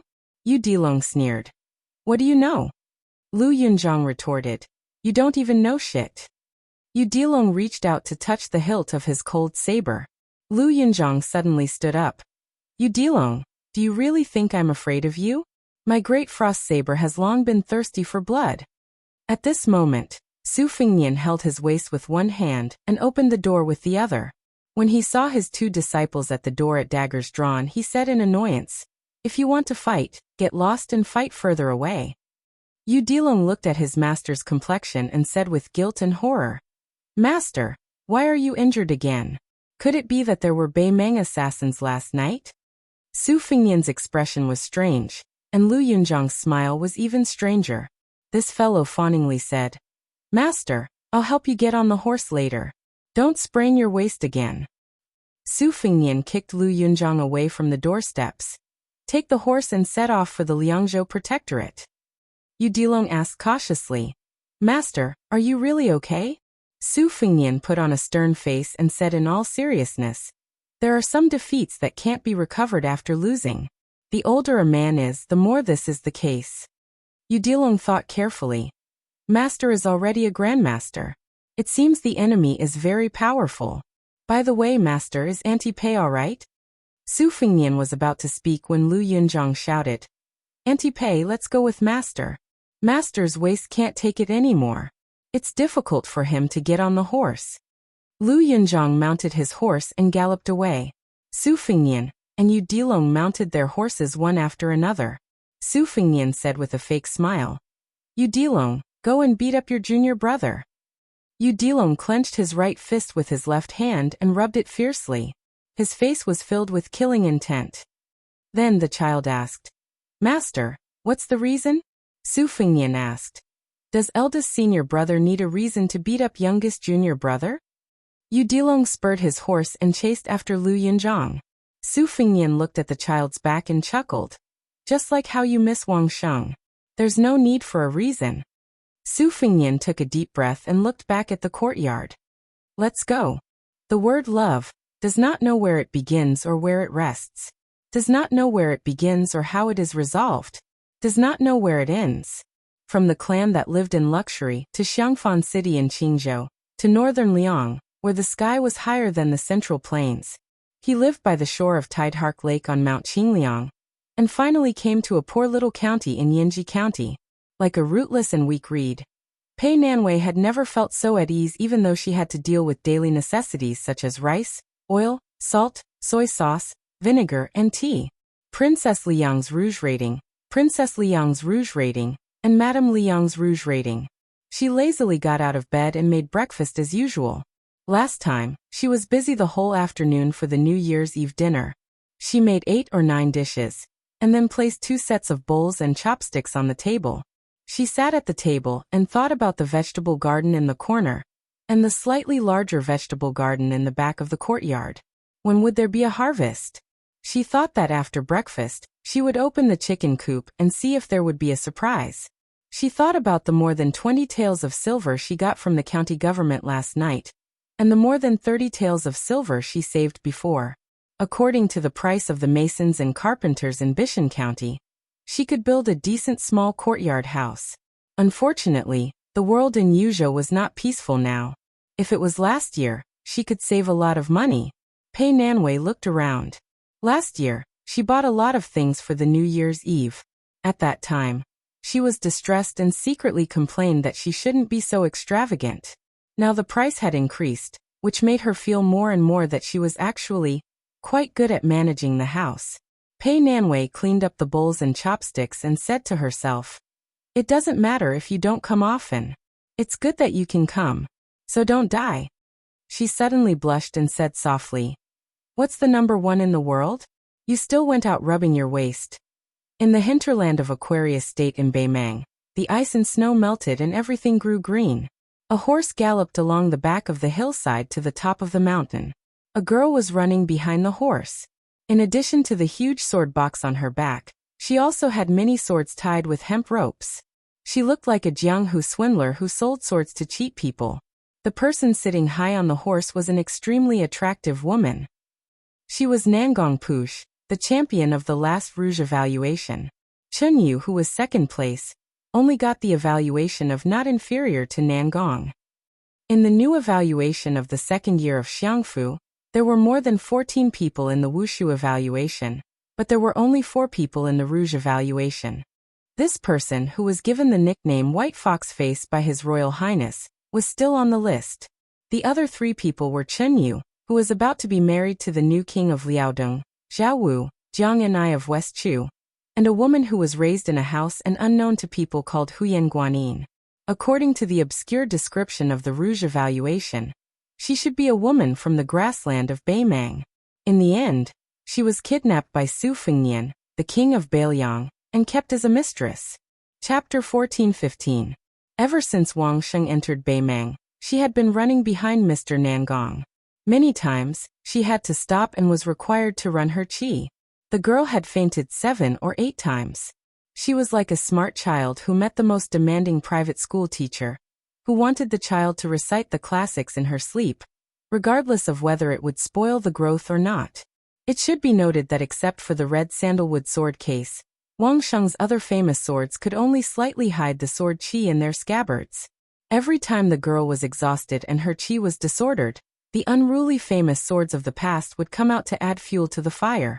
The thin sword Moose Fish, the 3-inch blade Dogwood, forged by the Confucian sage of the old northern Han, the Taoist talisman sword, Yellow Crane, the sword that pierced through the abdomen of the emperor of Dongyuan in the past, the Xiaodiao with the tip of the sword exhaled like spring thunder, the Yuyu sword that clashed with the sword qi of other famous swords, and the goose yellow sword that was as lively as a girl in love. The sword case and the 7 swords made Wang Sheng look like a funny hedgehog. As she and Elder Nangong headed north, There was no lack of discerning Northern Mang experts who wanted to kill and rob them. Elder Nangong never cared if the young girl could deal with them or not, always watching with folded arms. Only when Wang Sheng was injured by sword energy that was like a flood bursting through a dike, would he save the young girl. Then, he would tail those extremely unlucky Northern Mang martial practitioners from a distance that was neither too far nor too close. Every time the young girl leisurely woke up, she would be thrown into the battlefield by Elder Nangong, repeating this process until Wang Sheng successfully killed someone. Before this, in eastern Jinzhou, the two had encountered a Beimang cavalry of more than 1,000 people. Mr. Nangong also threw her directly into the battlefield. Wang Sheng, who could only control 3 or 4 swords at most, was in a frenzy and killed more than 300 Beimang cavalrymen with 7 swords. Her life was hanging by a thread. When she was about to use all the swords in the sword case, Mr. Nangong rushed into the battlefield and knocked her unconscious. When Wang Sheng woke up, she found that the Beimang barbarians were all dead and Mr. Nangong, whose clothes were as clean as new, was standing among the corpses. On the top of the mountain, Bai Huer led the horse and looked into the distance.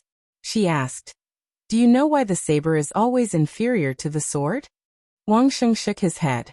If her master wanted her to practice the sword, then she would practice the sword.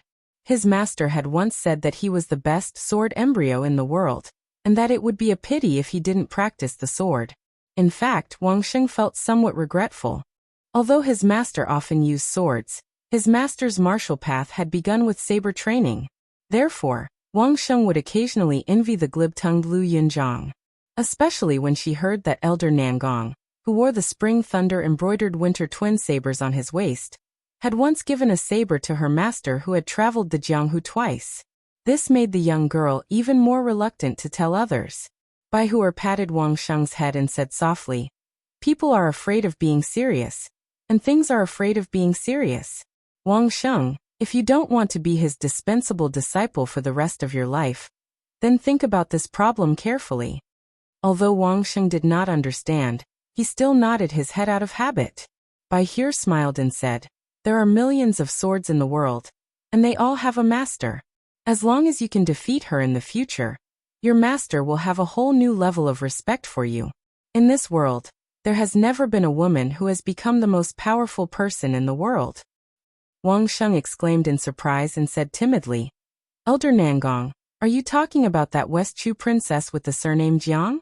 But she has been able to fly on her sword for a long time. I can't defeat her, right? And I heard that she's really good looking." Bai Huer sighed and said, "You silly girl." Wang Sheng tiptoed slightly and fastened the few loose swords tightly. He then looked up and smiled at Elder Nangong and said, "Sir, if my master is no longer the most powerful person in the world in the future, you can take his place." Bai Huer patted the young girl's head and said helplessly, "You're really silly." Wang Sheng hesitated for a moment and finally plucked up the courage to ask, "Sir, can I ask you a question?" Bai Huer said softly, "You want to ask why you came to Beimang?" Wang Sheng nodded slightly. The most beautiful woman in the world raised her head slightly and laughed heartily. "Wang Sheng, do you know what realm I'm in? I'm still stuck at the mysterious finger level. When I left the Tide Listening Pavilion, it's not that I couldn't reach the celestial state, nor that I couldn't become a master in the next martial arts evaluation. It's just that to me, as long as I'm not the most powerful person in the world, it's meaningless." Bai Huer loosened the reins and gently pressed her hands on the hilts of the spring thunder and winter embroidered sabers. He took a step forward and said, "Just one more step." This was the first time the young girl Wang Sheng saw Elder Nangong in such high spirits. It was really beautiful. The Dongyue sword pool had countless engravings on the legendary cliff. Among them, the 2 words sword pool in the ancient seal script of the Great Qin dynasty and deep water, high mountain, long sword qi written by Chao Sheng of the Dafeng dynasty were the most charming. Beside the sword pool, there were mountains and rocks. The water in the pool was green and the water rose and fell. The height of the water varied throughout the year. However, what was special about the sword pool was that during the rainy seasons of spring and summer, the water level of the sword pool would decrease and fall. The 7 words deep water, high mountain, long sword qi could be seen from top to bottom. On the contrary, during the second half of the rootless heavenly water season, The height of the water did not drop the word deep, leaving only the solitary word water in sight. The Song family of the sword pool had existed for more than 600 years, much longer than the Dongyue kingdom. However, ever since the Wu family's sword tomb appeared, the sword pool, a holy land of swords, had become a place of regret in the eyes of many. Unlike the Wu family's sword tomb, which worshipped ancient swords, the Song family had persisted in the principle of the old man is better than the new sword, but the new sword is better than the old, in the hands of the previous grandmaster, Song Nianqing. Every swordsman of the Song family who had achieved success in swordsmanship had to throw his old sword into the sword pool before leaving for Jianghu, and personally go to the sword furnace to forge a new sword. Outsiders had always been puzzled by this, and felt that it was a beautiful wish of the old man, the new sword.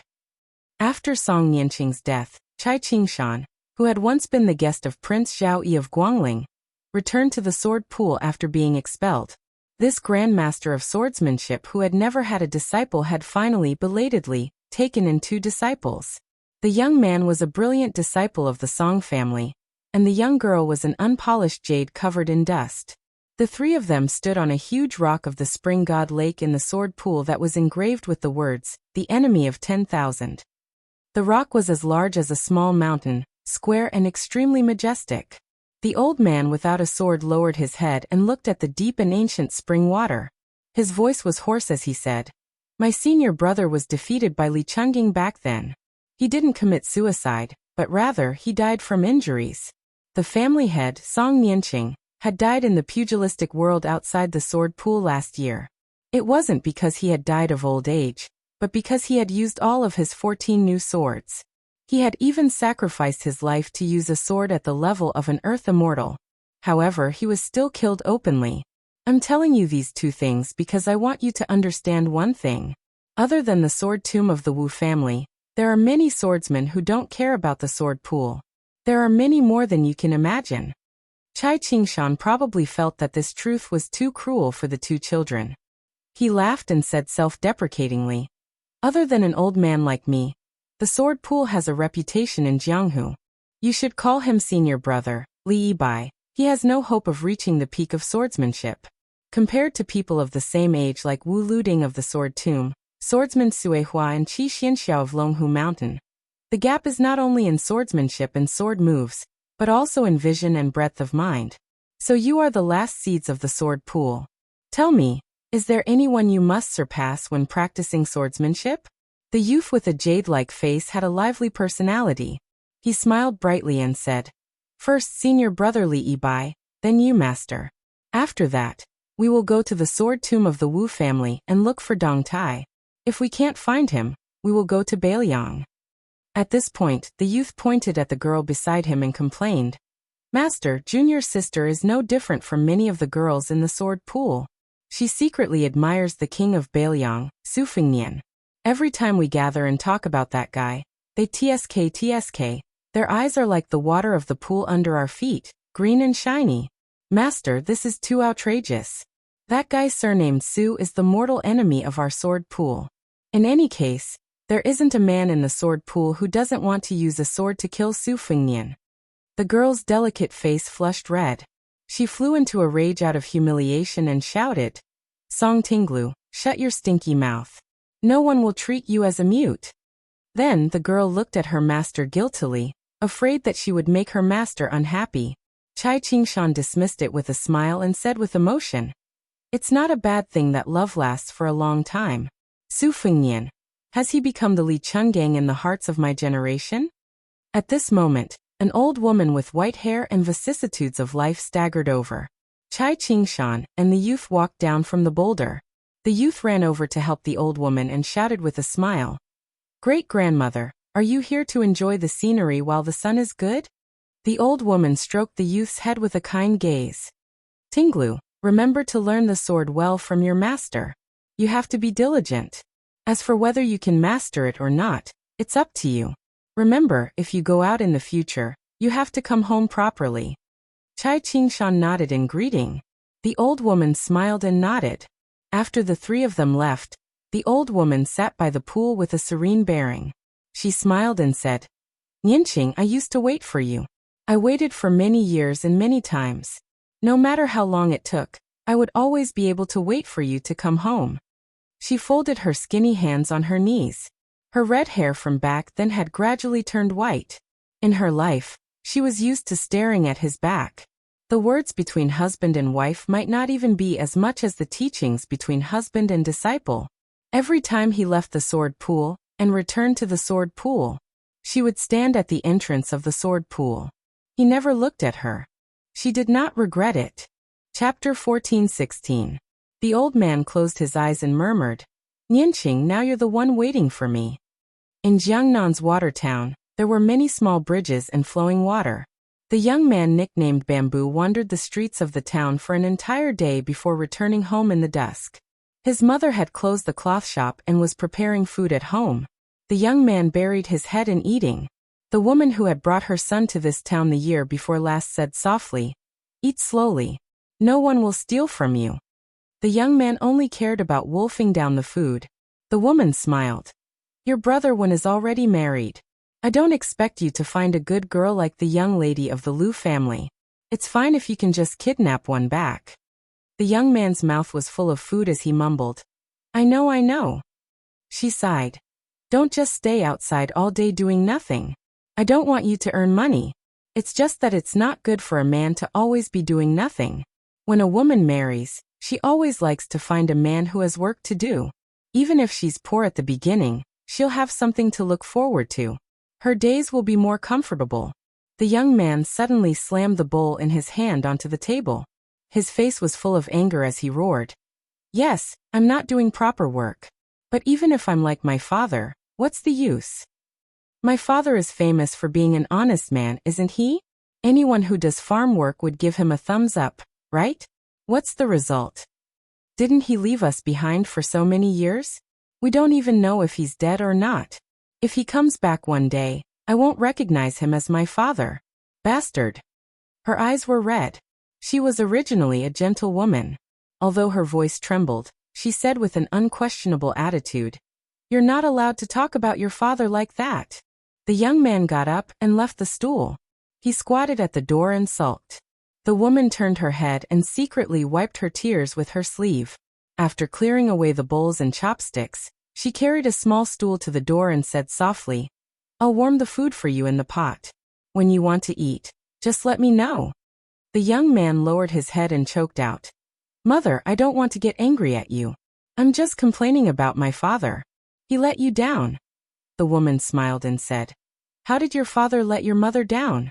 Your father, ever since he knew me, has never said a harsh word to me, nor has he lost his temper once. For so many years, the crops have been taken care of by him alone. He has never allowed me to work in the fields, not even once.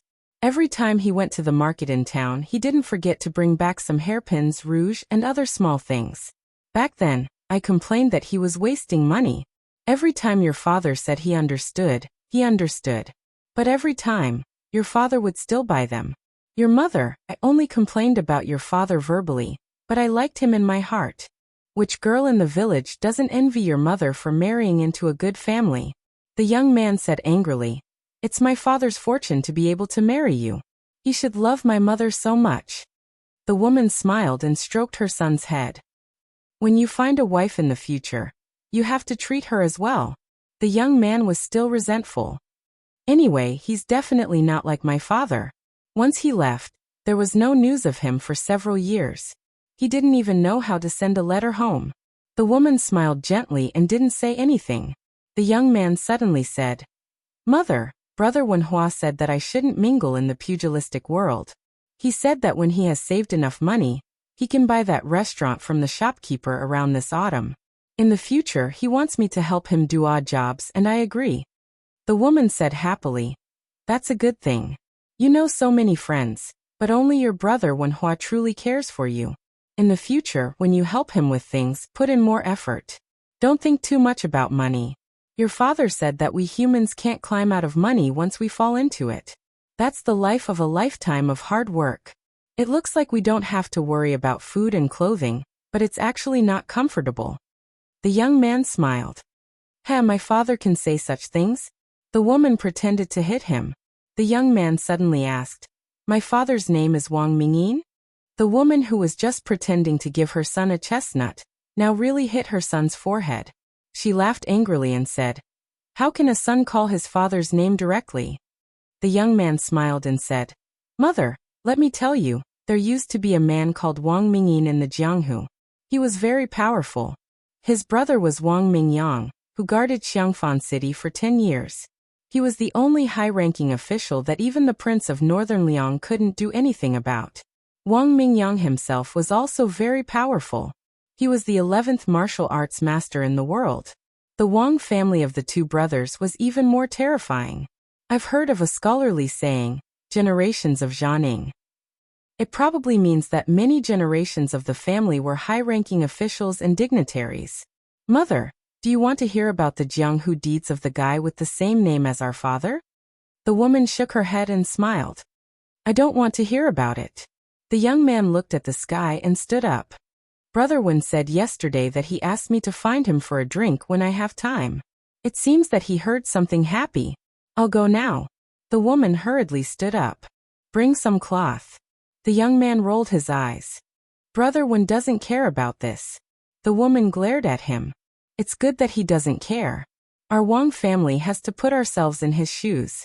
The young man made a face. "That's what my father said too, right?"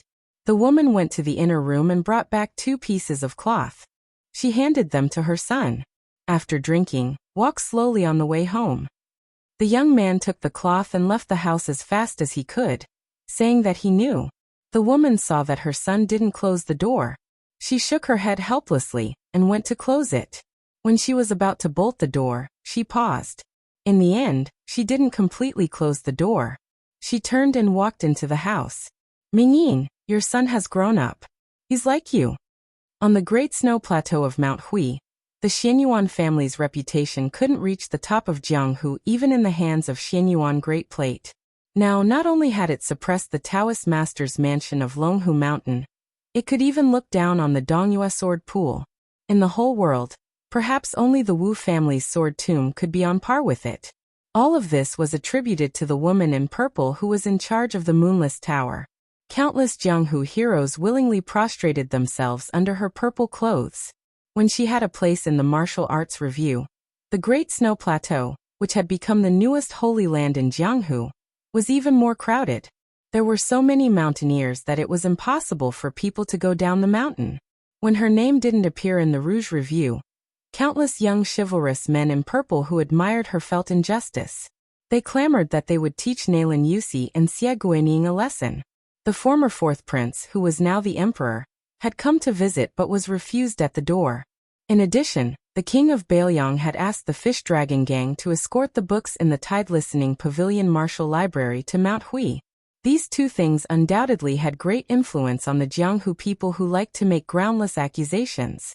Many people speculated that the reason why the emperor didn't like Su Fengnian so much was not only because of the old grudge between the previous emperor and the vassal kings of Bailiang, but also because of jealousy. This kind of wild speculation, which was originally sneered at by the Liang officialdom, began to gain a firm foothold after the emperor personally sent people to the Moonless Tower of Mount Hui with the inscription, "Invincible in the world." The whole Jianghu had a better impression of the new emperor, who was famous for his various literary and administrative actions after ascending the throne. After all, the 2 previous emperors of Liang were both iron-fisted monarchs who liked to pass on the Jianghu. The current emperor didn't treat the Jianghu people kindly, but at the very least he didn't have any deep hatred for them. This was worth celebrating even if it wasn't the new year. Xianyuan Qingfeng stood under an old cassia tree. After Mount Hui's chief guest, Huang Fangfua, left the mountain, and the purple-clothed woman, who was the Mount Hui mountain master and the Wulin Alliance leader, was obsessed with martial arts. Huang Fangfua, who had reached the Finger Mystery Realm, became more and more powerful. However, even though he was second only to one person and above tens of thousands of people in Mount Hui, Huang Fangfua was more cautious than before. He didn't dare to cross the line. In the past, in order to increase her realm, she had absorbed the internal energy of countless Jianghu masters. Her cruel methods were even worse than those so-called Jianghu devils. The latter would at least pay attention to the fact that a rabbit doesn't eat the grass near its burrow. She had started from killing the retainers of Mount Hui from the very beginning. Only when no one was worthy of her attention did she target the masters outside the mountain. Now, after the battle with Wang Xianji, her martial arts attainment and realm had improved by leaps and bounds. Some of the secret manuals sent by the Tide Listening Pavilion made her even more powerful. Xianyuan Qingfeng asked calmly, "How many second-grade masters are there on the mountain?" Huang Fengfuo replied respectfully, "There are 6 people willing to serve Mount Hui. There are 11 people who are only willing to add flowers to the brocade." Xianyuan Qingfeng sneered, "Flowers to the brocade?" Huang Fengfuo felt a chill all over his body. Xianyuan Qingfeng kept her hands behind her back. She raised her head and looked at the leaves of the cassia tree. Her tone turned gentle. "Flowers to the brocade, charcoal in the snow, frost in the snow, oil in the fire, cotton in the wind, and a knife in the heart." Then she mocked herself. "What kind of woman do you think I am?" Of course, Huang Fengfuo wasn't naive enough to think that she was talking to him. He left silently. She waited until Huang Fengfuo was far away. At that time, "You used the luck of the Imperial Jade Seal to help me stabilize my realm. I didn't accompany you to Xinwu City to deal with Han Shengxian. But later, Wang Xianji went to find trouble with you. We don't owe each other anything anymore. Now I have Zhao Huangchao and useless monk's martial arts experience. I don't need those boxes of secret manuals at all. Do you want to do a big deal with me again?" Xianyuan Qingfeng was silent for a moment. "Or do you think we're even?" Dunhuang City. In a hidden house that no one cared about, a plump woman bent down to protect a toddler who had just learned to walk. The toddler wobbled as he reached out to grab the bead curtain hanging at the door. As the child's mother, her eyes were filled with doting, love, guilt, and regret. She crouched down and hugged the child. The adult's cheek touched the child's cheek. She said softly, "Su Nianliang, my little sweet potato, when you grow up, you must find your father." Chapter 14-17. The 3 of them took a detour to Green Deer Cave Academy. The 3 of them stopped at the foot of the mountain and gave the horses to the academy's odd job workers to feed them. Then they walked up the stairs. Although Su Fengnian was in a hurry, he climbed the mountain slowly. It was on this mountain path that he once had a thrilling battle of life and death with Gao Shulu. After that he obtained the celestial physique.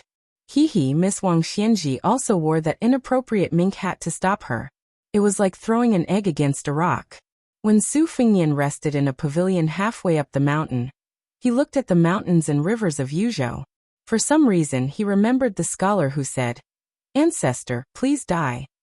Su Fengnian leaned against a bright red pavilion pillar that the academy had repainted at the beginning of the year. He muttered to himself, "Xianyuan Jingcheng, I gave books to Mount Hui last year. Perhaps your daughter was suspicious and thought that I wanted to do some business with her. In fact, I just wanted to have more Jianghu seeds. Xianyuan Qingfeng thought that I didn't know what Zhao Huangchao did before he died. I just didn't want to pursue the matter.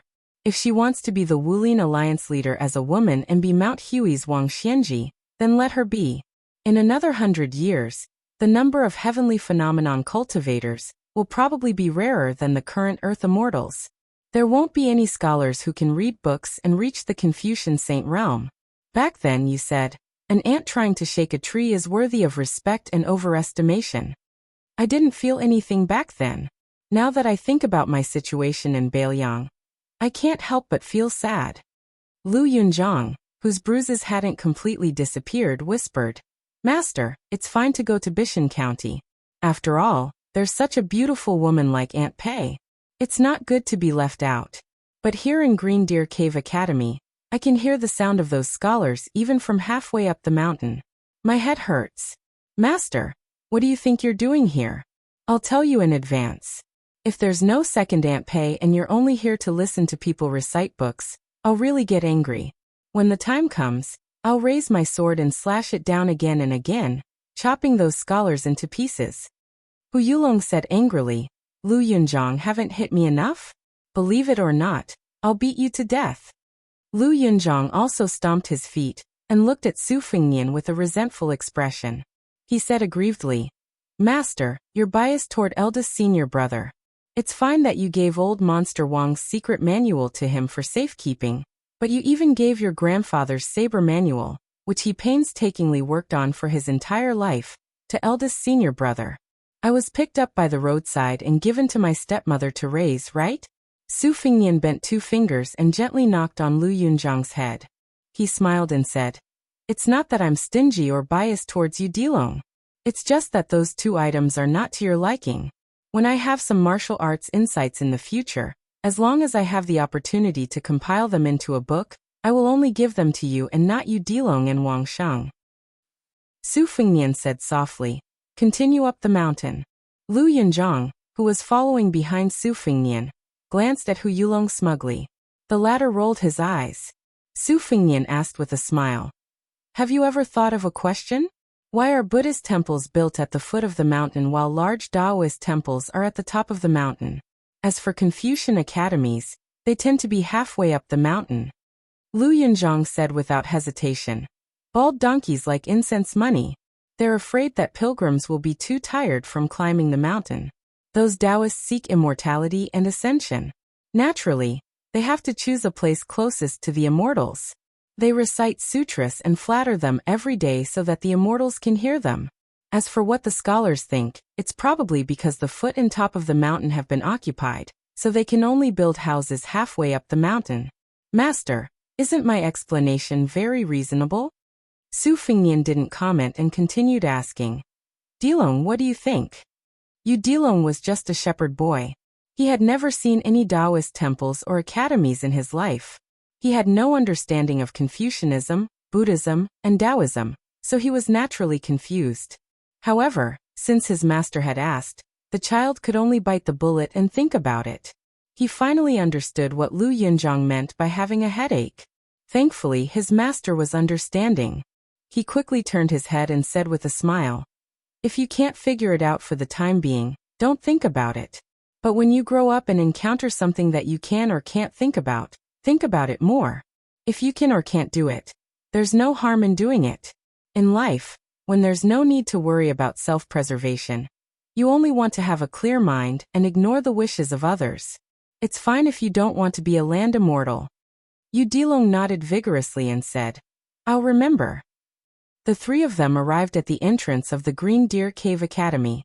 There was a rule that martial artists had to take off their armor and sabers. Of course, it was set by Su Fingnian himself. However, Yu Dilong was unwilling to take off the big saber, and Lu Yunzhang was also unwilling to part with the long saber he nicknamed Big-Footed Wife. The 2 of them could only wait in the open square outside the academy. Su Fingnian took off the Bailiang saber from his waist and placed it in a large bamboo basket placed on both sides of the entrance. There were already 6 or 7 luxurious long swords with beautiful sword tassels inside. Now, Bailiang didn't allow private individuals to carry sabers. Otherwise, they would be thrown into prison by the roaming cavalry. There was no mercy. Otherwise, Su Fingnian estimated that there would be 6 or 7 Bailiang sabers inlaid with pearls and jade in the basket. The Liang Imperial Court didn't forbid academies from all over the world. Shangyin Academy was the most famous private school in the world. However, the Zhao clan didn't support it. The founders of the academies were mostly local famous scholars and scholars. Very few local officials were appointed as mountain elders or cave masters. Bailiang was an exception. Under the personal supervision of Su Fingnian, the current dozen or so academies in Bailiang, Yuliang, and Lingling were not only funded by Mount Qingliang and the local government, but officials were also not allowed to obstruct or suppress the academies. For example, the cave master of the Green Deer Cave Academy was the leader of the local imperial censors, Huang Chang. Although these academies were the Pure Land established by Su Fingnian, the Northwest vassal king, those scholars didn't care about the milk is the mother. When the war in Yuzhou was urgent, especially when the 2 cities of Crouching Bao and Xiaoguang were conquered, the academy's curses and criticisms were the loudest. Then it more or less spread to the common people, and people's hearts wavered. Not only did the meritorious generals like Yan Wenwan hate this, even the Yuzhou provincial governor Hu Kuei and the Liangzhou provincial governor Tian Peifang, who was born as a scholar, both expressed their concerns to Deputy Administrator Song Dongming. However, The insightful people like Administrator Li Gongda knew that the direction of the academies depended on how the king of Bailiang would decide. Of course, most of the local officials in Bailiang felt that these embroidered pillows who dared to embarrass the king of Bailiang would not have a good ending. Especially when Yu Luandao and Wan Qi made contributions outside the gourd mouth and eased the war in Yuzhou. They all felt that it was time to kill the chicken to warn the monkey and kill the evil wind and rain. Then, Su Fengnian walked into the Green Deer Cave Academy, which was full of books. Because he had only met Huang Chang and the others at the gate of the academy, and there were many foreign scholars in the academy, no one in the Xanadu recognized him. They only thought that he was a Bailiang aristocratic family who came to the academy to study. Su Fengnian entered a library.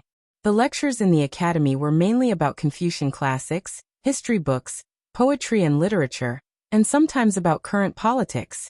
Today's lecture was hosted by a great Confucian scholar. The library was spacious, and there were more than 100 futons on the ground for the scholars to sit on. However, there were still not enough futons, so Su Fengnian, who entered from the back door, could only sit casually at the back. The great Confucian scholar, who was only a juror in the imperial examinations, was explaining the art of making. It was a little suspicious that a 9th-level master was wantonly commenting on a grandmaster of martial arts. However, after Su Fengnian listened carefully for a moment, he still felt that he had benefited a lot, especially when it came to guessing questions. The scholars of Liangdi were going to the capital to take the imperial examinations in the spring. Perhaps there would be a few more people who could pass the imperial examinations. Ever since Su Xiao, Bailiang had turned a blind eye to the scholars flowing out of the capital. From Yanjieshi to Yao Baifeng entering the capital to take up a post, Su Xiao did not purposely make things difficult for them. Su Fengnian was also happy to see Sun Yin succeed. The reason was simple. Li Yishan had once made an analogy. When a baby bird grew up, it would feed its mother, let alone a human. At the time, the youth His Royal Highness was still puzzled. Li Yishan smiled and said that perhaps only 1 or 2 of the 10 people would be grateful to Bailiang, but that was enough. If the 10 people were confined in Bailiang and cut off their path to fame and official career, then 8 or 9 of them would harbor hatred towards Bailiang. Chapter 14:18. Next, the great Confucian picked a few topics that were not so boring, and allowed the young scholars to express their opinions. They talked about the emperor's establishment of the 6 pavilions, the order for 12 painting masters to paint the portraits of the meritorious officials of the spring and autumn period, and their views on the emperor allowing the portraits to be placed in the temple of meritorious officials, and the imperial ancestral temple. Most importantly, the great Confucian smiled and asked the scholars to guess whether the old Prince Liang would be among the portraits. If so, who would be the painter? Would it be He Lu, who had the reputation of family of He, family of Lu, family of wealth? Or would it be little Yuqi, who was famous for his paintings of Buddha, ghosts and deities, especially the Thousand Hands Eye exorcism wall? Or would it be Zheng Xixuan, who had recently presented his poems and paintings to the emperor himself? There was a lot of discussion in the library, and it was very lively. Su Fengnian was a little emotional. After Zhao Zhuan set a trap for the 10,000 Yu cavalry in Jibei, and then demonstrated his power in the northwest at the Ministry of War, he quickly combined strength with gentleness. There was a rumor outside the palace that the emperor wanted to lose out on Su Zhao's posthumous title, and wanted to posthumously promote General Su Xiao. As for this loss, of course, it was caused by the then Grand Secretary, Zhang Jiulu, and his new emperor, Zhao Zhuan, and his new dynasty were trying their best to remedy it. If this was the work of the head of the Secretariat, Su Fengnian would not be surprised. But if it was Zhao Zhuan's idea, then it was very worrying. Su Fengnian was not worried about the narrow-minded emperor of Liang. On the contrary, the more Zhao Zhuan did not care about trifles, the more dangerous Bailiang's situation would be. Zhao Zhuan harbored great enmity toward Bailiang, or perhaps toward Su Fengnian. The matter of Jibei and the transport of water had already been made clear. The more Zhao Zhuan gave Su Xiao, the more he would demand from Su Fengnian. What he gave was fake, and what he wanted was real. But in the eyes of the Liang court, this kind of choice was very reasonable. Su Fengnian was lost in thought, and then he was suddenly disturbed by a quarrel. It turned out that the 7 or 8 foreign scholars and local scholars who were in opposing camps had suddenly begun to quarrel. They were arguing about when Bei Meng would take Xiaoguang City and how stable Huta City was. Neither side had any objections to the fall of Xiaoguang City under the assault of more than 200,000 Yuzhou soldiers. However, the local scholars of Beiliang felt that they could at least hold on for another 10 to 15 months. The foreign scholars, on the other hand, had learned from the example of Crouching Bao and Wanhe, believed that Xiaoguang City could be taken in the near future. As for Huta City, which was known as the most majestic town in the northwest, the quarrel was even more intense. The former felt that if they could hold on for a month, they would have succeeded, while the latter almost blindly believed that Huta City could become the second pillar of the Central Plains, Xiangfan City, the pillar of Bei Meng's cavalry. During this period of time, there was a clear confrontation. Both sides argued that Su Fengnian had personally appeared at the mouth of the gourd and crippled Bei Meng's supply line. They quarreled until their faces turned red. The foreign scholars believed that the son of a rich family should not sit under the awning.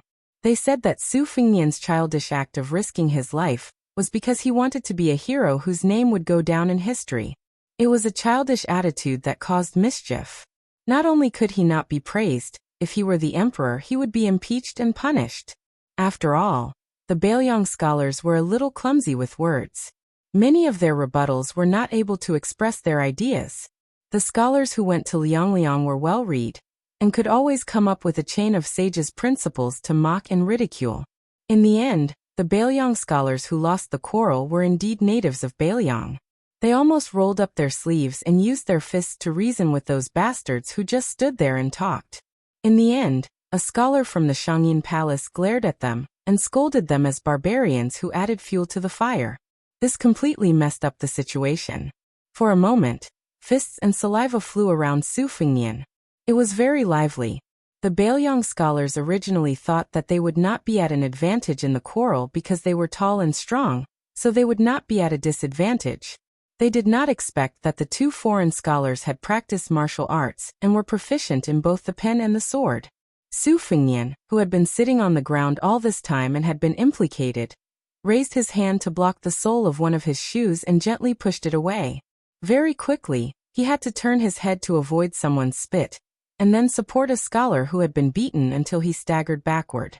The Beiliang generals who had climbed the mountain to study and left their swords in bamboo baskets were angered when they heard a little about it. They practically jumped over the heads of many scholars and entered the battlefield, turning the disadvantageous situation around in an instant. The great scholar who had once been in charge of lecturing in the Shangyin Palace, but was fond of military studies, did not feel that it was a disgrace to the refined. Not only did he not harshly berate them, he even smiled and stroked his beard. He sat on the ground and commented on the martial arts of both sides. The foreign scholars who dared to come to Beiliang would not have the courage and insight if they did not have a bit of courage. Therefore, the fight became more and more intense. Very quickly blood was spilled. Even so, no one retreated. First, the generals who had come because of the Beiliang's reputation entered the battlefield as reinforcements. Their actions quickly resonated with all the Beiliang scholars in the library. They all got up and ran wildly toward the battlefield behind the library. Soon after, there were also foreign scholars who gathered together as fellow countrymen from the various daos and provinces of Liang to help out. The great scholar was still not in a hurry. He watched as the number of scholars who were sitting decreased. Many scholars with small arms and thin legs also got up and rushed over. Even if they did not fight, they would still encourage others to join in the fight. Su Fengnian helped the locals a few times, but he had a sense of propriety. He only helped them block a few moves that were too heavy. He also secretly pulled back a few steps when one of the generals kicked him viciously in the groin. In the end, the battle behind the library came to an end. The gongs sounded and the soldiers retreated. Both sides confronted each other aggressively and stared at each other, ready to start the next big battle at any time. Su Fengnian, of course, stood on the side of the local scholars. Beside him, there was a dandy from a general family in Yuzhou who had blood seeping out of the corner of his mouth. He grimaced in pain and turned his head to Su Fengnian, who had blocked a fist for him. He said with a smile, "Brother, thanks for just now. When we go down the mountain, I'll treat you to a drink with girls. I've long disliked this bunch of bastards. Oh right, I'm Yang Huiji from Shirlu County. When you get to the county, say my name and I'll guarantee that you'll be safe. Of course, don't do anything like killing and robbing. Even I don't dare to do such things. Cave Master Huang Shang heard the news and rushed over.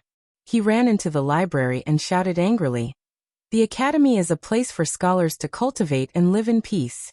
What are you doing? If you have the strength to fight, go join the army at the Bailiang border." Huang Shang didn't look at the two groups of people who were clearly divided. He sighed softly to the calm Confucian lecturer and said, "Xueji, you don't even control them a little." The Confucian scholar called Xueji smiled and casually pointed at a calligraphy painting hanging on the wall behind him. "We scholars are not afraid of being unreasonable, but we are afraid of not being reasonable. It's better to be calm and to fight. It's better than holding it in and waiting to be dealt with in the future. Revenge is never too late for a gentleman." Many years later, when those with high positions in the officialdom teach those with low positions, those with low positions bully those who aren't officials, and those who aren't officials can only bully the common people. Wouldn't that be too scary? It's better for everyone to finish fighting today and vent their anger. Then we can sit down and continue talking. Cave Master, I'm waiting for them to calm down after they can't fight anymore. Then I'll enlighten them a little. These half-baked people in the library usually sway a lot. If they don't suffer, they won't remember anything. Huang Shang didn't know whether to laugh or cry. He said helplessly, "Old Shueyuyu." Huang Shang suddenly saw a figure out of the corner of his eye. His heart immediately shook. Right now, the officialdom of Bailiang was waiting to see a good show from the various academies. Huang Shang absolutely supported the scholars' discussion of politics. However, he was worried that the academies on the mountain were interfering with the military affairs at the border and causing the people below the mountain to be unsettled. Although the king of Bailiang had promised him and the officialdom not to interfere with the academy's affairs, he had also said that the academy would not be punished for their words. He had even protected the scholars from the disaster of war and the humiliation of martial artists. However, Huang Shang still didn't quite believe that the young and impetuous king of Bailiang would really be a hands-off shopkeeper. Moreover, it was the academy that had caused trouble first. Therefore, when the Green Deer Cave Master saw Su Fengnian appear on the battlefield, he immediately felt a chill run down his spine. Was Su Fengnian going to make things difficult for him? The seeds of learning in Bailiang hadn't even taken root yet, and he was going to give up halfway? Huang Shang was indeed a stubborn person. The colder his heart, the more unwilling he was to back down. He took a few steps forward and asked Su Fengnian directly, "Has the king of Bailiang come here to denounce us? Is he going to close the academy? Is he going to forbid the scholars of Bailiang from studying?" Su Fengnian shook his head and looked at the words. He said calmly, "I originally just wanted to take a look and then leave. However, I am much more at ease now. The words on the wall are, 'Important matters of 1,000 years require the most consideration.'" Su Fengnian looked around and said with a smile, "I hope that all of you scholars will think about it carefully. Only after you have thought about it will you speak louder. You and I will encourage each other." Su Fengnian faced the great scholar and bowed slightly with his hands clasped in front of him. "This principle was taught by teacher. Su Fengnian has learned from your teachings." Xueji should have hurriedly stood up to return the greeting, but for some reason at that moment, this old Confucian scholar who had been depressed in Shangyin Academy forcibly placed his buttocks back onto the prayer mat, straightened his back, and silently accepted the greeting. Long after the young king of Bailiang and cave master Huang Shang left the library, Xueji still didn't move. The old man finally lowered his head and reached out to touch the ground outside the praying mat. "Who said that the soil of Bailiang can only produce horses and armor, but not scholars?" Xueji faced the group of young scholars who still hadn't recovered from their shock. He raised his hand and pressed down, his expression full of high spirits. "All of you sit down. I, Xueji, will finally talk about how to think. This is the kind of thinking that scholars of my generation should have.